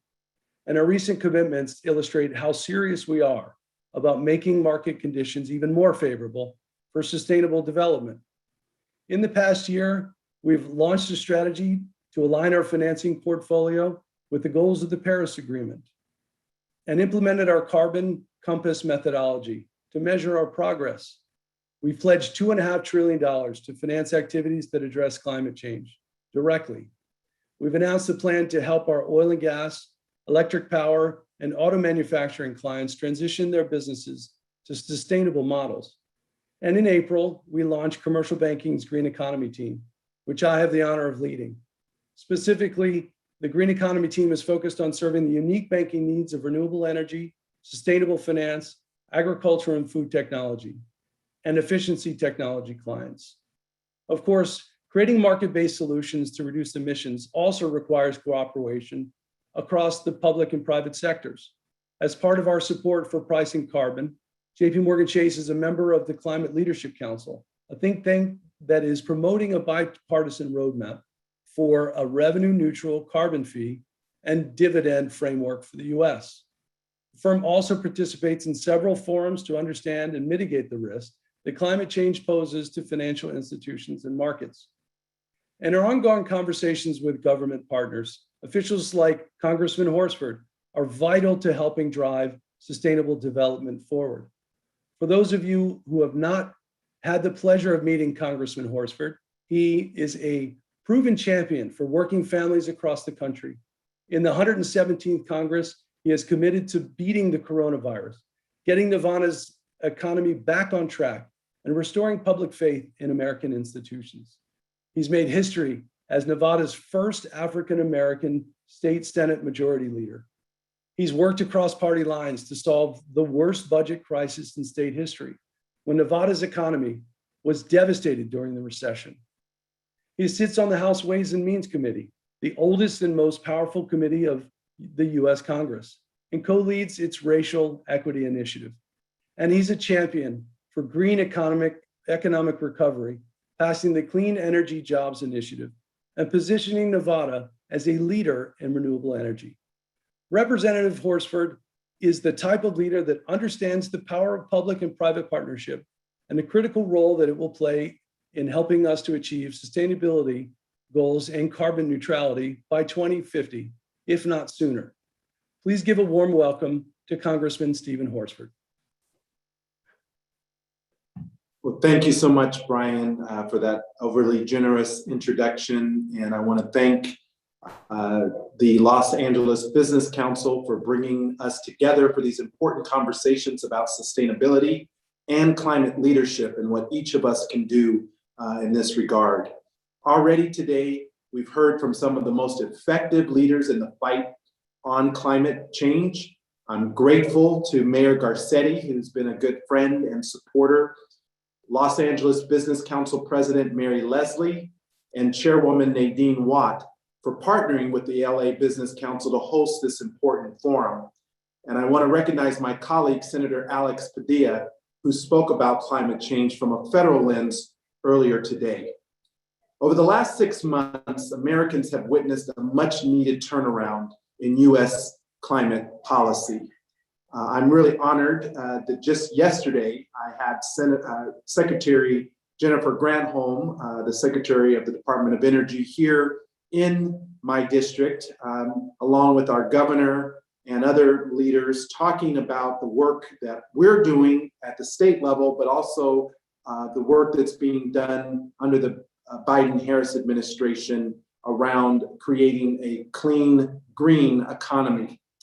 And on his first day in office, President Joe Biden began the process of rejoining the Paris Climate Agreement, reasserting our role as a global climate leader, and by choosing John Kerry, the former Secretary of State, as the special presidential envoy for climate, President Biden demonstrated an understanding of the danger that climate change possesses to every part of our national and global interest. In the West, we're already seeing the impact of climate change in devastating wildfires in California, higher temperatures here in Nevada, and dangerous heat. But the impact of our warming planet goes beyond that. President Biden, Secretary Granholm, Secretary Kerry, and other experts around the world have made clear that unchecked climate change poses a dangerous threat to our national security, our economic stability, and our health. Thankfully, we are now seeing the urgent action that our nation needs. In April, President Biden set an ambitious goal to achieve a 50% reduction from 2005 levels in economy-wide net greenhouse gas pollution in 2030. And just last month, he put sustainability at the top of the agenda by outlining his America the Beautiful plan, a locally led campaign to conserve 30% of our lands and waters by 2030. The United States cannot solve climate change alone, nor is that our obligation. But our leadership sets the tone for the rest of the world. When the world's biggest economy is committed to stopping climate change, our fellow nations lose their excuses for inaction. Now, there's no question that new leadership in the White House and Congress has made a tremendous difference in our approach to the climate crisis. But I want to recognize and celebrate the important role of our business community in achieving these aims as well. Your constant advocacy and your own commitments to environmental governance have helped federal and local policymakers set and meet our sustainability goals. Here in our part of the country, those efforts are making a profound impact. With the abundant sun, wind, and geothermal energy resources of the West, our region is poised to be a leader in clean energy creation. Here in my state, home state of Nevada, we've set a goal to reduce greenhouse gas emissions to net zero by 2050. and I believe that we can and will meet that goal. The challenge now that we now face is how do we maintain our existing progress? And how do we forge ahead with new, bold solutions? Nevada, California, and all of our Western neighbors understand how to leverage our natural resources to create clean power. But frankly, the current strength of our electric grid is not sufficient to meet our clean power goals. Over the years to come, we need serious investments to expand the grid and carry clean power from the rural areas where it is produced to the high demand regions where it is most needed.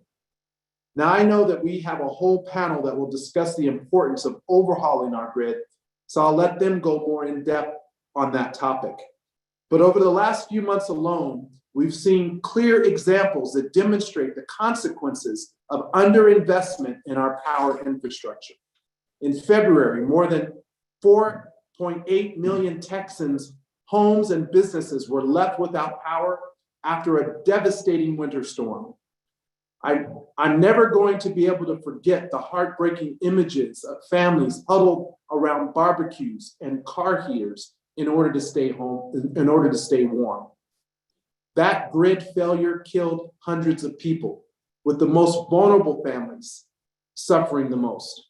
We cannot afford to let something like that happen again.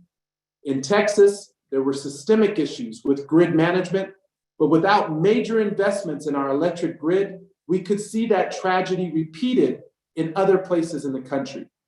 And we need to be prepared for these new threats, like the ransomware attack that took Colonial Pipeline offline and led to gas shortages across the East Coast.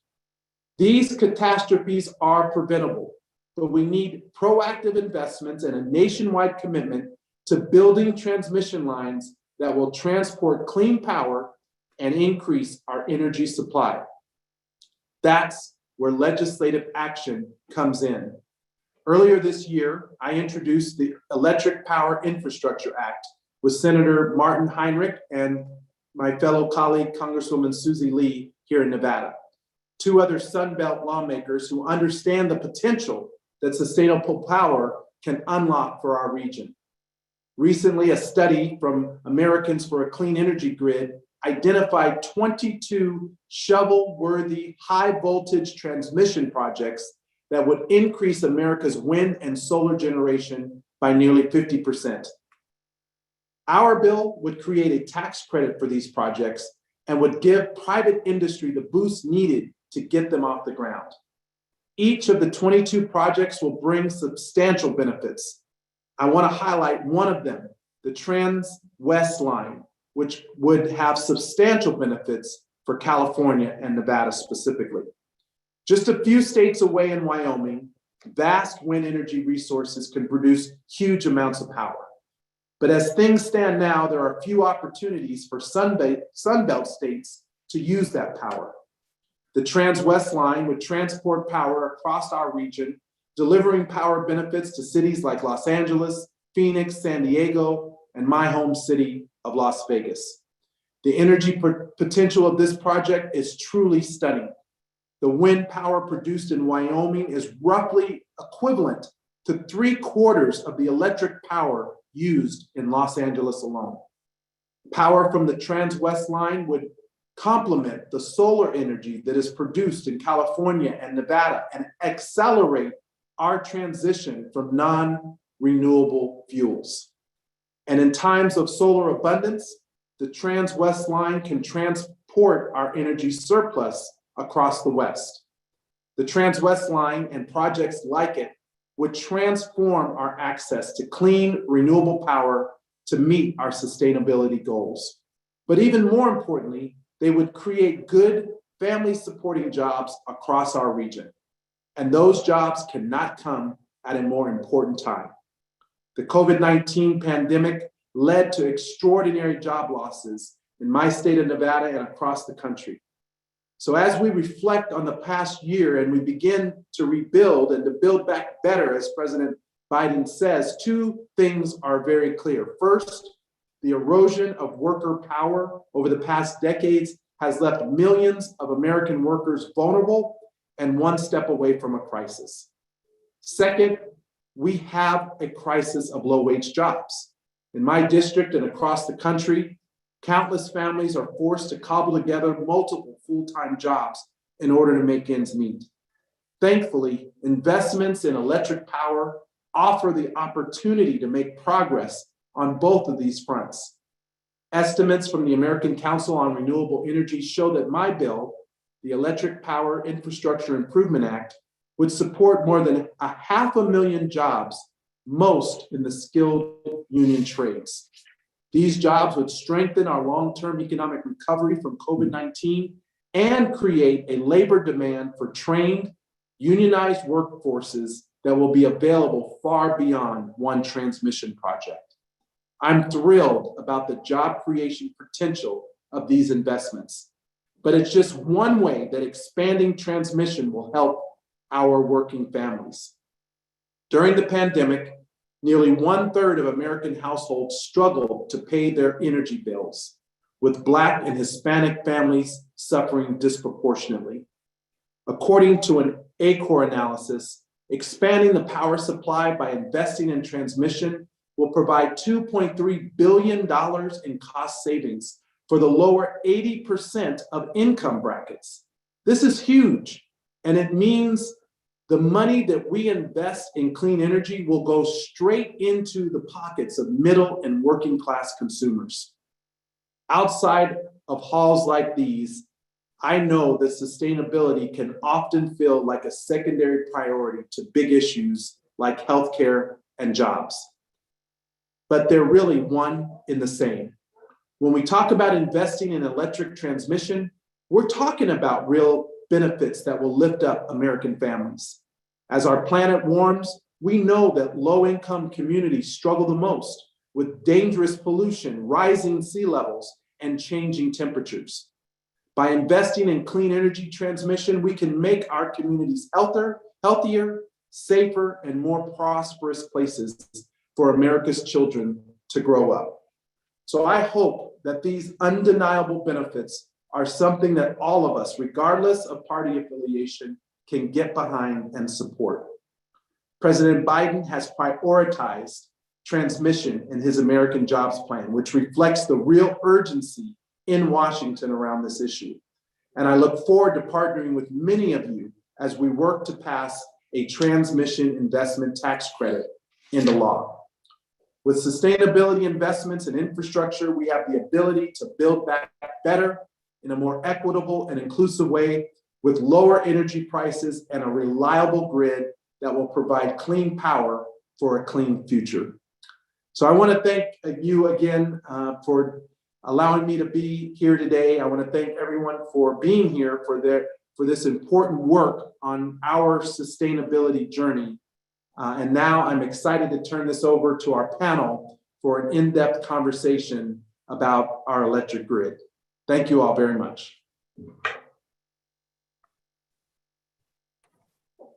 We now welcome our next panel, Overhauling the Nation's Grid Infrastructure and Impacts on Our Regional Economy, moderated by Mary Nichols, former chair of the California Air Resources Board.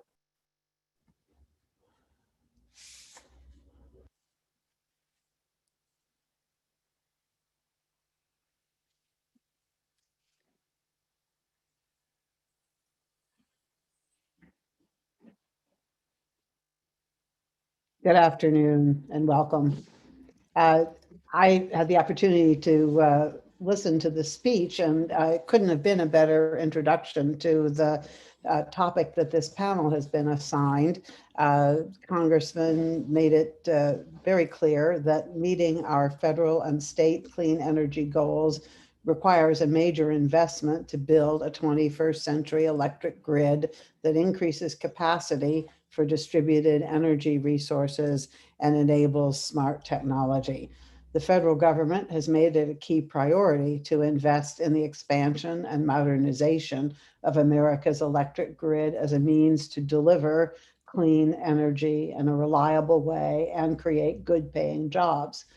California, for its part, has already been focused on grid modernization and has invested resources in this to help us meet our goals of producing 100% clean energy by 2045, while focusing on enhanced safety, reliability, and resiliency in the face of growing natural disasters.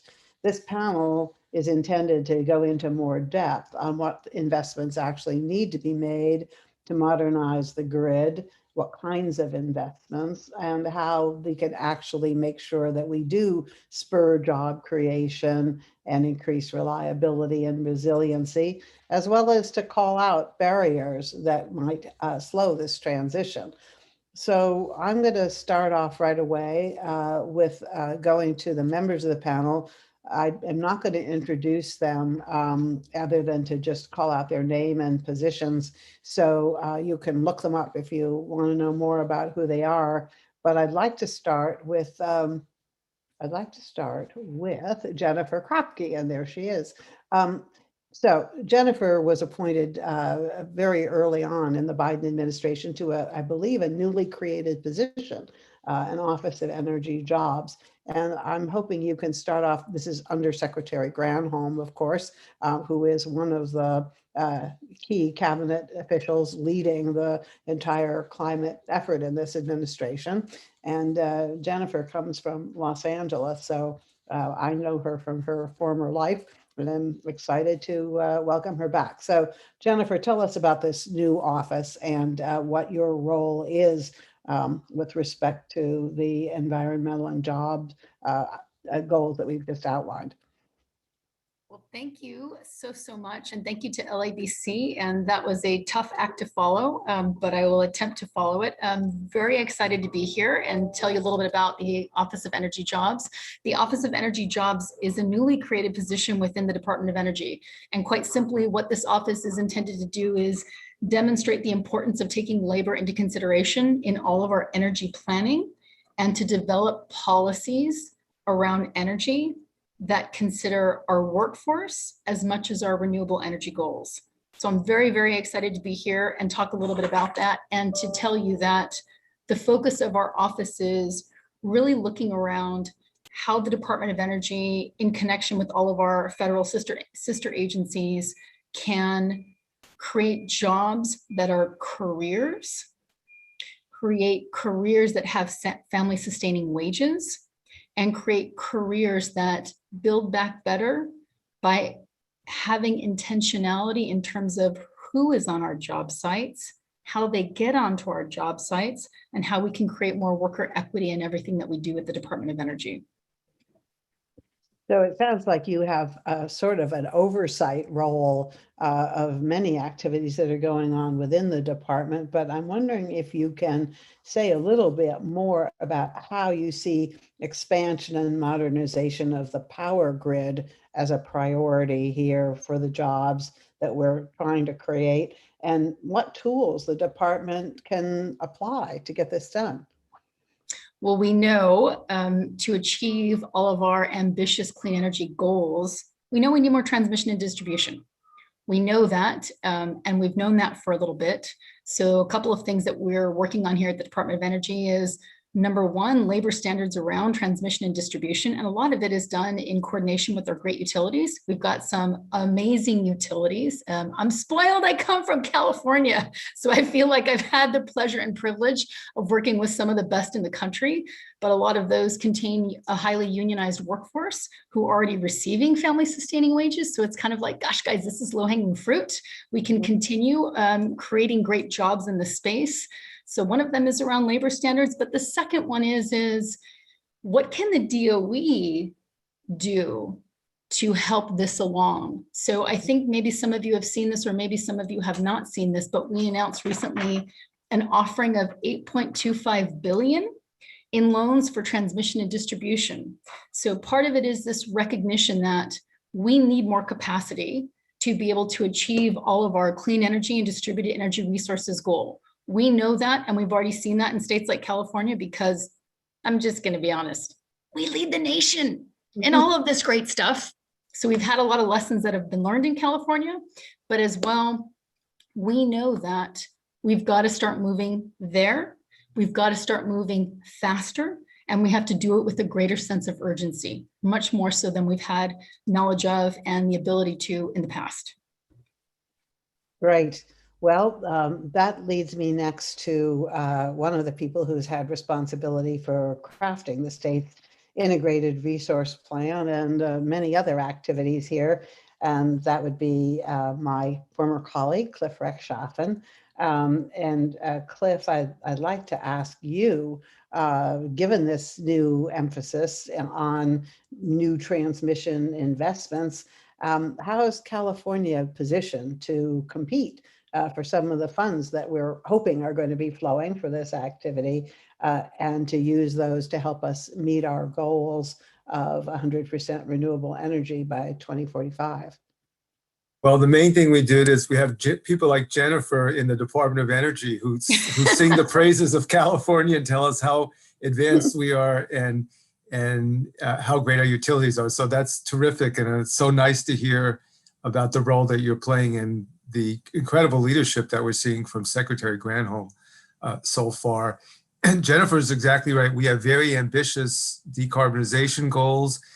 They're going to require a lot of zero emission resources and thereby transmission. And just to give you some context, by the middle of the 2040s decade, 2045, we will probably need 3 times the installed capacity of our current mix. And that means an incredible amount of new solar, over 100 gigawatts of new solar, 30 gigawatts of new wind, both onshore and offshore, 50 gigawatts of new batteries. So we know we'll need a lot of infrastructure to support this unprecedented amount of resources. Mary, you mentioned the integrated resource planning process. That's the process where we at the Public Utilities Commission for the state's investor-owned utilities determine the amount, the type, and location of new resources and the transmission that is needed to get there.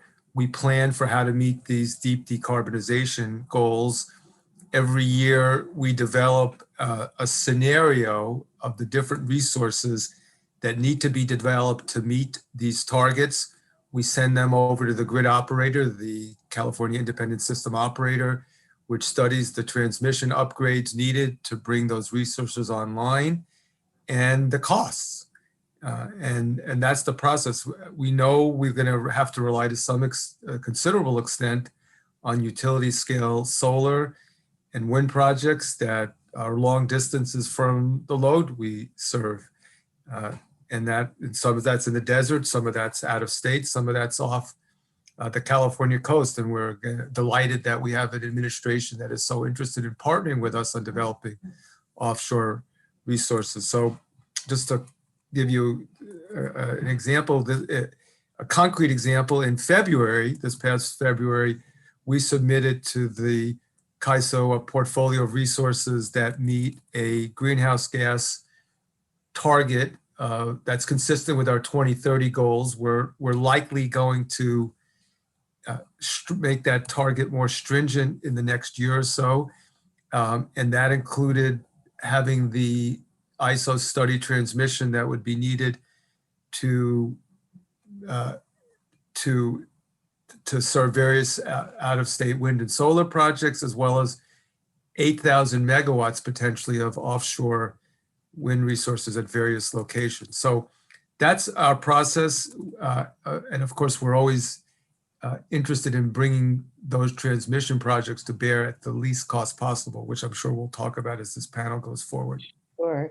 But just before I let you go after these brief introductory remarks, I sense that some have tried to create a dichotomy or a conflict between investments in new transmission versus microgrids and battery storage, or to see them as competition with each other. And I'm just wondering what you can say about the role that any of these will play in the overall effort to get to resilience and reliability. Well, we'll need all of the above, and all of the above doesn't mean coal, gas, and other fossil resources. It means we'll need all of the above in terms of our clean energy resources. And that includes both demand side resources like batteries and consumer facing programs that reduce demand, as well as distributed energy resources, as well as utility scale resources. Just the scale of what needs to be done is unprecedented, and will need everything to be brought to bear. Microgrids and storage play, well, let me back up. Storage will play a very, very important role in integrating resources, because we know as we transition off fossil resources, we need zero emitting firm resources or clean resources that can fill the gap when the sun doesn't shine and the wind's not blowing. And so batteries are going to be a very important part of our resource mix. Just to give you some context, as a result of a decision we reached at the PUC in 2019, we are now going to see a tenfold increase in the number of batteries coming online on the grid in the next summer, this summer and next summer. And as I said, we're going to need, close to 50 gigawatts of storage by 2045. But beyond that, we live in a state where we face a lot of external threats, and we face outages due to wildfires. We faced potential outages due to just extreme heat storms and the intense demand on our system. And microgrids and batteries can play a very critical role in providing resilience to our customers. They can help ensure that essential services stay running during outages, whether it's caused by a wildfire or a proactive public safety power shutoff. Microgrids can help reduce electricity costs and peak load of a building or group of buildings using storage and other electricity generation. Hopefully, most of that will be renewable. And we've been doing a lot at the PUC to accelerate the development of microgrids and also the use of batteries to provide backup power during outages. We devoted over $600 million in a program known as our self-generating incentive program, which is a customer-sided program, customer-sided generation program to enable customers to install batteries at basically a full subsidy if they are in high fire threat areas and if they're disadvantaged or medically vulnerable or serve critical infrastructure needs. And that program is going to fund the installation of thousands of energy storage systems. Great. Okay, well, I'm going to want to come back, I think, to some questions there, but I'd like to next introduce our speaker from the solar energy industry, somebody who has actually built solar installations with a company that he founded called 8 Minute Solar Energy. And so this is Tom. Where are you? I saw your picture there. There you go. Okay, Tom Buchenbach is someone who I want to really talk to about what it can actually take to get the kind of deployment of renewables that we know we need. And I know you can enlighten us on some of the practicalities of the challenges that we will face in order to deploy the level of renewables that we've identified are needed by 2045 or even sooner if we are going to meet the announced goals of the Biden administration. So I'd like to give you the floor here for a few moments to fill us in on what we should be thinking about. Yeah, good afternoon, Mary. And thank you for the introduction. Our company, 8 Minute Solar Energy, we do develop solar and integrated solar and energy storage power plants across the Western US and Texas. We have about 18 gigawatts right now under development and about 24 gigawatt hours of batteries. So we're in the trenches. We're working this every day. There are a couple of areas where I think our industry needs some help in general. And I applaud the Biden administration for setting very aggressive goals. I think those are attainable, and we are a nation of innovators. So I think we, as a country and as a state, we can push this agenda forward and go in that direction. The areas where I think we need some help is in the permitting process. And I'm not talking here about modifying CEQA or something like that. I think it's actually much simpler than that, which is if it takes U.S. Fish and Wildlife 6 months to even look at an application to build out transmission that we need or approve any kind of mitigation measures for a solar site, then that becomes a real bottleneck. So if we could start thinking about funding the agencies that actually enable this, it is relatively small dollars, but it really will unleash a lot of activity in terms of being able to move projects forward, so that rather than waiting years often in the permitting process, that we can expedite this and accelerate the growth of the renewable sector, both in California and across the US. I think that's the first area that's simple. And there's a lot of good folks out there looking for jobs that these agencies could hire that could really, really accelerate our growth. Second, we need 100%. That's exciting. It's great to start off with another opportunity for creation of some very good jobs, which is on the other side, the permitting side. Yeah, and it's really a bottleneck. If you talk to any company out there, it's there is a lot of good intent, but a lot of these agencies are just overwhelmed, and that's true both for federal agencies, local agencies, but also for counties. Just simply, the money to hire the right kind of people to process this and to do a good job. We all want to build things conscious of the environment and the impacts that we have. So there's no question here for shortcuts. It just needs to get done. So that's really kind of our primary task. The second one, more at the federal level, the investment tax credit has been an incredibly successful program. Now we're talking about adding in additional resources, adding in batteries, adding in transmission.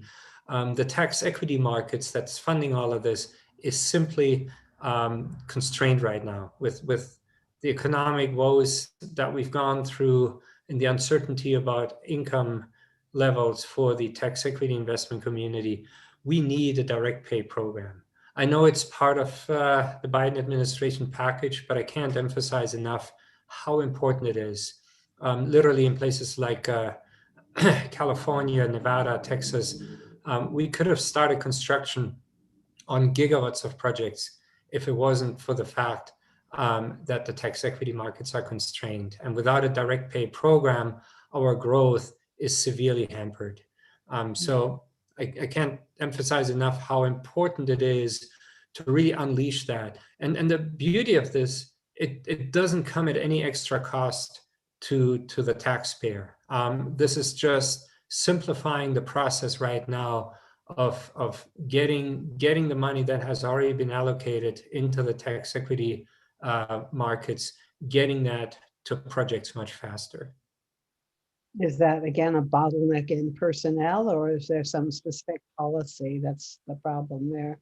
That would be a policy or law, I guess, in this case, that very similar to what we had in 2009, the 1603 cash grant program that basically short circuits the tax equity markets and lets you go directly to the federal government. So instead of going out to find investors that have a high tax liability and then they write it off their taxes and we make a deal with them, et cetera, that loop right now is severely clogged.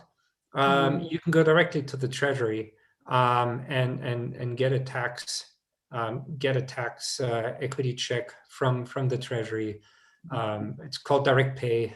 So literally getting a check from the Treasury as opposed to having to go through the tax equity markets. We think both in parallel should exist, that there's pros and cons, but having the alternative route really will accelerate the growth tremendously. we could have created literally, I think we did the analysis just a few months ago. Our company alone could have created well over 1,000 well-paying jobs if we would have had a direct pay program in place. What about technology? Can we use any technologies to help us also advance the infrastructure on the grid and transmission side? Absolutely. That's actually one of the areas our company specializes on, what we call the smart power plant. Thanks to the confluence of new technologies that we have today, and that's not just solar panels have gotten cheaper, but battery technology have gotten cheaper and the quality has gotten much better. But also power electronics. We now have DC lines, we have networks. I can deploy an asset like the one you see behind me here and firm up power from other regions. I can do grid stabilizing services today with high-speed networked assets.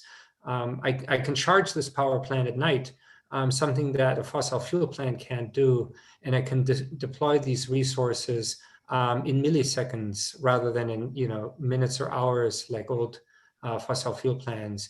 So this is kind of like having a smartphone versus a flip phone. They both let you talk, but the new generation of smart power plants really is a tremendous game changer to deploy technologies to make our grid much more resilient, much faster in response, and provide a much higher quality service at a not only clean, but also now at a lower cost than burning fossil fuels. So this is an investment into the future. It'll have huge dividends. It's kind of a very high return on investment kind of decision that we've made, that the Biden administration is pushing. It's the right thing to do for the environment, but it's also the right thing to do for the economy. And as a country, we have the chance right now, which to me personally is satisfying. I'm a physicist, so I love technology. I'm a gadget freak. It is our ability as a country to really take the lead in developing these next century technologies, in these smart power plants, which are the other side of the smart grid. Today we focus exclusively on the demand side of the grid with our smart technologies, but we can now make the generation side smart. And that is tremendous innovation, that the entire ecosystem of the power system is now smart. And we as a country can take the lead in developing these technologies and driving this forward, and then ultimately exporting all of this to the rest of the world. Great. I think we should now turn to our final panel member, Drew Murphy, who's already been complimented, at least on behalf of Southern California Edison, for its leadership on these issues. Drew is the person in charge of strategic planning for Southern California Edison International, I should say, Edison International. So he's responsible for managing the overall strategic planning process and its subsidiaries, and he's overseeing the analysis of emerging trends in the industry, as well as their impacts on the regulated utility, which we deal with here in California. But I want to start by asking you about a plan that was produced a while back called the Pathway 2045, which was a white paper that outlined some significant investments that are needed to decarbonize the California economy, and to ask about grid investments that you foresee specifically coming up for your company, as well as for the state and the country as we head down this path towards carbon neutrality. Well, thanks, Mary, and thanks to LABC for hosting this really important summit and really important conversation on grid investment, which is something that is top of mind for us right now, all of us, but particularly us at Edison. And I am going to pull a little regulatory piece here, because I've got to say this at the beginning, and Commissioner Rechtschaffen will appreciate this, that I might touch on something in my comments that relates to an open rate setting proceeding. And if I do, and there's other decision makers from the PUC on the phone or in the conference listening, just let me know at some point during the conference or afterwards, so that we can make sure we make the right regulatory ex parte filings. So with that disclaimer out of the way, let me try to sort of dig into your question, Mary. And there's a lot we could talk about here. But you mentioned our Pathway 2045, which we put out a couple of years ago, and the goal of that was to take a look at how, as a state, can we get to 2045 and meet the state's really ambitious climate climate objectives of carbon neutrality by 2045. And what does that mean across the whole economy, as well as particularly focusing in the electric sector? I can give a little detail on sort of what we found, but obviously the primary drivers of what we think has to happen, I think we're all familiar with, and we've touched on them, is continuing to further clean up the energy supply system, which is absolutely critical. But as we know, we've actually made a lot of progress. And Jennifer, you mentioned this in this state already. We've been at it a while here on this, and folks like Mary have been at the forum, and Commissioner Rexhoff. And so we actually need to turn next to really urgently to the other sectors, particularly transportation, but also the building sector. So there's a lot that has to happen. When you look at just the electric sector alone, though, and some of our statistics around what we think has to happen are maybe a little bit different, but directionally the same as what we've heard previously in this discussion today, which is significant amounts of new renewables. I mean, our numbers are something like at least 80 gigawatts of new utility scale clean generation, mostly renewables, solar and wind, of course. 30 gigawatts of utility scale storage, plus we're talking at least 10 gigawatts of storage from DER, so behind the meter, a lot of it in single family homes and businesses, and also 30 plus gigawatts of solar, probably on people's rooftops. That could be up to as much as half of the homes in California. It's pretty daunting when you think about those numbers, as we know, in addition to the electrification of the transportation sector, as I mentioned. So what does that mean for grid investment? Our rough numbers looking out to 2045 were about $250 billion of clean energy and grid infrastructure investments across California. And that is a huge amount and to sort of get behind, but it also means a lot of opportunity. And we've talked about jobs. And I think that's the really interesting thing here, if we get it right, is the impact we can have in terms of job creation and impact on communities where that's really, really needed. So we need to talk about doing that in a way that really puts equity and a just transition first, I think. I think that's something maybe we'll talk about later on. When you look at just the grid investment, rough numbers that we're looking at, probably about $75 billion in grid investment by 2045, of which about $43 billion in our analysis was needed just for transmission infrastructure to import out-of-state power into California, to connect it to the CalISO system.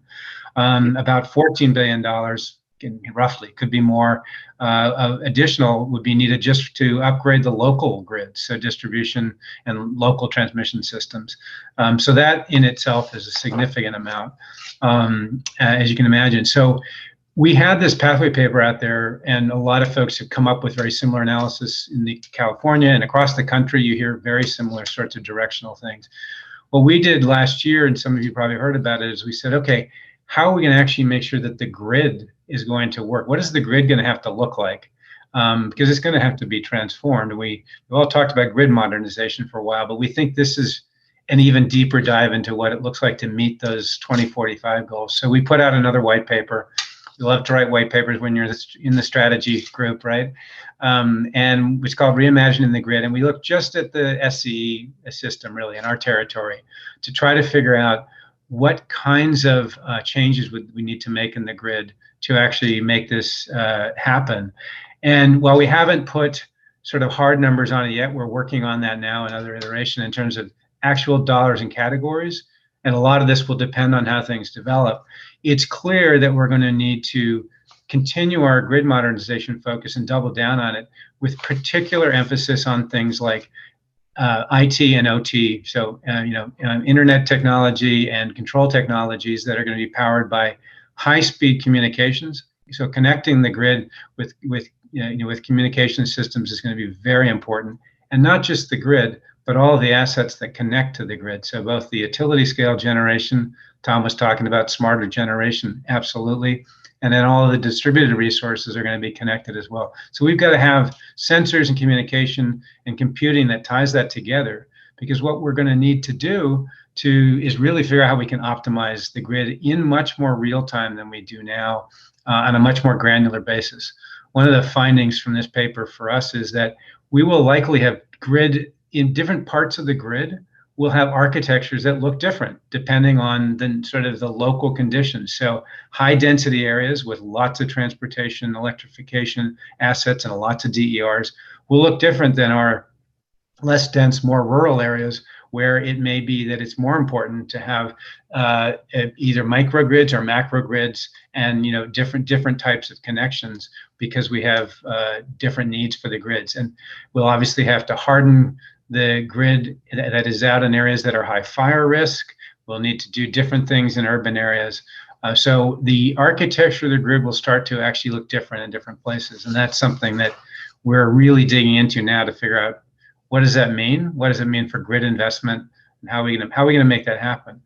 One of the things I want to emphasize here is, and I think we've touched on it, this is not something that one stakeholder, that utility alone can solve. This is going to take, first of all the utilities in the state working together, because we're all going to need to be deploying these things consistently with similar standards and that work together. We're going to have to be working with the regulatory bodies, of course, the CPUC and the CAISO and others, the CEC, but we'll be needing to work with also the private sector and companies like Tom's, because they're going to be deploying a lot of the actual resources on behalf of customers or contracted to us or the other utilities. So this is a multi-stakeholder effort that we have to get right. And it's 25 years, sounds like a long time to plan for this, but it's pretty short when you think about the planning cycles and the amount of investment we're talking about and how long it takes to get things done. So I know that that's something most of us are aware of, but that's the last thing I'd say is that this is something that's going to take all of us getting behind the way we are on this call today to make it happen and become a reality. Utility companies historically, as everyone knows, are very place-based. They're very located in a particular service territory. And what you're suggesting is something that really transcends that in terms of the need for interconnectedness, but also for thinking together. Do you think we have the mechanisms in place to do that? I think we're developing them. I think this is a journey we're on together, and right now, I mean, the IRP process that we're all going through is a really important process, and we're working on developing that to be a much more effective tool for planning how the grid is going to develop. For those who don't know, that's the integrated resource planning process that we go through as utilities and the other load serving entities that serve all of the electric customers in the state. I think that we need to continue to develop more integration between the other bodies that sort of are involved, and so that's something I think we continue to push for. Reliability planning, I'll just say I think what we discovered last summer with the rolling outages we had was the fact that we had the systems in place to do it, but I think there were clearly lessons that could be learned, and I think the report that CAISO put out, sort of underscores that, where we could be working together better and where planning could be done in a different way if we're working together on it. And that's an example of where we can't afford to have that happen in that way again, probably for many reasons, but especially if all of us are relying on the grid to electrify more and more of our economy and our lives. So I think there's more we can do, but I think we have a lot of it that we're working on. Great. I didn't plant that question with you, but it now makes me want to turn to Commissioner Rechtschaffen and ask a question about the integrated resource planning process. If I can do that here, I guess my question for you would be, do you see this process as being the place where these kinds of issues are going to be able to be addressed? Is that part of your intent and what's going on there? Forgive me if I haven't followed you. Yes, I do see that. That's the point of the integrated resource planning process. It's designed so that we as a regulator, and more importantly, the load serving entities that provide electricity to our customers, plan for everything. They consider reliability, safety, affordability, climate, because they have to meet GHG reduction targets, as well as other goals that the legislature has set, such as reducing pollutants and a special focus on reducing pollutants in disadvantaged communities. So it's very much designed to be holistic, forward-thinking. We do 10-year planning cycles, and actually we are looking more toward the 2030s and even our 2045 goal in that process. I should point out we only regulate, in this process that I'm describing covers the investor-owned utilities. They're comparable processes that the large publicly owned utilities, including LADWP, go through to plan for how they're going to reach the state's climate targets. I should mention one other thing that's important, Mary. We are now working very constructively with our sister agencies, including the Energy Commission and the Air Resources Board, to start planning for what we need to get to our 2045 goals. That goes beyond our integrated resource planning process. The state conducted a series of studies under SB 100 about scenarios for getting to our 2045 goal of zero carbon electricity. And while the statute only requires that we have reports every 4 years, the agencies themselves are now engaged in a stakeholder process to try to look at a whole bunch of issues that relate to meeting those goals, including permitting issues, land use issues, resource issues, economic and job issues, and so forth. So that's, in some sense, the IRP plus process. It's beyond the statutory mandate of the IRP, but it's designed to be holistic and look at what we need as a state to do to get to these very deep decarbonization goals, including, and this may tease up another question you have, including if we want to accelerate those goals Yes. and take advantage of great things that the Biden administration or Congress are doing. Right, right. So I hate to sort of keep circling back, but this is the nature of this kind of a discussion, I think, is that somebody puts out an idea or a comment and then it becomes a question that goes back to something that was already said. So I guess I would go back to what Tom was talking about in terms of the challenges with the investment tax credits, in terms of being able to actually get regionally significant projects built, and ask the question both for you and ask Tom if he wants to engage a little bit further here in terms of do we really see the ability to actually build these things, even when we say we want them and it's what we need, you know, do we think we actually are going to be able to get there? Well, I think we are. Unfortunately, I can't control the timing of the investment tax credit or the awarding of the allocation of tax credits, although I am optimistic that this Congress and this administration will do very positive things in this regard.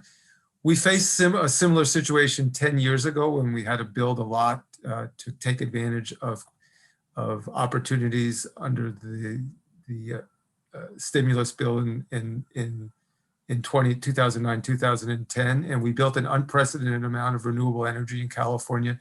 People said we couldn't do it. There are too many challenges. It's too hard. Permitting's too difficult. And we did it. We exceeded expectations. We built important transmission lines, including the first policy-driven transmission line in the country to Tehachapi. We built a Sunrise Power Link project that brings energy to load in Southern California.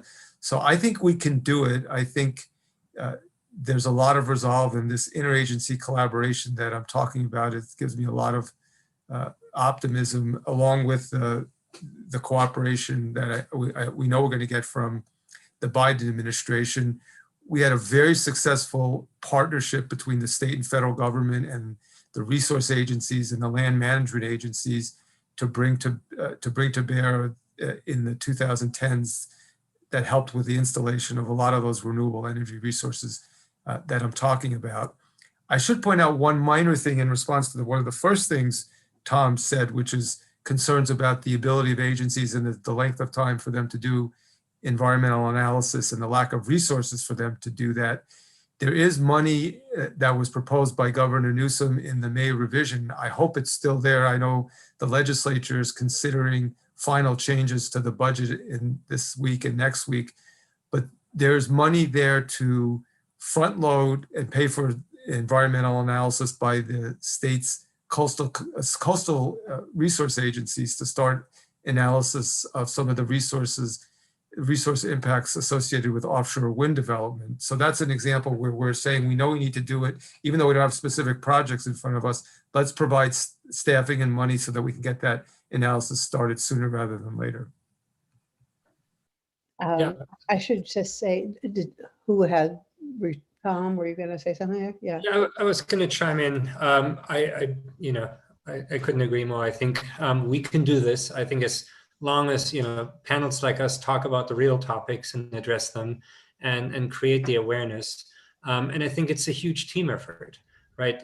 You asked me about technology and all that, but let's not forget about the workforce training, creating these great jobs. There's a lot of momentum there. Where I think our tight collaboration that we've shown in California together with the unions, we can create great jobs and we can build projects on schedule, on budget. It's very important that this all works in unison, and that we act as a team with a common goal. And I'm absolutely convinced. And what Cliff talked about earlier. When I started this company 12 years ago, people thought that the 20% and then 33% was unattainable. And today we've exceeded it ahead of schedule.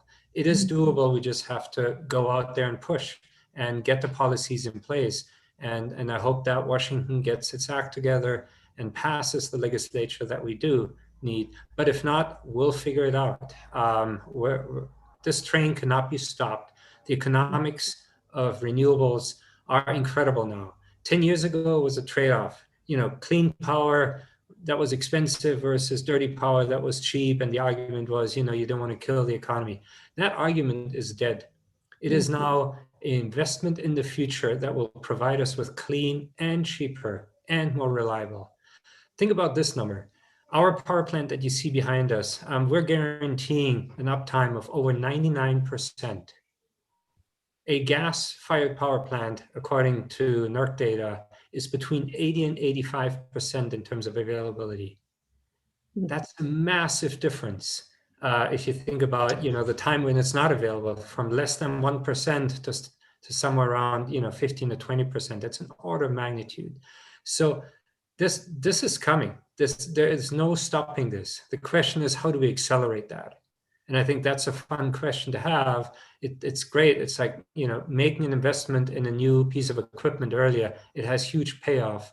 And how do we accelerate that process? Thanks. I want to jump in. Yeah, I want to jump in for a second because, we're having a lot of great conversation around, the business aspects and the regulatory aspects. But I think, Tom, if I can be so bold, you touched on a topic that is so near and dear to my heart, and that is the investment in the workforce aspect. And one of the things that's so critical, and one of the reasons why what we've done in California is so significant, is because we've created great union jobs in clean energy. We've been able to demonstrate through all of the utilities that are on the phone today or on this presentation. SoCal Edison, LADWP is here. Clean Power Alliance County of Los Angeles is also here. All of these different entities are entities that have really said, labor is an investment. It's not a cost, it's an investment. And we are going to invest in our labor as much as we invest in all these different aspects of buying and selling utility to the end users. So part of what is so significant about this is when I am asked from different stakeholders, how are you going to create good jobs in clean energy? The good jobs are in fossil energy. I smile and half giggle and say, because it's already been done. Because we've already done it in places like California, where we have apprenticeship-based career pathways, where we have an investment in workforce, and where we don't see labor as much of a cost as we see it as an investment, and where we are already working on building back better through targeted hiring on our project labor agreements. So I wanted to kind of make sure that that is part of what we're talking about as well, in terms of clean energy also can bring union careers, not jobs, careers, and some of the great organizations within this panel, and also within this, this virtual collective event that we're at today, have already demonstrated that. So that's part of the reason that, for us, I think it's very obvious. But I know for many people who are in different parts of the country and involved in different types of energy procurement are not aware that the things that the Biden administration is going to do are things that have been already done and are available to be implemented in other places, because we've already developed the model here in California. Well, it's great that you're in a position to help hold up that model and talk to people about it, despite the fact that up until now, I know we haven't really been able to have people all working together in those offices back in Washington, where they need to be sometimes to spread the message. Do you get any sense yet that there is an uptake or an ability on the part of your colleagues to sort of spread the word, so we're not just talking to ourselves? I do. We're led obviously by the White House. We're obviously led by President Biden, Vice President Harris, who's another amazing person from California, if I can just continue to sing our praises. But there are so many of us in this space who are collectively thinking about, how do we create more worker equity? How do we create more union jobs? And how do we erase the false narrative of it's fossil energy or it's clean energy and labors with fossil energy, but in clean energy, there aren't those jobs. It's really a question of, we are creating clean energy. There is work to be created. Are we going to create careers or are we going to create jobs? Clean energy is not a new industry anymore. And there are innovators and people like 8 Minute who've already demonstrated that it can be done. So the question is, how can we get there quicker and faster? We know we're going to get there. How do we bring everybody with us? So maybe I could ask Drew, even though this isn't precisely your area, but operating at a level that is not just within the state of California, how do you see us being able to kind of transmit some of our thinking? We can implant our people, I guess, in the administration, and we've already done quite a bit of that. That's very important and helpful. But I'm wondering if you see any other venues or opportunities out there that we might be able to take advantage of. Oh, it's a question we actually think about a lot, Mary, and I think important to all of us. So at least from a medicine standpoint, one of the things that we take very seriously is trying to take the thought leadership that's going on in the state and actually sort of use that to help drive the conversation and the efforts in other places. We engage in a couple of very specific places. We are very involved in our industry trade association, the Edison Electric Institute, where we have, I think, taken a pretty leading role in driving the conversation first around clean energy, but most recently around transportation electrification is one of the things that really happens. So, my boss, our CEO, Pedro Pizarro, has been the co-chair of this transportation electrification task force that EEI has had for several years.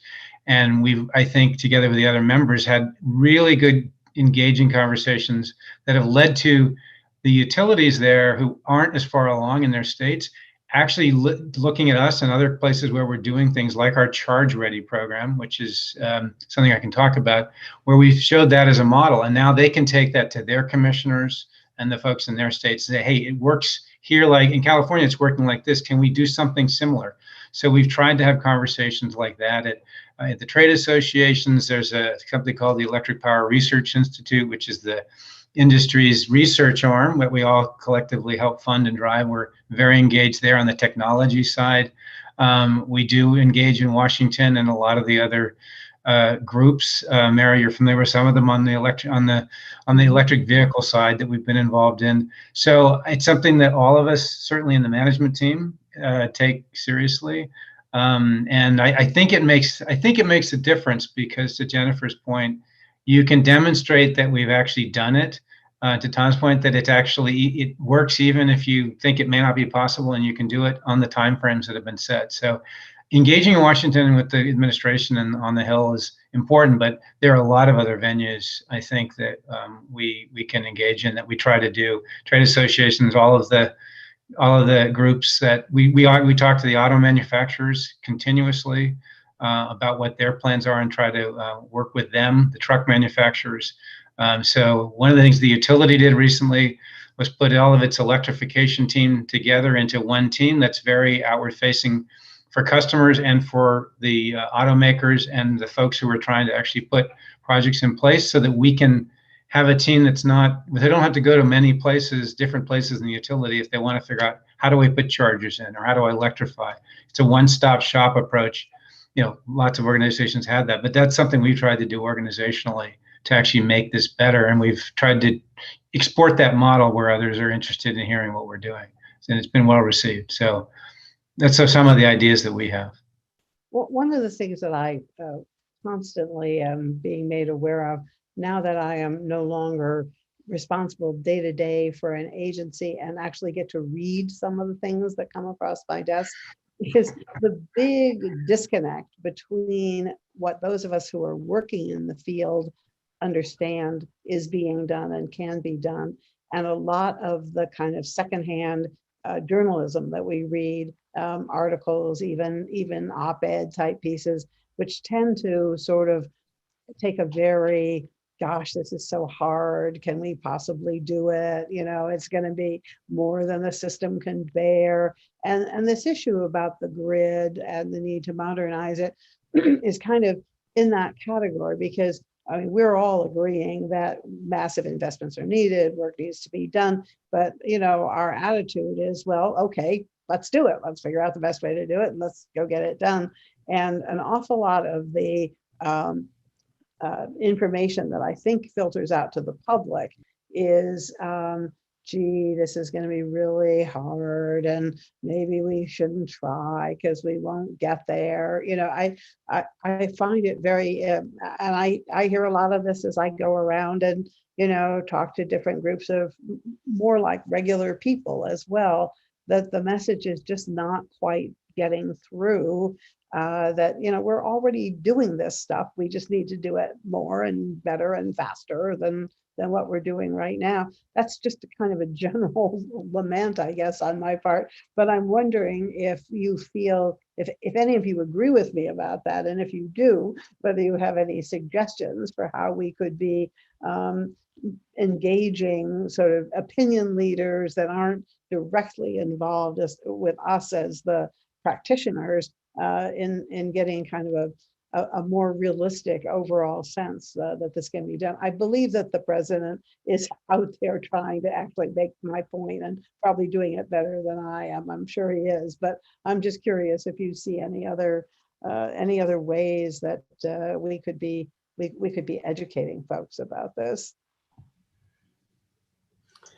Well, maybe one thing I'll know to say that, and we touched on it earlier a little bit, I think is really important. And you're right, Mary, that we're sort of in the group that talks about this all the time and knows it's happening. And but there's a lot of people who don't see the impacts day to day, and particularly in communities and in groups that are, you know, for lower income, more disadvantaged. I mean, if you look at the, you know, sort of where a lot of the clean energy resources have been deployed, particularly distributed resources, because of the way we have structured the subsidies and the things that have incentivized them, they have not necessarily showed up evenly across across society, and certainly in California. And I think it's incumbent upon all of us as the leaders and the thought leaders to, at this point in time, to not only look at how to create jobs that are equitably sort of deployed and dispersed, but also make sure that the resources are deployed that way. And that's going to require funding, different and more funding sources, so that we make sure that the folks who can't necessarily afford these things out of the box in the way they're structured right now, they can't afford them. And EV is a great example. There are ways to get clean vehicles into lower income communities, but they require different programs and different subsidies than we've had today. The same with solar, and this benefits of that. And we know that in Southern California, the impacts of transportation on air quality, put aside greenhouse gas emissions, but you know this, Mary, because of CARB. I mean, if we could deploy more electric vehicles and more electrification into those communities, we'd have the double benefit of addressing our greenhouse gas emissions goals, as well as cleaning up the air and improving health results. And I think I think that's one way to make it tangible for people, back to your question, in a way that makes it more real to a broader group of people, perhaps. Mary, Yeah, I'm very glad you have time to read. That's fantastic. That's really good to hear. But I'm going to take issue with the premise of your question because I don't know that I agree. Of course, I'm in the middle of it, so you're now on the outside with some perspective. I don't know that I agree that we haven't been successful in communicating the message. I look at what the public talks about and what's being talked about in our political discourse, and it seems almost unimaginable 3 or 5 years ago. So you have California with extremely ambitious decarbonization goals, and the dialogue now is how do we accelerate those goals, not whether we can meet them. The costs of wind and solar and batteries and car batteries have gone down so much faster than people thought. It's head spinning. And we have a very serious discussion at the federal level now about a clean electricity, 100% clean electricity standard by 2035, which again was almost unimaginable a few years ago. So I think a lot of the public, at least in the energy space, there's many challenges in transportation electrification, building electrification. But in the power sector, I think there's a good segment of the public that sees real progress and sees very ambitious goals within close reach. No, you're right. I guess I was really referring back to my fixation, which is transportation, because we have achieved so much with respect to the electrical system. The focus of this panel, or the title of it, related to the grid and grid modernization, but several people, and probably everybody at some point has pointed out the connection, which is no longer even a question, between the transformation that we need to make with our transportation system and what's going on in the electricity sector as well. It just points up once again that sometimes when we achieve success, we don't necessarily take the time to appreciate it. We just kind of move on to whatever the next big problem is, and maybe don't appreciate as much how much has been accomplished in a very short amount of time. I know everyone on this panel is an optimist, or you wouldn't be doing the work that you do. And we have a lot to congratulate ourselves about, actually, right at this moment. My feeling, I guess, is just that we still face some pretty significant opposition in the Congress. It is partisan to a considerable extent, but it's not totally partisan, because even within the Democratic Party, there still are serious pockets, I guess, of that are based on geography as much as anything else, where people think that there's something strange and exotic about electric vehicles or about renewable power as a whole. And maybe that's just the transition that we're in at the moment, and that we're all in the midst of it. So I don't want to put too much emphasis on that. I guess I'm always struck when I go out, and I do quite a bit of this now, is in effect, I am the California person, on various academic programs and webinars sponsored by groups and stuff, that we do seem to be the outlier in a good way.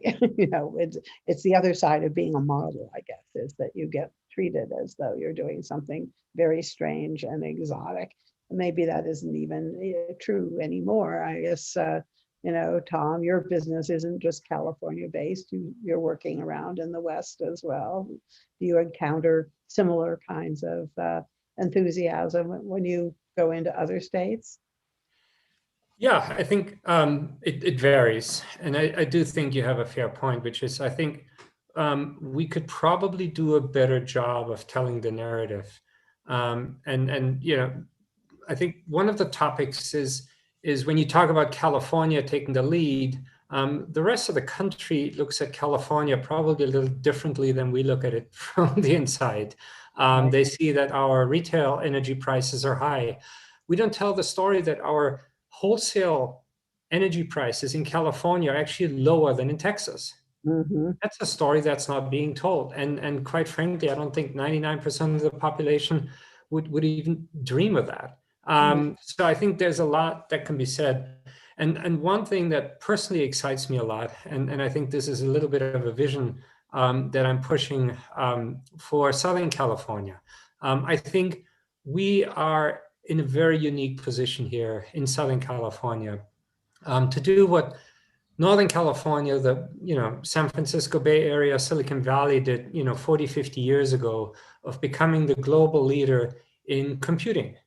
I think in Southern California, we can become the global leader in the clean energy transition. And according to recent estimates, that's a $30 trillion business. That is a lot of jobs. That is a lot of money. So it's not just labor, it's capitalists, everybody sitting there being able to not only do good for the planet, but also good for the economy. And I think that's a narrative that needs to be told much more so, that this isn't just fighting climate change, which is a hugely important topic, but this is also the future of our economy. That's where we're going. That's where the future is. That's where you should get training for your career. Sorry, I nearly said jobs. For your career, that's where the future is. Silicon Valley, that was 40 years ago. We are the new generation. This is where it's happening. And I think that's an exciting story. Maybe we can get some people from Hollywood to help us tell it. I'm sure that the LA Business Council is particularly enthusiastic about that message, since that's been the focus of their work for a long time now.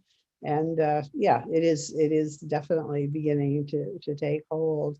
I think that we're already at the point where, Southern California, which once had considerable automotive manufacturing capacity, and then went through a period where we had no auto plants at all. When I moved out to LA in 1971, there were actually 3 big operating auto manufacturers in the LA region. And it was somewhat gradual, but within a pretty short period of time, we went from 3 big employers to 0. And it was one of those things that was kind of a shock to the system. And over a period of time, it's coming back, but in a completely different way, where electric transportation is now booming, but in companies that at that time nobody had ever heard of, which is helpful in the sense that it gives you some optimism about the economy itself being resilient, and how creativity and policy can come together to really build a whole new industry. But it's definitely, looking back, no one would have predicted it, in the 1980s, that we would be where we are today with respect to electric transportation. I had a question that came in from one of the attendees. We're not, taking audience questions on this panel, but I try to monitor the chat that's going on just to see if there's something that people are anxious about.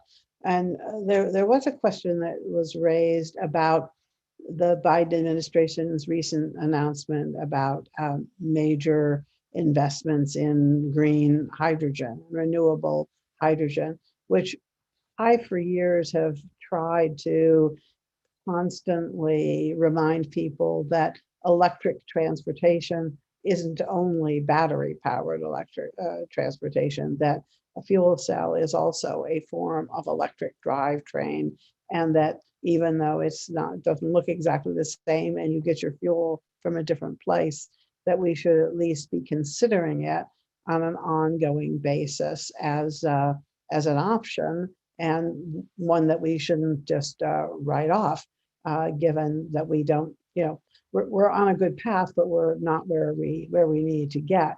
And I'm just interested whether any members of the panel would be willing to jump in and make a comment on that issue about the future role for the hydrogen-based economy as well. Jennifer, you gonna take that one? Yeah, especially because it's from my beloved Department of Energy and all of our great people there who are working on energy supply, and in this particular case, hydrogen. You know, that's one of the areas that we are really focusing on and have been really thinking about at the Department of Energy, because we know that there are a lot of conversations around gas and around hydrogen, and we know that hydrogen really has the potential to create a lot of great union jobs. So it's one of the areas that we're very interested in, and I think. Mary, you and I have had the benefit of being in the transportation space and knowing that battery electric and hydrogen fuel cell electric are also both zero emission. Right. So they are both great complementary approaches. One area is just much further developed than the other area, but hydrogen also creates a lot of great can create a lot of great union jobs. And there are places in the country that are more advanced than that. Not California yet, darn it. And that's why I want to do a little plug for our loans program office at the Department of Energy, because we are definitely interested in funding investments in the energy space, specifically ones that create great union jobs. So there's a little plug for our LPO office and Jigar Shah, who is heading that up, who many of you know from all of our prior interactions in the energy space. But it's definitely something that we are pursuing, and definitely something that deserves much more conversation in this space, because it does have a lot of great climate potentials as well. Okay, I've just received the message from our sponsors that I am out of time. we have used up all of the time that we had. We're just barely scraping the surface, but hopefully we have moved the discussion on in a way that will give people something to take back with them and to work on, and join us as we continue this effort to make California the leader that it has been and will continue to be in the clean energy space. So without further ado, I think I need to turn this back to somebody. Thank you all. Thank you. Thanks, Mary. Thanks. Thank you. Now, please welcome John D.S. Allen, Board Director of the Water Replenishment District of Southern California, to introduce our next keynote. Good afternoon. It's great to be with you today. Thank you to the Los Angeles Business Council for putting on this important annual event. I'm honored to introduce our next keynote speaker, Secretary Wade Crowfoot. I come to you this afternoon, a month after a drought declaration was announced by Governor Gavin Newsom for most of California. The drought reminds us again of the need for a sustainable water supply. Importantly, this goal is not new. A great many people have been working diligently on the task of securing a sustainable water supply for decades. Today, we reap the rewards of this work. I'm happy to report that in some areas, we are better positioned to meet the challenges of this current drought. For example, after 15 years of work, the Water Replenishment District, my agency, has created a locally sustainable water supply for groundwater replenishment in southern Los Angeles County. Our service area, which covers the central and west coast groundwater basins, is home to 43 cities and over 4 million residents. Until 3 years ago, we used tens of thousands of acre feet of water imported from the Colorado River and Northern California to supplement natural rainfall. However, through our Water Independence Now, or WIN program, we made important investments into stormwater capture and recycled water projects. The result is a locally sustainable water supply for groundwater replenishment. We, again, my agency, the Water Replenishment District, no longer relies on any imported water to refill our groundwater aquifers. This marked a huge milestone. However, this is just half the equation, so our work continues. In southern Los Angeles County, groundwater aquifers account for roughly 50% of the water supply. The rest is still met with imported water. After successful completion of the WIN program, we have turned our sights to the WIN for All program. This is a 2040 plan for regional water independence.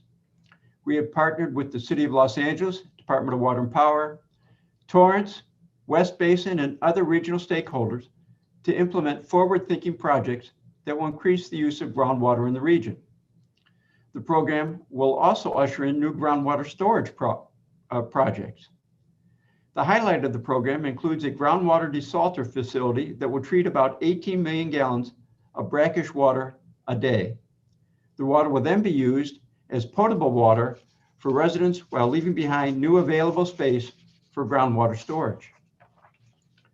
Through projects like this, Wind for All can create a drought-resilient supply of groundwater that meets the full demand of southern Los Angeles County. We are proud to continue our work on these visionary programs and recognize the intricate net of agencies, companies, and community groups that bring these programs to life.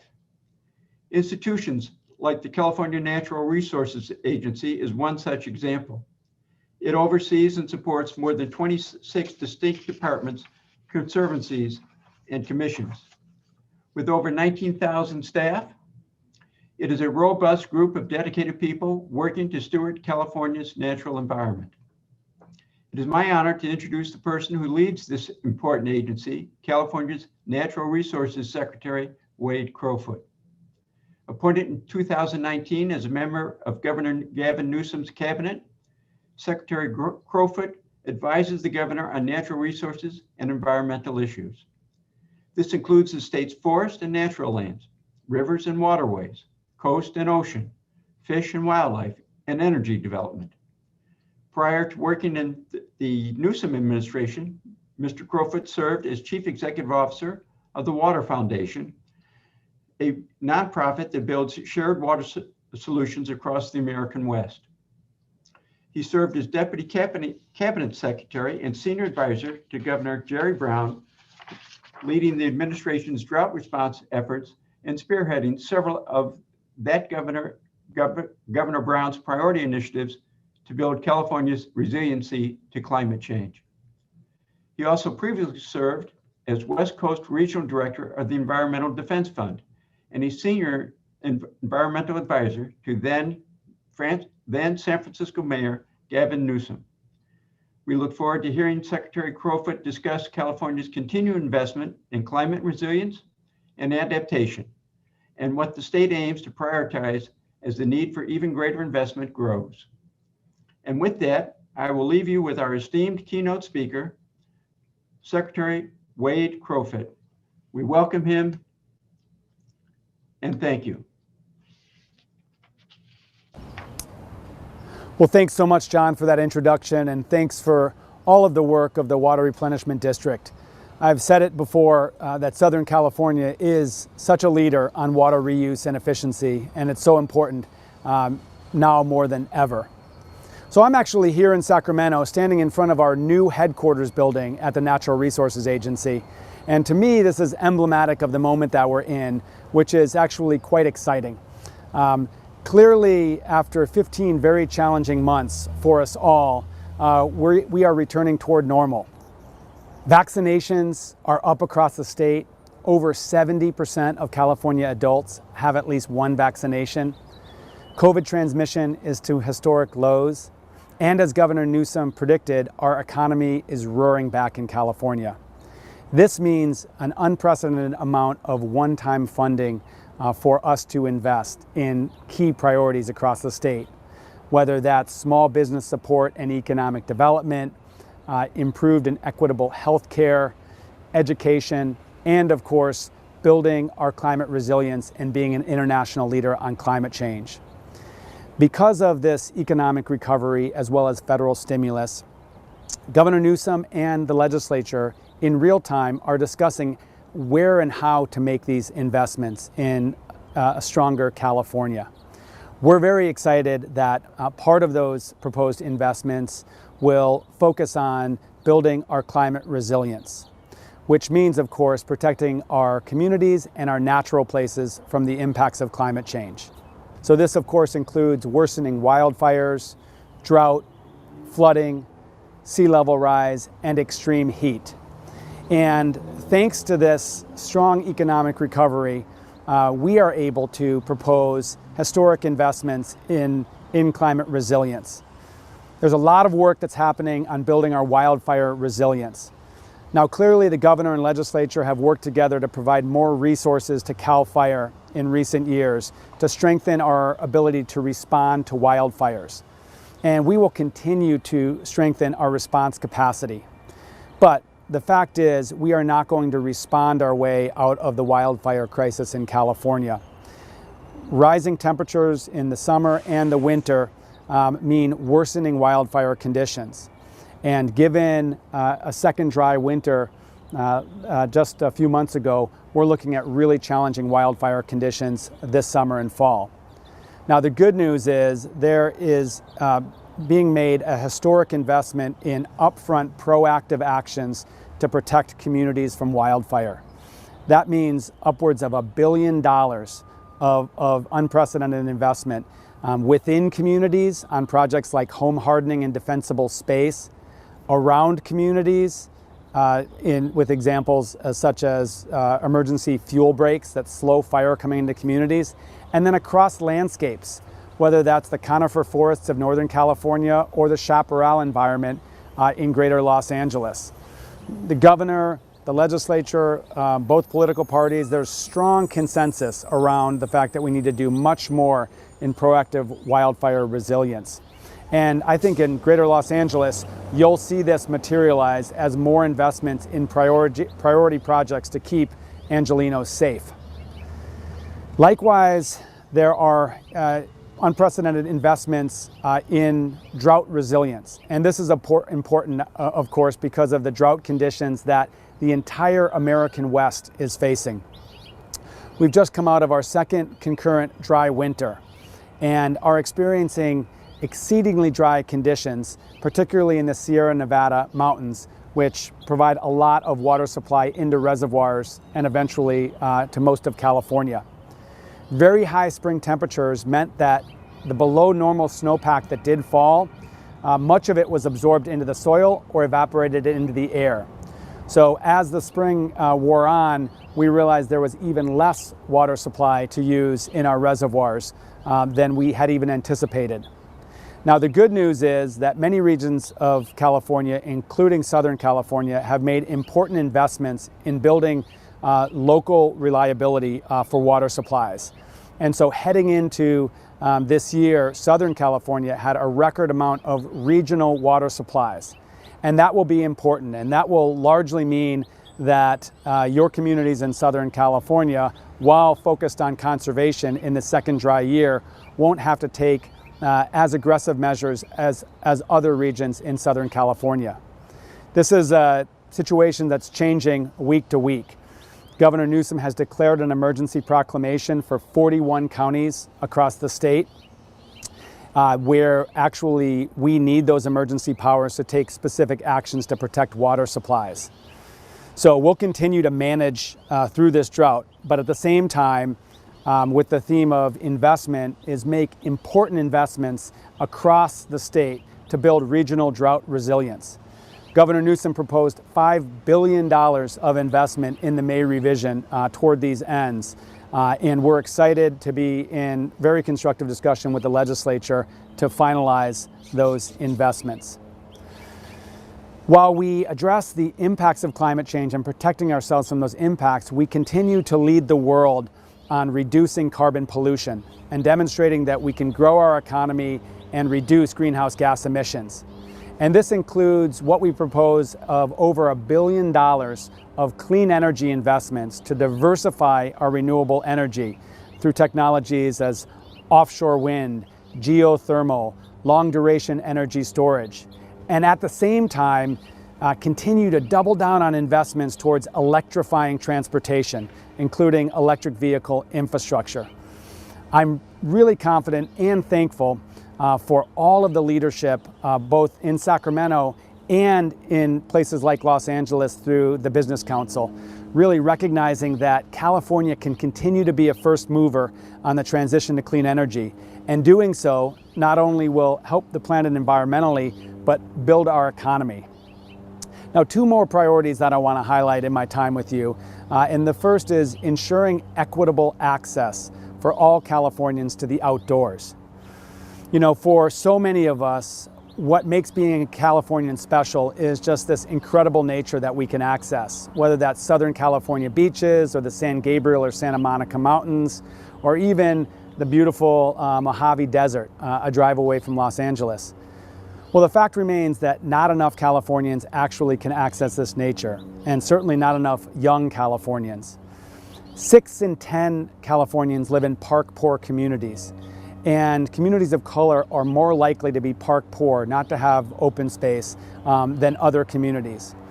So my agency, our agency, spends billions of dollars year over year on stewarding our natural resources and protecting these outdoor places. Increasingly, we're going to ensure that those investments actually build access for those communities and those residents that don't have it. So you'll hear much more about this Outdoors for All effort from Governor Newsom and the first partner, Jennifer Siebel Newsom, in coming weeks. And then lastly, a key priority of the governors is reaching our so-called 30 by 30 target to conserve 30% of California's land and coastal waters by 2030. Governor Newsom established this target back in October through an executive order, and we were very gratified that President Biden actually in January established a twin 30 by 30 goal for the country. Now we're taking an inclusive definition of conservation, not only expanding places of natural beauty and wilderness, but improving environmental conservation on our working lands, on our farms, our ranches, our commercial forests, and using 30 by 30 as an opportunity to build more of this accessible green space and parks that I just talked about. So you'll hear more about this 30 by 30, and we're working hand in glove with local elected leaders, appointed leaders, but then also business groups to ensure that our improved environmental conservation is a complement to our economic prosperity and opportunity. So on all of these topics, I'm most of all thankful to Mary and the team at the Business Council for your steadfast partnership, your advocacy in Sacramento, making sure that as we do right by the environment, we do right by the economy. And I'm just really energized to continue this work. There has never been a more important time to advance our leadership on climate change. And I know I speak for Governor Newsom when I say we are really confident that what we're going to be able to do in coming months and coming years is going to make California's future stronger. Thanks so much for the opportunity to be with you.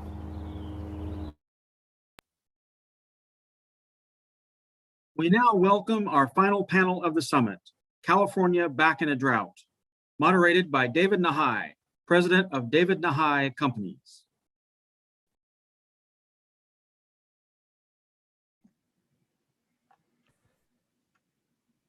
Well, good afternoon, everybody, and thank you so much for joining our panel today. Thank you so much for being a part of the LABC Sustainability Summit.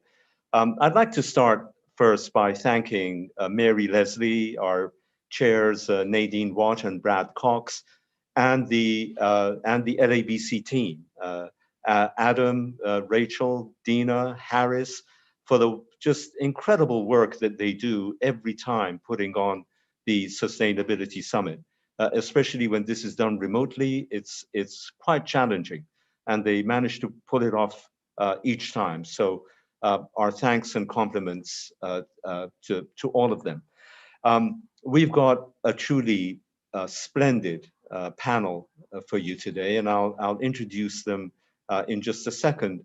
But I'd like to frame our discussion just a little bit before doing that. You just heard from Secretary Crowfoot. He talked about the water challenges that we have in the state, especially in Northern California, but here in the South as well. And just in May, Governor Newsom declared a drought emergency for 41 out of the 48 counties that we have in California, and announced, I believe, a $5 billion 4-year package for water infrastructure and for drought response. All of this, I think, goes to confirm the trouble that we're in. With the advent of climate change, these recurrent droughts have become, unfortunately, a normal condition for us. Here in Southern California, I think that we need to think of ourselves as being in a perpetual, permanent state of water shortage. I don't want to use the word drought because I don't want to trivialize that word. I don't want to normalize it. But water shortage for us is something that we have to face, confront, address, and remedy. And that's because we are so dependent on imported water from the State Water Project, from the LA Aqueduct, from the Colorado River. And that water, day by day, is becoming scarcer and more expensive. And we must marshal our resources in order to secure our water future. And what does that mean? It means wastewater recycling. That is no longer a matter of a psychological barrier for the public. I believe people believe and trust that we can indeed recycle our wastewater, that it's not waste at all, and that we can utilize it for indirect and direct potable use.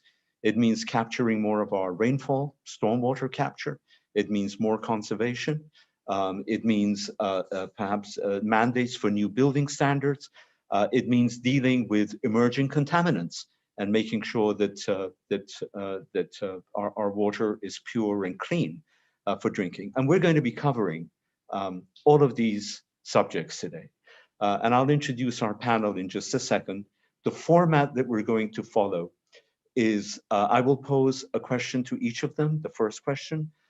They will have 3 to 4 minutes to answer that question.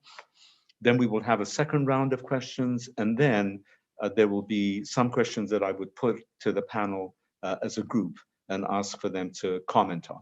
So to introduce our panelists, I'm going to go in alphabetical order. First, Anselmo Collins, who is currently the Deputy Senior Assistant General Manager and Director of Water Operations at LADWP. I think we need to congratulate Anselmo because the current Senior AGM in charge of water at LADWP, Rich Harisick, recently announced his retirement, and Anselmo will succeed him. So our congratulations to Anselmo. Next, Gregoria Estrada, who is the Southern California Wastewater Practice Lead for HDR, and who will be our voice of the private sector on our panel today. Next, Gloria Gray, who is the chairwoman of the board of MWD. I have to tell you, I have been informed that she is running late and may actually not be able to join us today, but we shall see. If not, we'll have to pinch hit and basically answer her questions for her. Next is Sean McGuire, who is a board member of the State Water Resources Control Board and the liaison to our Los Angeles Regional Water Quality Control Board, where I'm privileged to serve. And finally, least but by absolutely no means last, but not by no means least, is Tracy Minamide, who's the COO at LA Sanitation and Environment. And Tracy just had a birthday, I think, a couple of days ago. And we say happy birthday to her. And each time I see her, she looks younger. I don't know how she does this, but anyway, it's all good. So with that, let's launch into our questions. And my question is going to be for Sean, my first question for Sean McGuire. And this is the beginning of our discussions about recycling wastewater. And we accept that the recycled wastewater has to be a significant part of our future. And while we'll be talking about this quite a bit with Anselmo and Tracy as we go through the program today, the State Water Resources Control Board and the Regional Water Board play a significant role because these are the bodies that will be regulating this activity and in effect providing the necessary assurance to the public that recycled water is in fact safe to drink. So could you, Sean, please talk to us about this, especially in light of Mayor Garcetti's edict that here in Los Angeles, we're going to recycle 100% of our wastewater for beneficial uses by 2035. How do you see the role of the State Water Board and the LA Regional Water Board, and how is this water going to be regulated? Great. Well, thanks, David. I really appreciate the opportunity to be here with you today and the LA Business Council. So thank you for that. And certainly we are all facing a challenging year, as we heard from Secretary Crowfoot, with our water supply in much of the state and the Western United States, really generally. And so, in just thinking about this question, at the state and regional water boards, we have interesting roles in that we look to minimize pollutants in our water, and at the same time manage and incentivize water supply resiliency. And to me, recycled water really checks all those boxes. And so this is an area where communities really have an opportunity to build greater self-reliance and drought resiliency at the same time. So we're really seeking to normalize that whole one water concept that leans in on local supply sources, so recycled water, stormwater capture, groundwater banking, and service water, as I look at it, should be part of every supply portfolio to the extent you can. And we've already talked a little bit about water conservation, but one thing to note is just that since the last drought, we've, as a state, managed to since that time, and we've been able to hold true to that number. So it's really a testament to what we can accomplish here in California. And I would say that we still have a ways to go there. We can do more, but really just proud of what we've accomplished so far. And so if you look at one of the top priorities in Governor Newsom's water resilience portfolio, which is his plan to adapt to climate change and really ensure we have a resilient and strong water supply. And last year is to complete regulations by 2023 that will, for the first time, allow direct potable reuse, that you already mentioned, of recycled water, which really is a groundbreaking innovation, frankly, anywhere in the world. For those of you who don't know a lot about recycled water, we already allow a lot of types of reuse in California for groundwater recharge, for seawater intrusion barriers on golf courses. You've heard of purple pipe, but direct potable reuse would allow recycled water to be incorporated into drinking water systems essentially for the first time, which would provide really one more tool to allow for that 100% of recycled water goal to be accomplished in the city of LA. So at the state board, we've been doing a lot of research into this, looking at the science, looking at our technological capacity, and really making sure that we can actually treat the water to a level that protects public health and safety first and foremost. Because if we can't do that, this is all a non-starter. We're not going to have this conversation.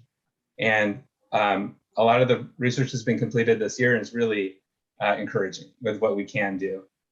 And so if you take a step back and look at our state's goals, it's really we're seeking to recycle about 2.5 million acre feet of water by the year 2030, which is over double what we're doing here today in 2021. And so to say that's an ambitious reach is probably a bit of an understatement, but we're not going to get there without the contributions of the cities, of Mayor Garcetti's initiative, with the City of LA's project, as well as Metropolitan Water District and LA County Sanitation District's partnership, looking at recycled water at their facility near Carson as well. So, and last, I'll just leave you with, funding is a huge part of the solution. And as we just heard from Secretary Crowfoot, and we'll see where the budget lands, but in his $5.1 billion proposal, there was about $150 million of that carved out for recycled water investments. And that's a good step in the right direction. So we'll see where that goes. And hopefully we'll also hear some good news about federal investments in the near future as well. I will thank you very, very much for that answer. Yes, money is a huge part of all of this, of course, but these are investments. It's not just a matter of cost; it's a matter of making an investment to safeguard our future, basically, in the state. Okay, I apologize for this. Okay, excuse my rude cell phone there. I keep telling it not to do that, but it does it from time to time. All right. The next question I'm going to pose to both Tracy and Anselmo, and perhaps you can let us have the benefit of your wisdom on this for 4 minutes each. So we just talked about Mayor Garcetti's edict, his 2035 a mandate in terms of recycling our wastewater. And this is part and parcel of Operation Next at LADWP and Hyperion 2035 at LA Sanitation. And this is a huge transformative initiative. When you think of the amount of water that is discharged from Hyperion to the ocean every year, I think it's something like, Tracy will correct me, but around 500,000 acre-feet annually. So we're talking about recycling all of that by the year 2035. In 14 years, it's a huge undertaking. So could you, Tracy, perhaps you'll go first and let us know just where this effort stands. How do you see it unfolding? And also tell us a little bit about how LADWP and LA SAN are working together on this. Two very different agencies with different cultures, different sources of funds, and yet this is an indispensable partnership that must succeed. So if you could both let us have your thoughts on that for about 4 minutes or so each, be grateful. All right, thank you so much, David. Yes, definitely, LA Sanitation and Environment and DWP are working hand in hand on this huge endeavor. Mayor Garcetti actually made the announcement. I can't believe it's already been 2 years. This was in 2019 when he said that the city of Los Angeles would be going to 100% recycled water. This is part of his Green New Deal campaign. And you talked about the importance of us securing our water future. And that's exactly what this project is doing. We've come a long way in recognizing that the treatment plants in the city are not just treating wastewater and discharging it and letting it go out to the ocean, right? That's a waste. And so what we're now saying is, no, this water is a very valuable resource. It's not a waste, and we need to take advantage of that. So Hyperion, we treat 270 million gallons a day, of which 220 of that is what we anticipate being able to produce for advanced treated water. Of course, there is a brine discharge that we talk about still needing to continue to discharge in the Santa Monica Bay. But this vast majority of wastewater at a plant that is one of the largest in the country is going to make a huge difference. You talked about the portfolio. Sean also talked about the water portfolio. And the goal here is that we move up from 13% right now is our local water supply, and Selmo can verify that. But our goal is that by 2035, we're up to 70% or greater. So we've got a ways to go. And what's really going to move that dial is with the transformation that we have planned for Hyperion. So a couple of things. Actually, there are 3 things I kind of wanted to organize in terms of my thoughts on what we're doing at the plant. First of all, we're working on pilot testing. So we've got technology here. It's the membrane bioreactor technology that we're embarking upon a pilot program. It's not a small program. We're talking about a pilot program of 1 million gallons a day, where we're going to be treating the water and working with sanitation, DWP, together with our regulators, Sean McGuire and all of his staff over at the State Water Resources Control Board and the Regional Water Quality Control Board will be right there with us, as well as an independent advisory panel. And this independent advisory panel is going to be crucial for us to get their input kind of as a third-party review as to what we're doing to make sure that the quality of water that we produce is going to meet the standards and satisfy what we need to ensure public health and safety. So that's one item. That's our pilot testing. Secondly, we're working in conjunction with DWP and LA airports on a proof of concept advanced water purification facility. So this facility, we currently just starting on the groundbreaking of it, advanced water purification for 1.5 million gallons a day. Some of this water we'll be using at Hyperion to offset our own potable water reuse, and some of the water will be used at the LA airports. So we're expecting to have that project online in 2022. That will be a proof of concept, a whole new treatment technology, treatment train that will really give us a good feel for what we need to do on the huge makeover for Hyperion. Again, Hyperion being 220 million gallons a day. So on that effort, Hyperion 2035, we are well along in our planning. We have been working with DWP, just getting kicked off the environmental review. So that is going along in parallel with the initial efforts on our planning. We're working on determining or seeing what the options are for the end use of the water. Again, as Sean was saying, indirect potable reuse, direct potable reuse will help guide us in terms of the type of treatment technology that needs to be put in place. So that's another avenue that we are looking at. And then ultimately what we need to do is to plan out the sequencing of how the construction will happen at Hyperion. As you are well aware, Hyperion is a 24/7 operating plant. So we know we got to keep the plant running at the same time that we are doing this huge makeover of the plant. So sequencing of the work is very critical to make sure that we can keep things running while at the same time building new infrastructure. In the end, once we are complete, we're going to have a state-of-the-art facility. We're going to have raw wastewater coming in on the end and highly purified advanced treated water coming out on the end point there. It's about a $3 billion effort.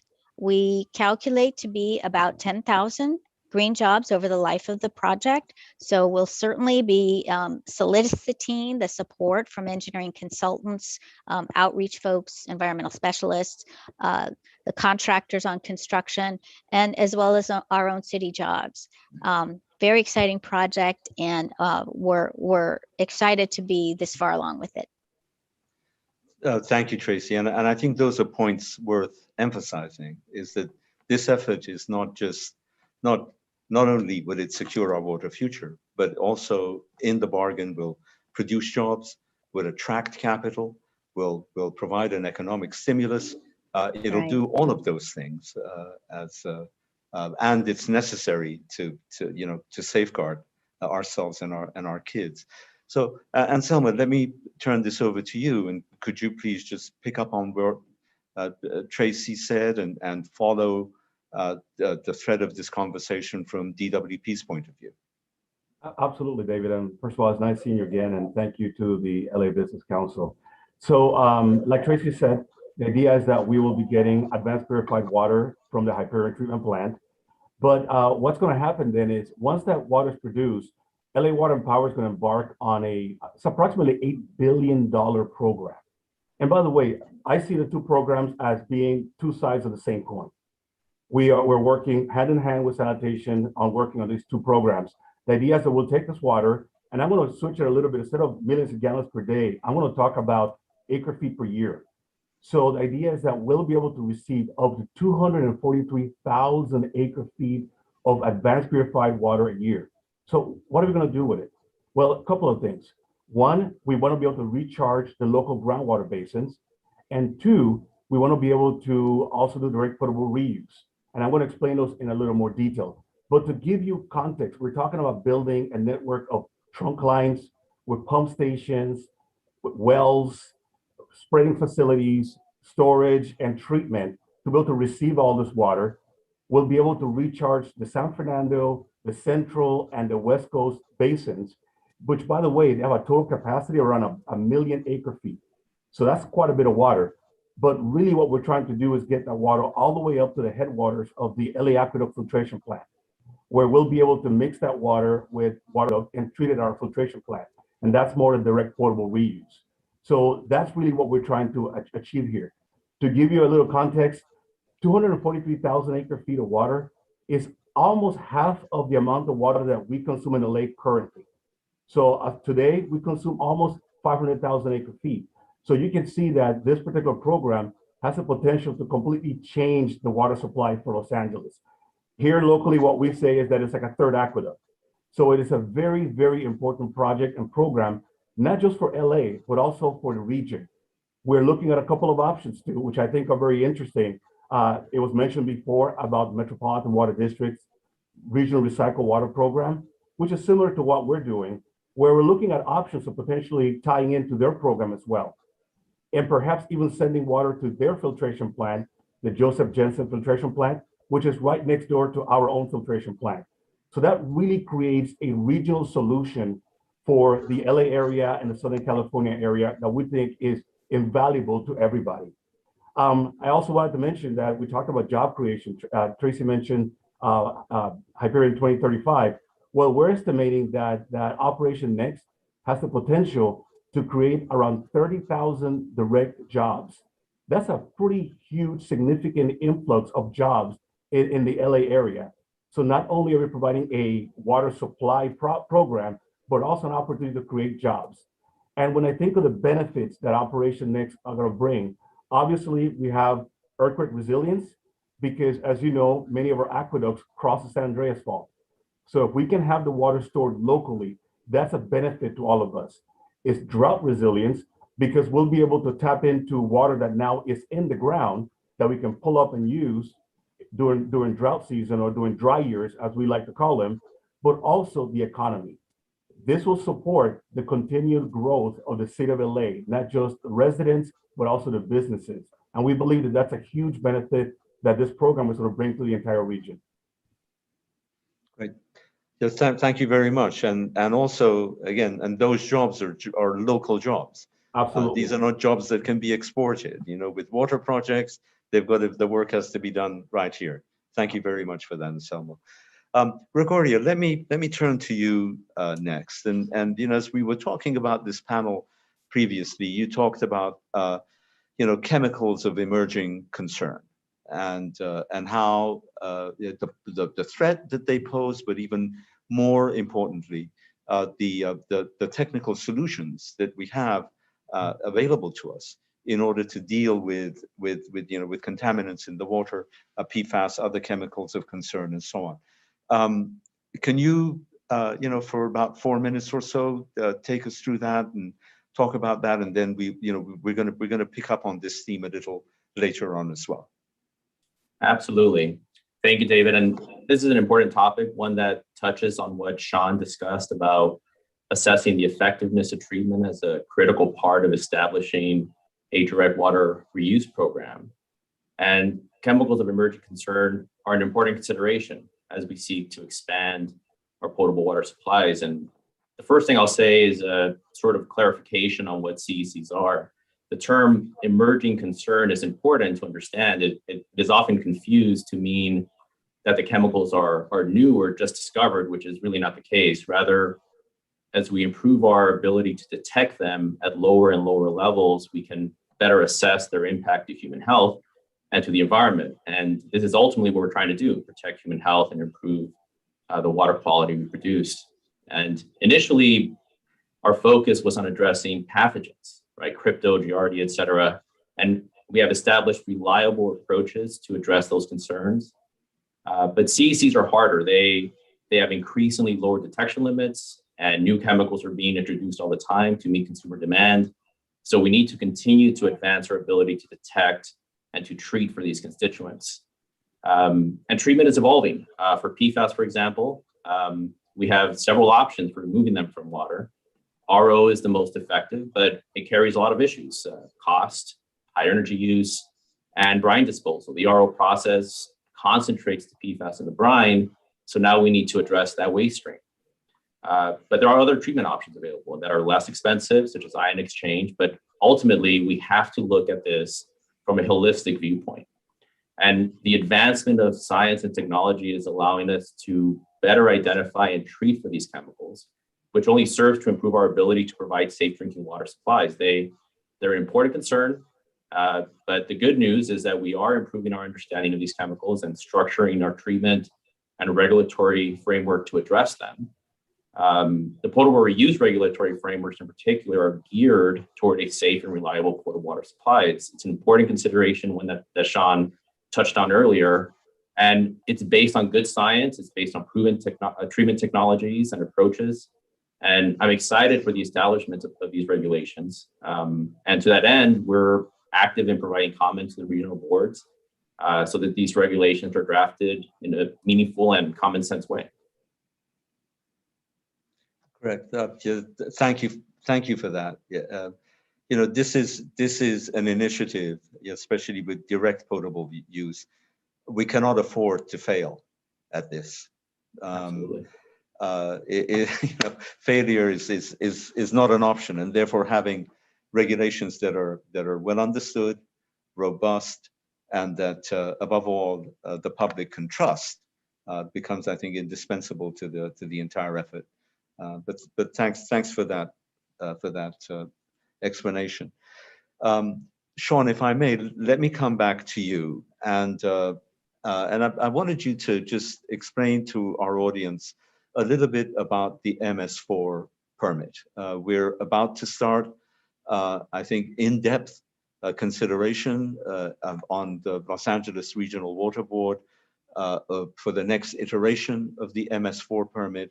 Most people don't really know what the MS4 permit is and what the program is and what it's designed to do. And we can't get into specifics because this is an upcoming discussion that we're going to be having at the Regional Water Board.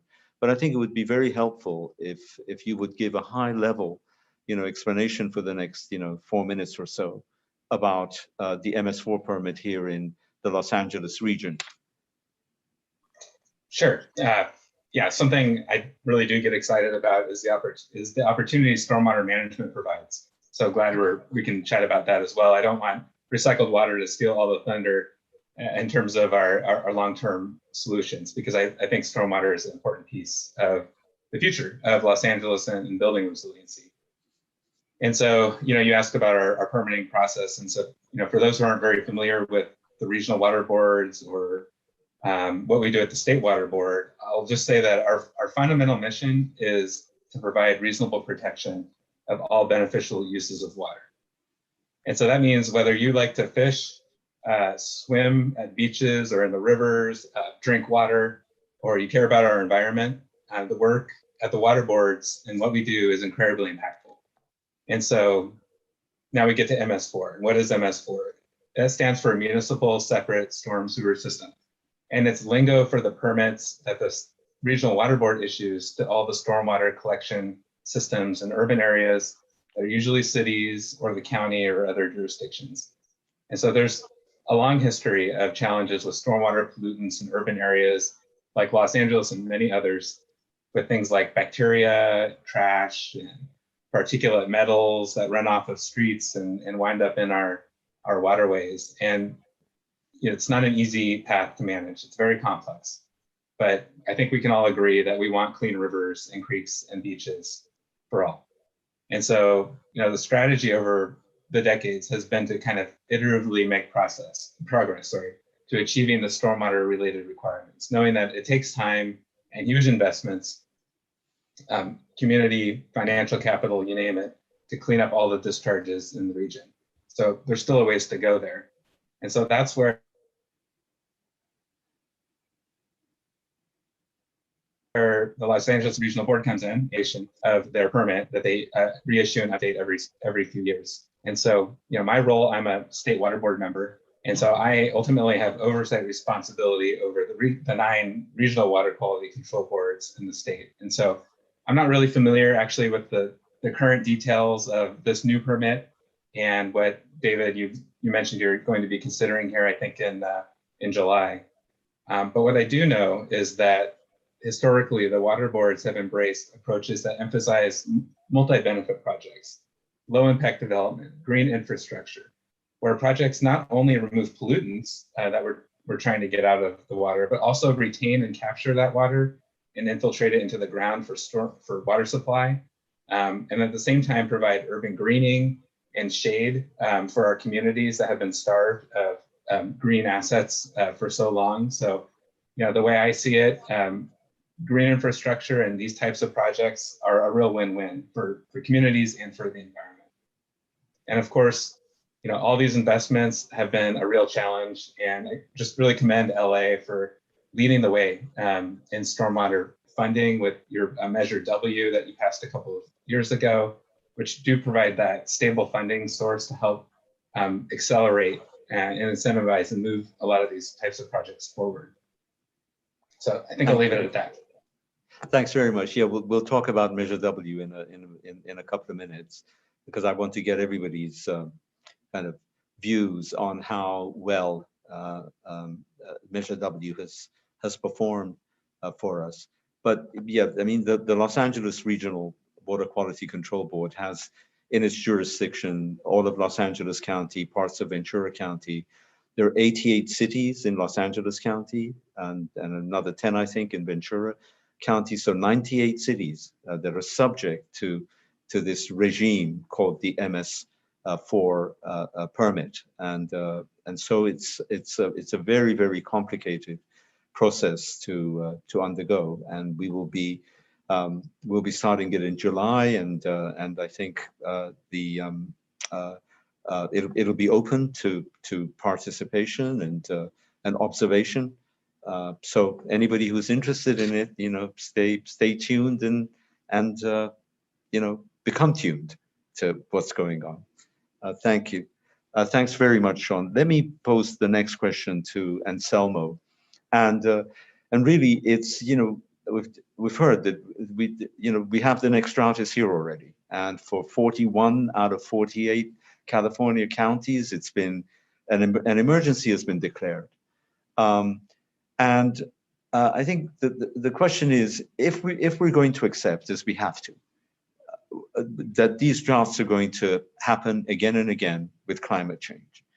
And we've talked about wastewater recycling, we've talked a little bit about stormwater capture, but in terms of the kind of list, the panoply of options, Anselmo, what is it that LADWP, the largest municipal utility in the country, is doing to safeguard its 4 million residents from the scourge of droughts? That's a great question, David. And I would say that in general, it's been years of investment in storage, in local resource development, as well as conservation. And what I'm going to do, I'll touch on 3 of them. Obviously, we've spoken about recycled water at length already with Operation Next, but I want to focus a little bit on local groundwater as far as groundwater remediation, which I think is a very important thing, a little bit of stormwater capture, and also conservation. When we talk about local groundwater remediation, the San Fernando Basin is the largest groundwater basin that we have in LA. The capacity is around 500,000 acre-feet. It's huge. Unfortunately, a lot of it is contaminated, and we've known this.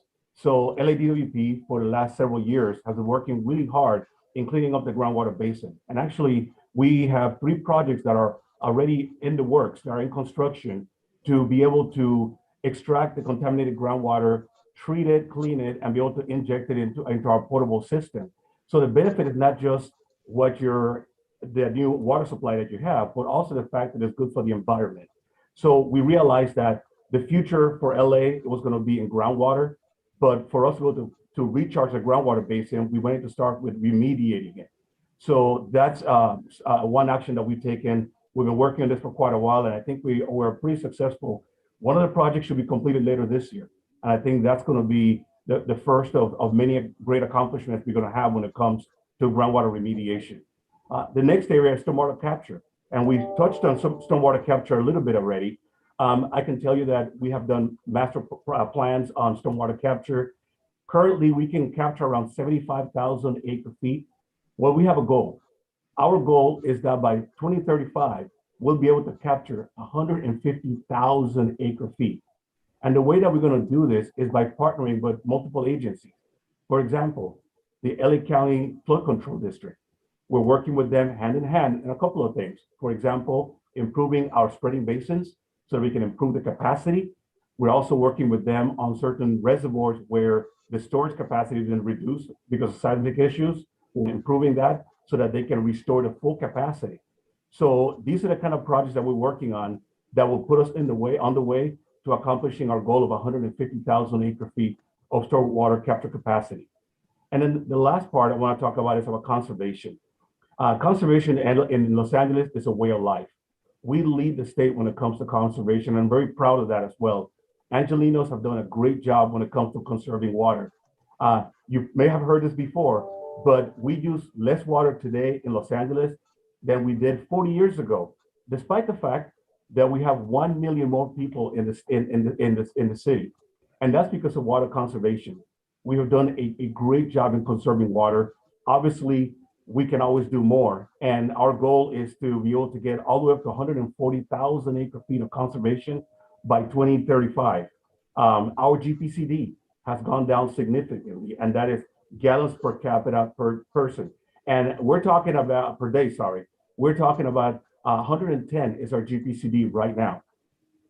Our goal, as the mayor has indicated for us, is that by 2035, we'll be down to 100 GPCD. And we believe that we're going to accomplish that. So these are all steps that we're taking. These are all pieces of the puzzle that when put together have made LA a much more resilient area when it comes to drought and dry years. Thank you. Yeah, Mayor Garcetti has also declared that we must source at least 70% of our water locally by the year 2035, and conservation is a huge part of that. So thank you very much for that, Anselmo. Tracy and Gregoria, I'll pose the next question to both of you and give you each a chance to respond. You know, we're seeing public-private partnerships on the energy side, you know, all the time. A power purchase agreement is an example of a public-private partnership, one in which the private sector builds the solar plant, the geothermal plant, the wind farm, and runs the risk of building that, delivering that power at a particular price, and then sells that power to the public sector, or in some instances with the investor-owned utilities. They're really quasi-public utilities. So this has become something very accepted on the energy side. When it comes to the water side, however, we find this concept not making the same kind of traction, having the same kind of traction as one would want to see. There's some obvious, I guess, reasons for that. You know, people view water in a different light. They want it to be owned by the government. They want it to be owned by the public. Still, there must be more room in the water sector for us to have public-private partnerships, especially with companies now that are able to offer performance-based contracting, in which they bring the capital, they bring the expertise, and are able to, and don't get paid until success is achieved. We're seeing that, you know, in the restoration kind of arena.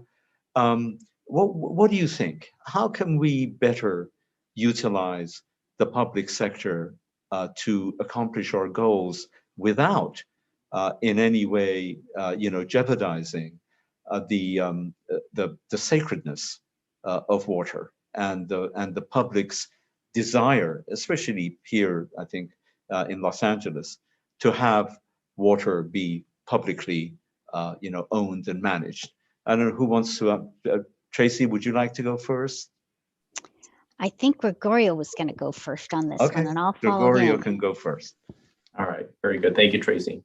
And David, thank you. I think it's an important topic. You know, and as you've already started that discussion on what have been the historical challenges with implementing P3s in the water sector. And I think you're right, these challenges are unique to the water sector because water is different. It's considered a public resource, and our public agencies are seen as the caretakers of that resource. One of the challenges in implementing P3s has been the perception that we are yielding technical control over assets. And these assets are expensive. They're crucial to protecting public health. and they're designed to meet strict regulatory limits. So our public agencies have become experts in managing and operating them, and ceding control of that is difficult. Another unique aspect of our water sector is the tendency to have what I would consider a prolonged vetting process for new approaches. And that applies both for new treatment technologies and for new contracting vehicles. A good example is the adoption of alternative delivery models for water infrastructure projects. And while I would say that design build now is very common, it took a long time to get here. There was a lot of hesitation in implementing that model, and we're seeing the same kind of hesitation with P3s. There's a reluctance there to adopt a new model given the lack of precedent, right? No one wants to be the first to do it. Further, public agencies have access to low-cost funding and the availability of funding sources that they're familiar with. So it's difficult to incentivize the search for new funding through private means. And it's probably worth mentioning that some forms of private funding do exist already. That I would consider that revenue and general obligation bonds are in effect private dollars that are invested for public projects. Essentially, they're low-cost loans, and that's a form of private and public partnering. But there are examples of P3s that are in place now that have been successful. One example is ESCOs, energy service companies. These are private companies that partner with public agencies to structure and fund projects that ultimately result in improved efficiencies within their facilities, and that resulting reduced energy use and operational costs are then shared by both the public agency and by the ESCO. But there's also private companies that have invested in building privately held and operated treatment facilities that then provide a service to public entities. An example of that is Poseidon, right, which produces potable water from seawater and has entered into agreements with local water districts to sell that water. Another example is Energia. They have developed regional solids management facilities that then have agreements with wastewater agencies to receive, treat, and dispose of those solids.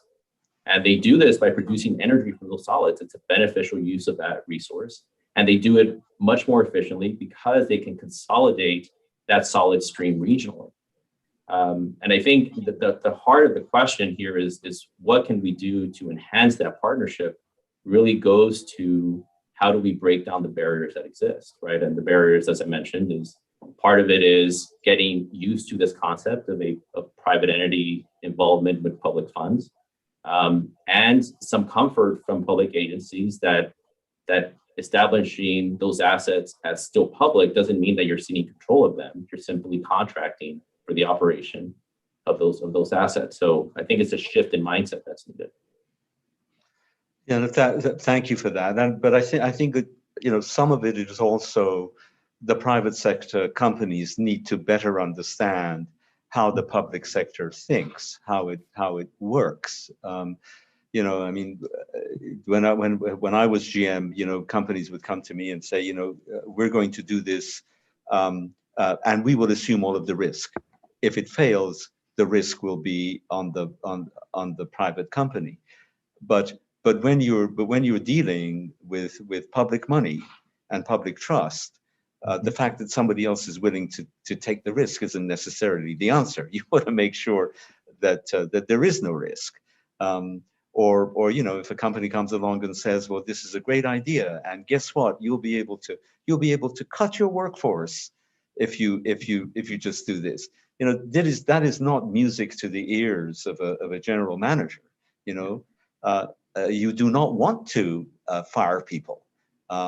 So that there needs to also be a better understanding, I think, on the part of the private sector about just how the public sector functions in any way. But let's turn to Tracy and let's have your words of wisdom on all of this. Okay, well, no, I think you made some excellent comments there, David, from the public sector perspective, right? Because in the water, wastewater field, we know that we're very highly regulated. We have permits, we have water quality limits and standards that we must meet right? Or face, first of all, consequences to public health and safety, and secondly, enforcement responses against the public entities. So there is a high level of risk in turning over any of that part of responsibility to a private entity, right? Because the responsibility still remains with the governmental agencies. So I think that's one of the largest challenges is getting us on the governmental side to feel more comfortable with somebody else taking on some of that responsibility. What I see as an opportunity in terms of developing partnerships with between the public and the private entities is what Gregorio had mentioned, and that is becoming more comfortable with different delivery models. So traditionally, as governmental agencies, we all know that we are subject to requirements for low bid. So projects traditionally have been designed and then put out to bid and then built. What we are now looking at are ways through design build approaches that can allow for better collaboration and allow for us to shave the schedule and to, through our collaboration, save money. And it's something now that in the city of LA, we are becoming much more familiar with, more comfortable with, as part of, for example, Terminal Island Water Reclamation Plant. We did our expansion there a few years ago, and we used a design build approach. Right now, I spoke about our Hyperion proof of concept advanced water purification facility, and that we are doing through a progressive design build approach. We also right now have an RFP out for our Tillman water reclamation plant on a progressive design build approach for the advanced water purification facility that we will be constructing there. So what we're seeing here is an opportunity to build on the advantages that this type of approach provides. One, as I said, we're hoping to be able to save on schedule. As an example, in this approach at Hyperion with the proof of concept AWPF, what we have been able to do is do some overlap where we're creating a new greenfield, I'll put it that way, by demolishing some decommissioned process equipment and then building on top of it. So what the design build approach has allowed us to do is for the contractor to go ahead and do the demolition, get a greenfield set up, while at the same time they're doing the design of the facility itself. So that allows a little bit of overlap there on the work activity. In progressive design build, we also have the opportunity to work very closely with the designer and the contractor together. So it's all three of us, right? The owner, the designer, the builder, working together on a design in an open book fashion. So cost estimating allows us to look closely at, okay, where is this proposal coming through? What are the costs and what are the line items? And do we agree with that? So while it's not a low bid approach, it is very much an open book approach where we can look at the costs that are being proposed by the builder. So I think there's a lot of advantages to this, and it really helps in terms of developing a stronger relationship between the public and the private entities. Yeah, thank you. Yeah, as I said, I think the private sector needs to understand that the person sitting, across the table is dealing with the public's money, and it's ratepayer money, taxpayer money, and so a lot of care has to be taken as to how it gets spent. So I think by my calculations, I could be wrong, but I think we've probably got about 10 minutes left, and there are three questions that I want to put to you as a group. And I really do want to cover all of them. And I think Chairwoman Gray, can't be with us today. But the question that I was going to pose to her, which I think we have to talk about because it's the news of the week, is that after 15 years of distinguished service, Jeff Keitlinger has stepped away from the helm of the Metropolitan Water District, the largest water wholesaler in the country. and Adel Hajkhalil, formerly of LA Sanitation and second in command there, and most recently the general manager at the Bureau of Street Services, has been appointed to that role. What does this portend for the future of MWD?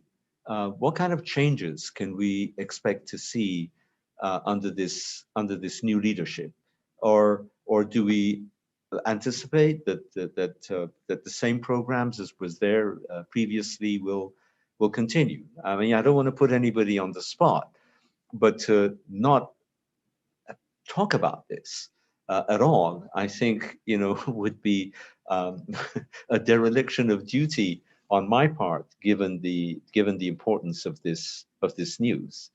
Who wants to let me have a thought or two first? I mean, apart from wholeheartedly complimenting and congratulating Adele on the position he's taking. Let me see, who do I want to put on the spot here? Gregorio, what do you think? I was afraid you were going to call on me, but that's exactly what I would offer. Congratulations. I mean, I think it's an important position, one that Adele, I think, would do a great job in.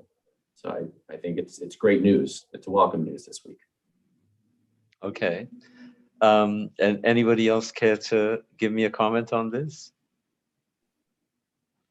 Sure, I All will. right. So I would say, first of all, I got to congratulate Adele. I'm very happy for him. I believe that he's a great leader and he's a great collaborator. And I think that my expectation is that we're going to see a renewed sense of collaboration with all the member agencies. He's got not just experience with water, but wastewater. So he really kind of has, a full view of the water industry. And here in LA, we're very happy for him. I'm looking forward to working with him. And I think that we'll see a lot of very innovative ideas from him. Okay. Tracy, any thoughts from you? Well, Adele spent a lot of his time at LA Sanitation and Environment, and very much a supporter of One Water and all of the components that pull it together. I know we're going to get support on the recycled water front, as well as on the stormwater side. What can we do to increase our supplies, and what can we do about the water quality? So I think there's a lot of important pieces that are going to get pulled together and packaged in a great way. Great. Okay. Thank you all. Sean, if you care to comment, please do. But I know that this isn't really your thing. Well, we're so happy to see that the baton has been handed over from Jeff, who's a longtime leader of Metropolitan, to Adele, and we really, I do wish him all the best and success. And he's a progressive leader from everything that I've heard, and just really excited to see where Metropolitan goes from here. Great. Yeah, he is. He's a consensus builder. He's a collaborator. He did great work on One Water LA, and he very much understands the importance of local water development in agencies and gaining a measure of independence from imported water.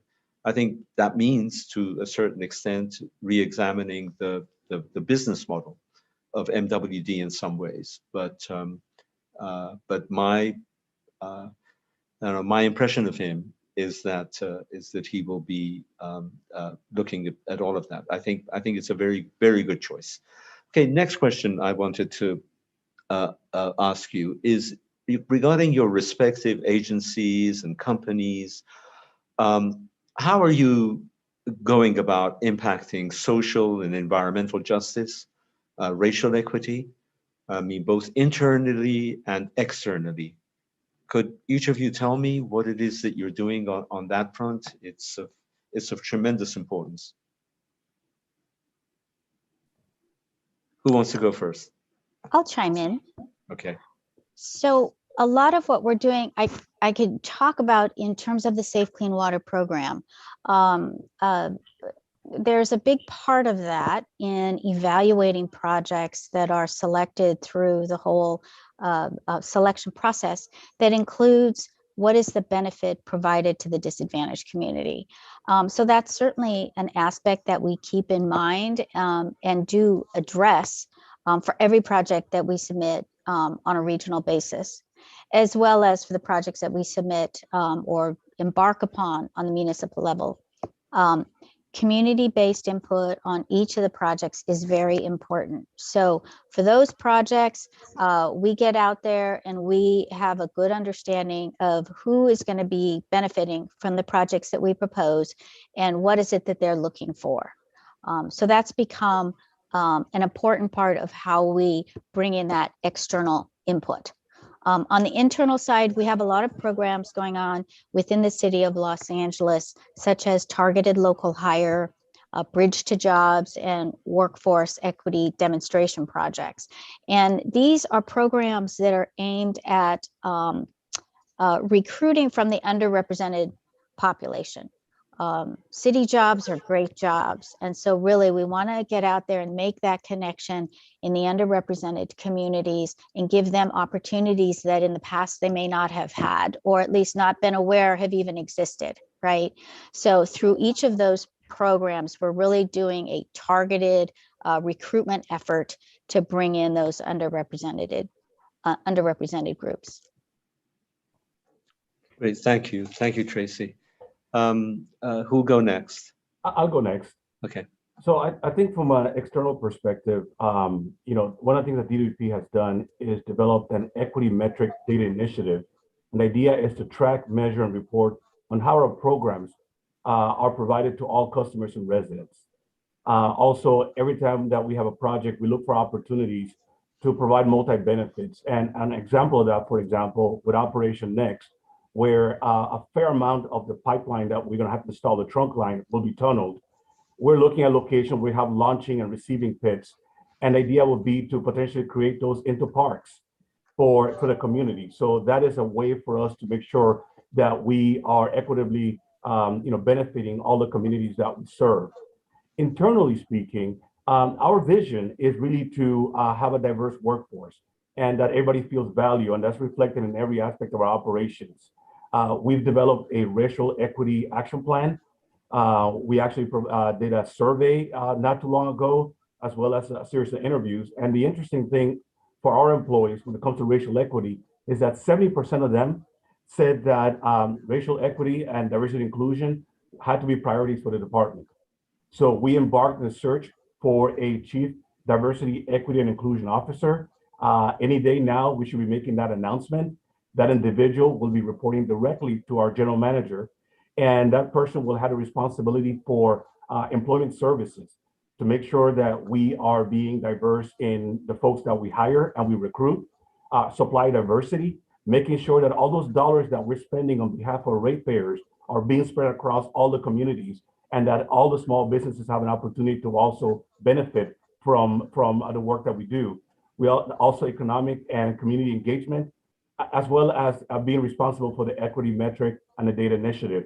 Now, the one thing I would say that I think is interesting is that as a result of these discussions about diversity, equity, and inclusion, we have seen that our employees have actually taken a lot of initiative.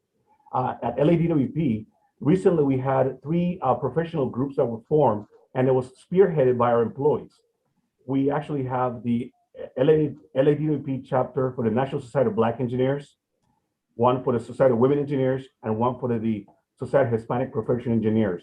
All these associations now were formed and are being led by our employees at their own initiative. So it's something that we applaud. We recognize that it starts with all our employees, and those are some of the steps that we're taking, and we're happy to see what the future brings for us. Okay, thank you, Anselmo. I see that the Chair Gray has joined us. Well, thank you for being here, and I hope you've had a couple of minutes to catch your breath. I know that you came straight from a meeting. So let me turn the mic over to you. Of course, the questions that I would want to put, well, I'll pose both questions to you at the same time. One is, of course, what does the future portend with respect to the change in leadership that you have recently had at MWD, with Jeff Keitlinger leaving after 15 years of great service, and now Adel Haj Khalil coming in. What changes can we expect? And then secondly, if you could, Chair Gray, tell us a little bit about, for 90 years now, MWD has basically been an importer of water, but things are changing, and MWD has been an innovator in so many ways, as it helps to build basically a new water future here in Southern California. Could you tell us a little bit about what is going on at MWD, in connection with dealing with drought and the long-term effects of climate change and so on? I think you need to unmute yourself. There you go. Thank you, Dave. Thank you, David, and to the panelists. It's an honor to be on the panel with all of you. I apologize for being late. I had a meeting in Pasadena and traffic was horrific on the freeway getting back. So I'm very pleased that I'm here. I'd first like to talk about the fact that we do have a new general manager, and I want to start out by just making a few comments in terms of what this means. It is a very historic time for Metropolitan because we are nearly a century old as an organization. We've been around for a long time, and we've only had 13 general managers in all that time. And our current general manager, as David alluded to, Jeff Keitlinger, has held that role for 15 years. He's provided steady, solid, and I believe visionary leadership for the organization. You cannot look at the story of water in the West over the last generation without seeing Jeff's imprint. Whether it's negotiations on the Colorado River with other states, tribes, and the federal government to tackle complex issues, or investments in the State Water Project to ensure we are finding that balance between water supply reliability and stewardship. Or local projects, which is very important to water reliability, that will help define our future in the face of climate change. He's been a truly remarkable leader. Just look around at the current drought that's devastating many parts of California. Yet for Southern California, we are well prepared. That doesn't happen by accident. It's through careful planning and major investment. Jeff has helped us all see the importance of modernizing the existing water system and investing in new, innovative, and sustainable projects. And we will certainly miss Jeff. I know that I will. Now, many of you may know Adele, and I think David said you did, and probably many on the panel. And if so, you know he is a highly respected leader on wastewater and water reuse. He was appointed by Mayor Garcetti in 2018 to lead Streets LA. That is the department that manages and maintains Los Angeles' vast network of streets and urban forests. And they are doing great work to address climate adaptation and bring new thinking to managing active transportation corridors. He also served for nearly 10 years as the Assistant Director of Los Angeles Bureau of Sanitation. There, he led the city's wastewater collection system, stormwater and watershed protection program, water quality compliance and planning. Adele has also helped develop the city's 2040 One Water LA plan. This was a groundbreaking approach that took a regional watershed approach to integrate water supply, water reuse, water conservation, stormwater management, wastewater facilities planning. And he has also served for more than a decade as a board member on the National Association of Clean Water Agencies and worked with President Obama on water security and for UNESCO. So he's bringing not just important credentials, but great experience and insight. And we welcome him to Metropolitan. He will bring new ideas and take us forward. And yet our underlying mission to provide our service area with adequate and reliable supplies of high quality water and to meet present and future needs in an environmentally and economically responsible way remains the same. However, this is a transition we have been planning for several months. And as a board, we're looking forward to working with our new general manager to address the important issues we face.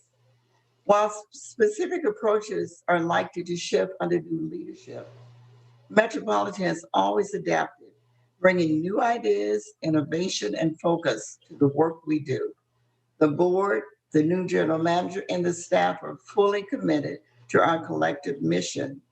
There are many challenges the water industry continues to face, such as the current drought. Our board and staff, as they always are, will be prepared to address these challenges with the new general manager.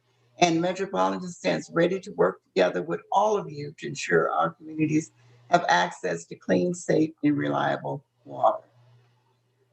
The other question you asked about was has to do with. Well, I think you answered it, Chair. I mean, you're more than welcome to elaborate on it if you want. But the other question that I did want to pose to you, but I also want to pose that same question to Sean and to Gregorio, is on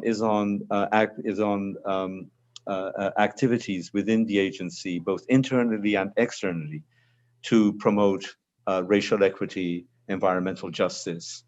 Perhaps you could take a couple of minutes, tell us about what's going on at Metropolitan on those issues. Thank you for that question, which is very important, because social and environmental justice and racial equity are all important issues. So at Metropolitan, we are approaching these issues in several ways. First, Metropolitan, we're doing it in disadvantaged communities. In the Metropolitan service area, we have about half of the residents who live in disadvantaged communities. We have instituted pilot programs aimed at helping all communities stretch their supplies with conservation, with a strong focus on cities and neighborhoods that have not always benefited from our conservation program. For example, in addition to providing rebates for water-saving devices like high-efficiency toilets, we're covering most, if not all, of the costs to help install them, thereby reducing barriers that have prevented these communities from participating in conservation in the past. We launched this pilot program in 2019. It was so popular that $2.5 million in available rebate funds were swept up in less than 30 minutes. We're now planning to offer a similar ongoing program that we hope will help continue making progress in reducing the amount of water we use in our home. This is especially important with much of the state in a serious drought. And as you know, using less water often helps lower water bills, thus improving affordability. Another area where we're working to make progress is promoting more diversity in the water sector. One way that we're engaging communities is by working to make the water sector more inclusive, encouraging more people to pursue careers in water. Metropolitan and its member agencies employ thousands of people, and we have a talented workforce. Over the years, we've made significant progress, but some groups remain underrepresented when you look across our organization. Overall, the minority share of our workforce has increased from 30% in 1990 to 55% in 2019. The female share of the total workforce continues to increase, also up from about 19% in 1990 to 28% in 2019. And while the progress is impressive, this is a common challenge that many utilities have historically been predominantly male-occupied jobs. In addition to addressing gender underrepresentation, we are committed to expanding job opportunities for both men and women of all ethnic backgrounds. And certainly during this Pride Month, we must acknowledge the responsibility of all employers need to create a supportive, respectful, and inclusive workforce for our LGBTQ plus employees. For the water sector to develop and stand up to today's challenges, it must break racial and gender stereotypes. I believe doing so will provide us with much needed additional perspective and skill. At my agencies, which is Metropolitan and West Basin, we place a premium on building a more representative workplace. We do this in many ways. We support career, technical education, and programs that focus on science, technology, engineering, and math.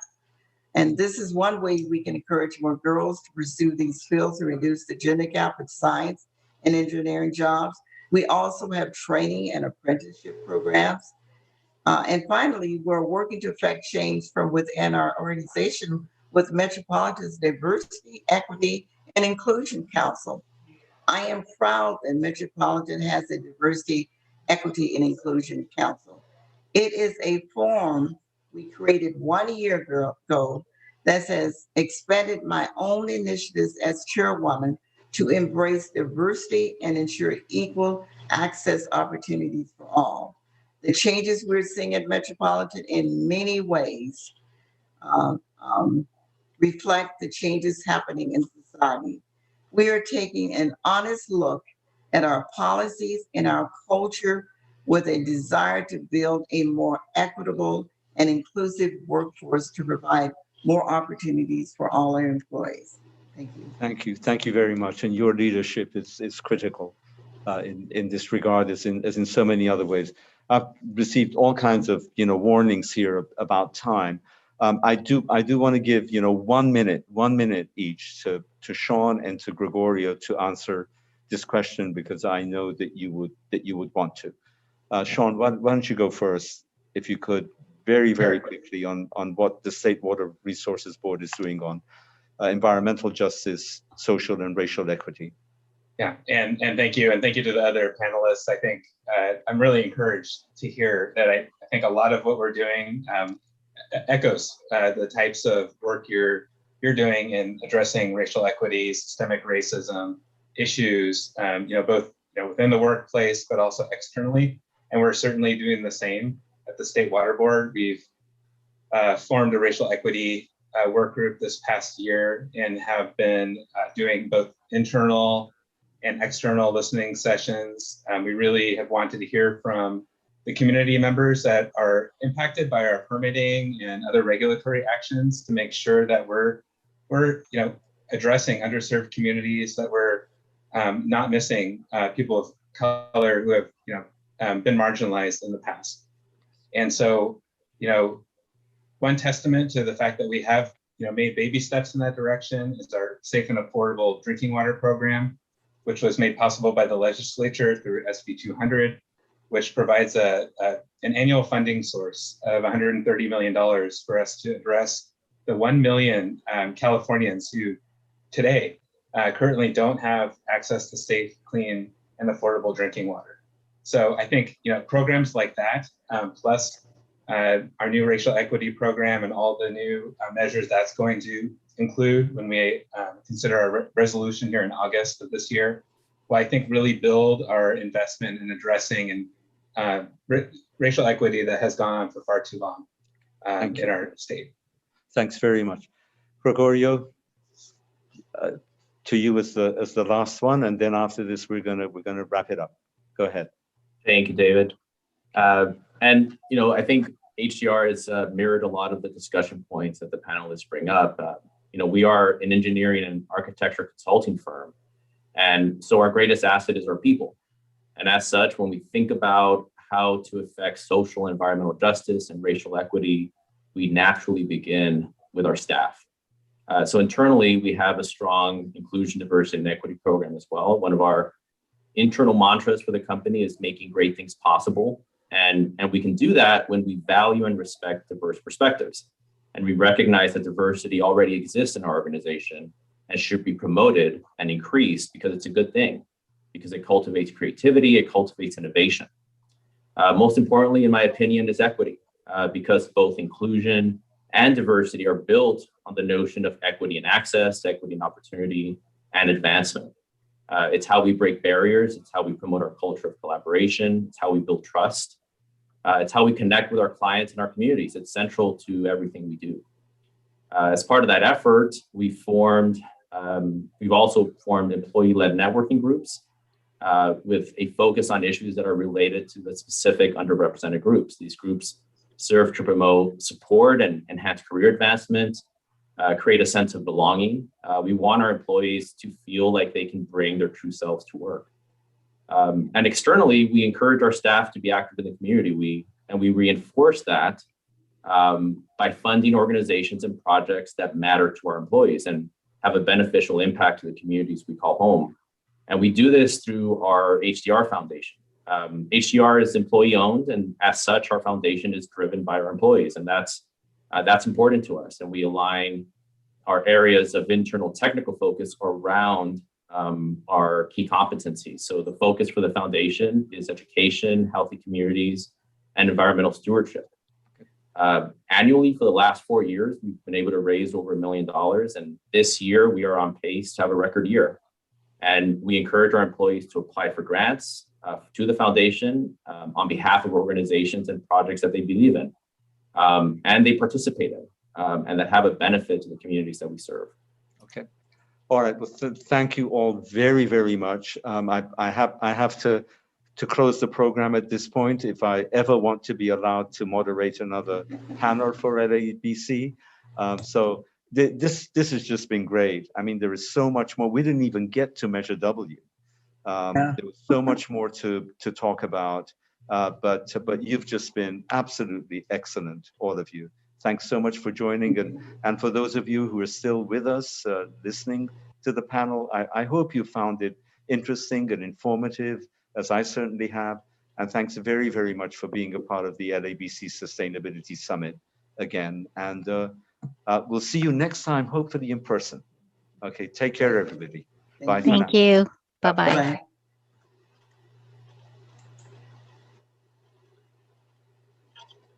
This concludes our program.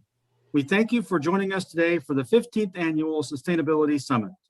Don't forget to visit our website if you would like to watch any portion of today's event.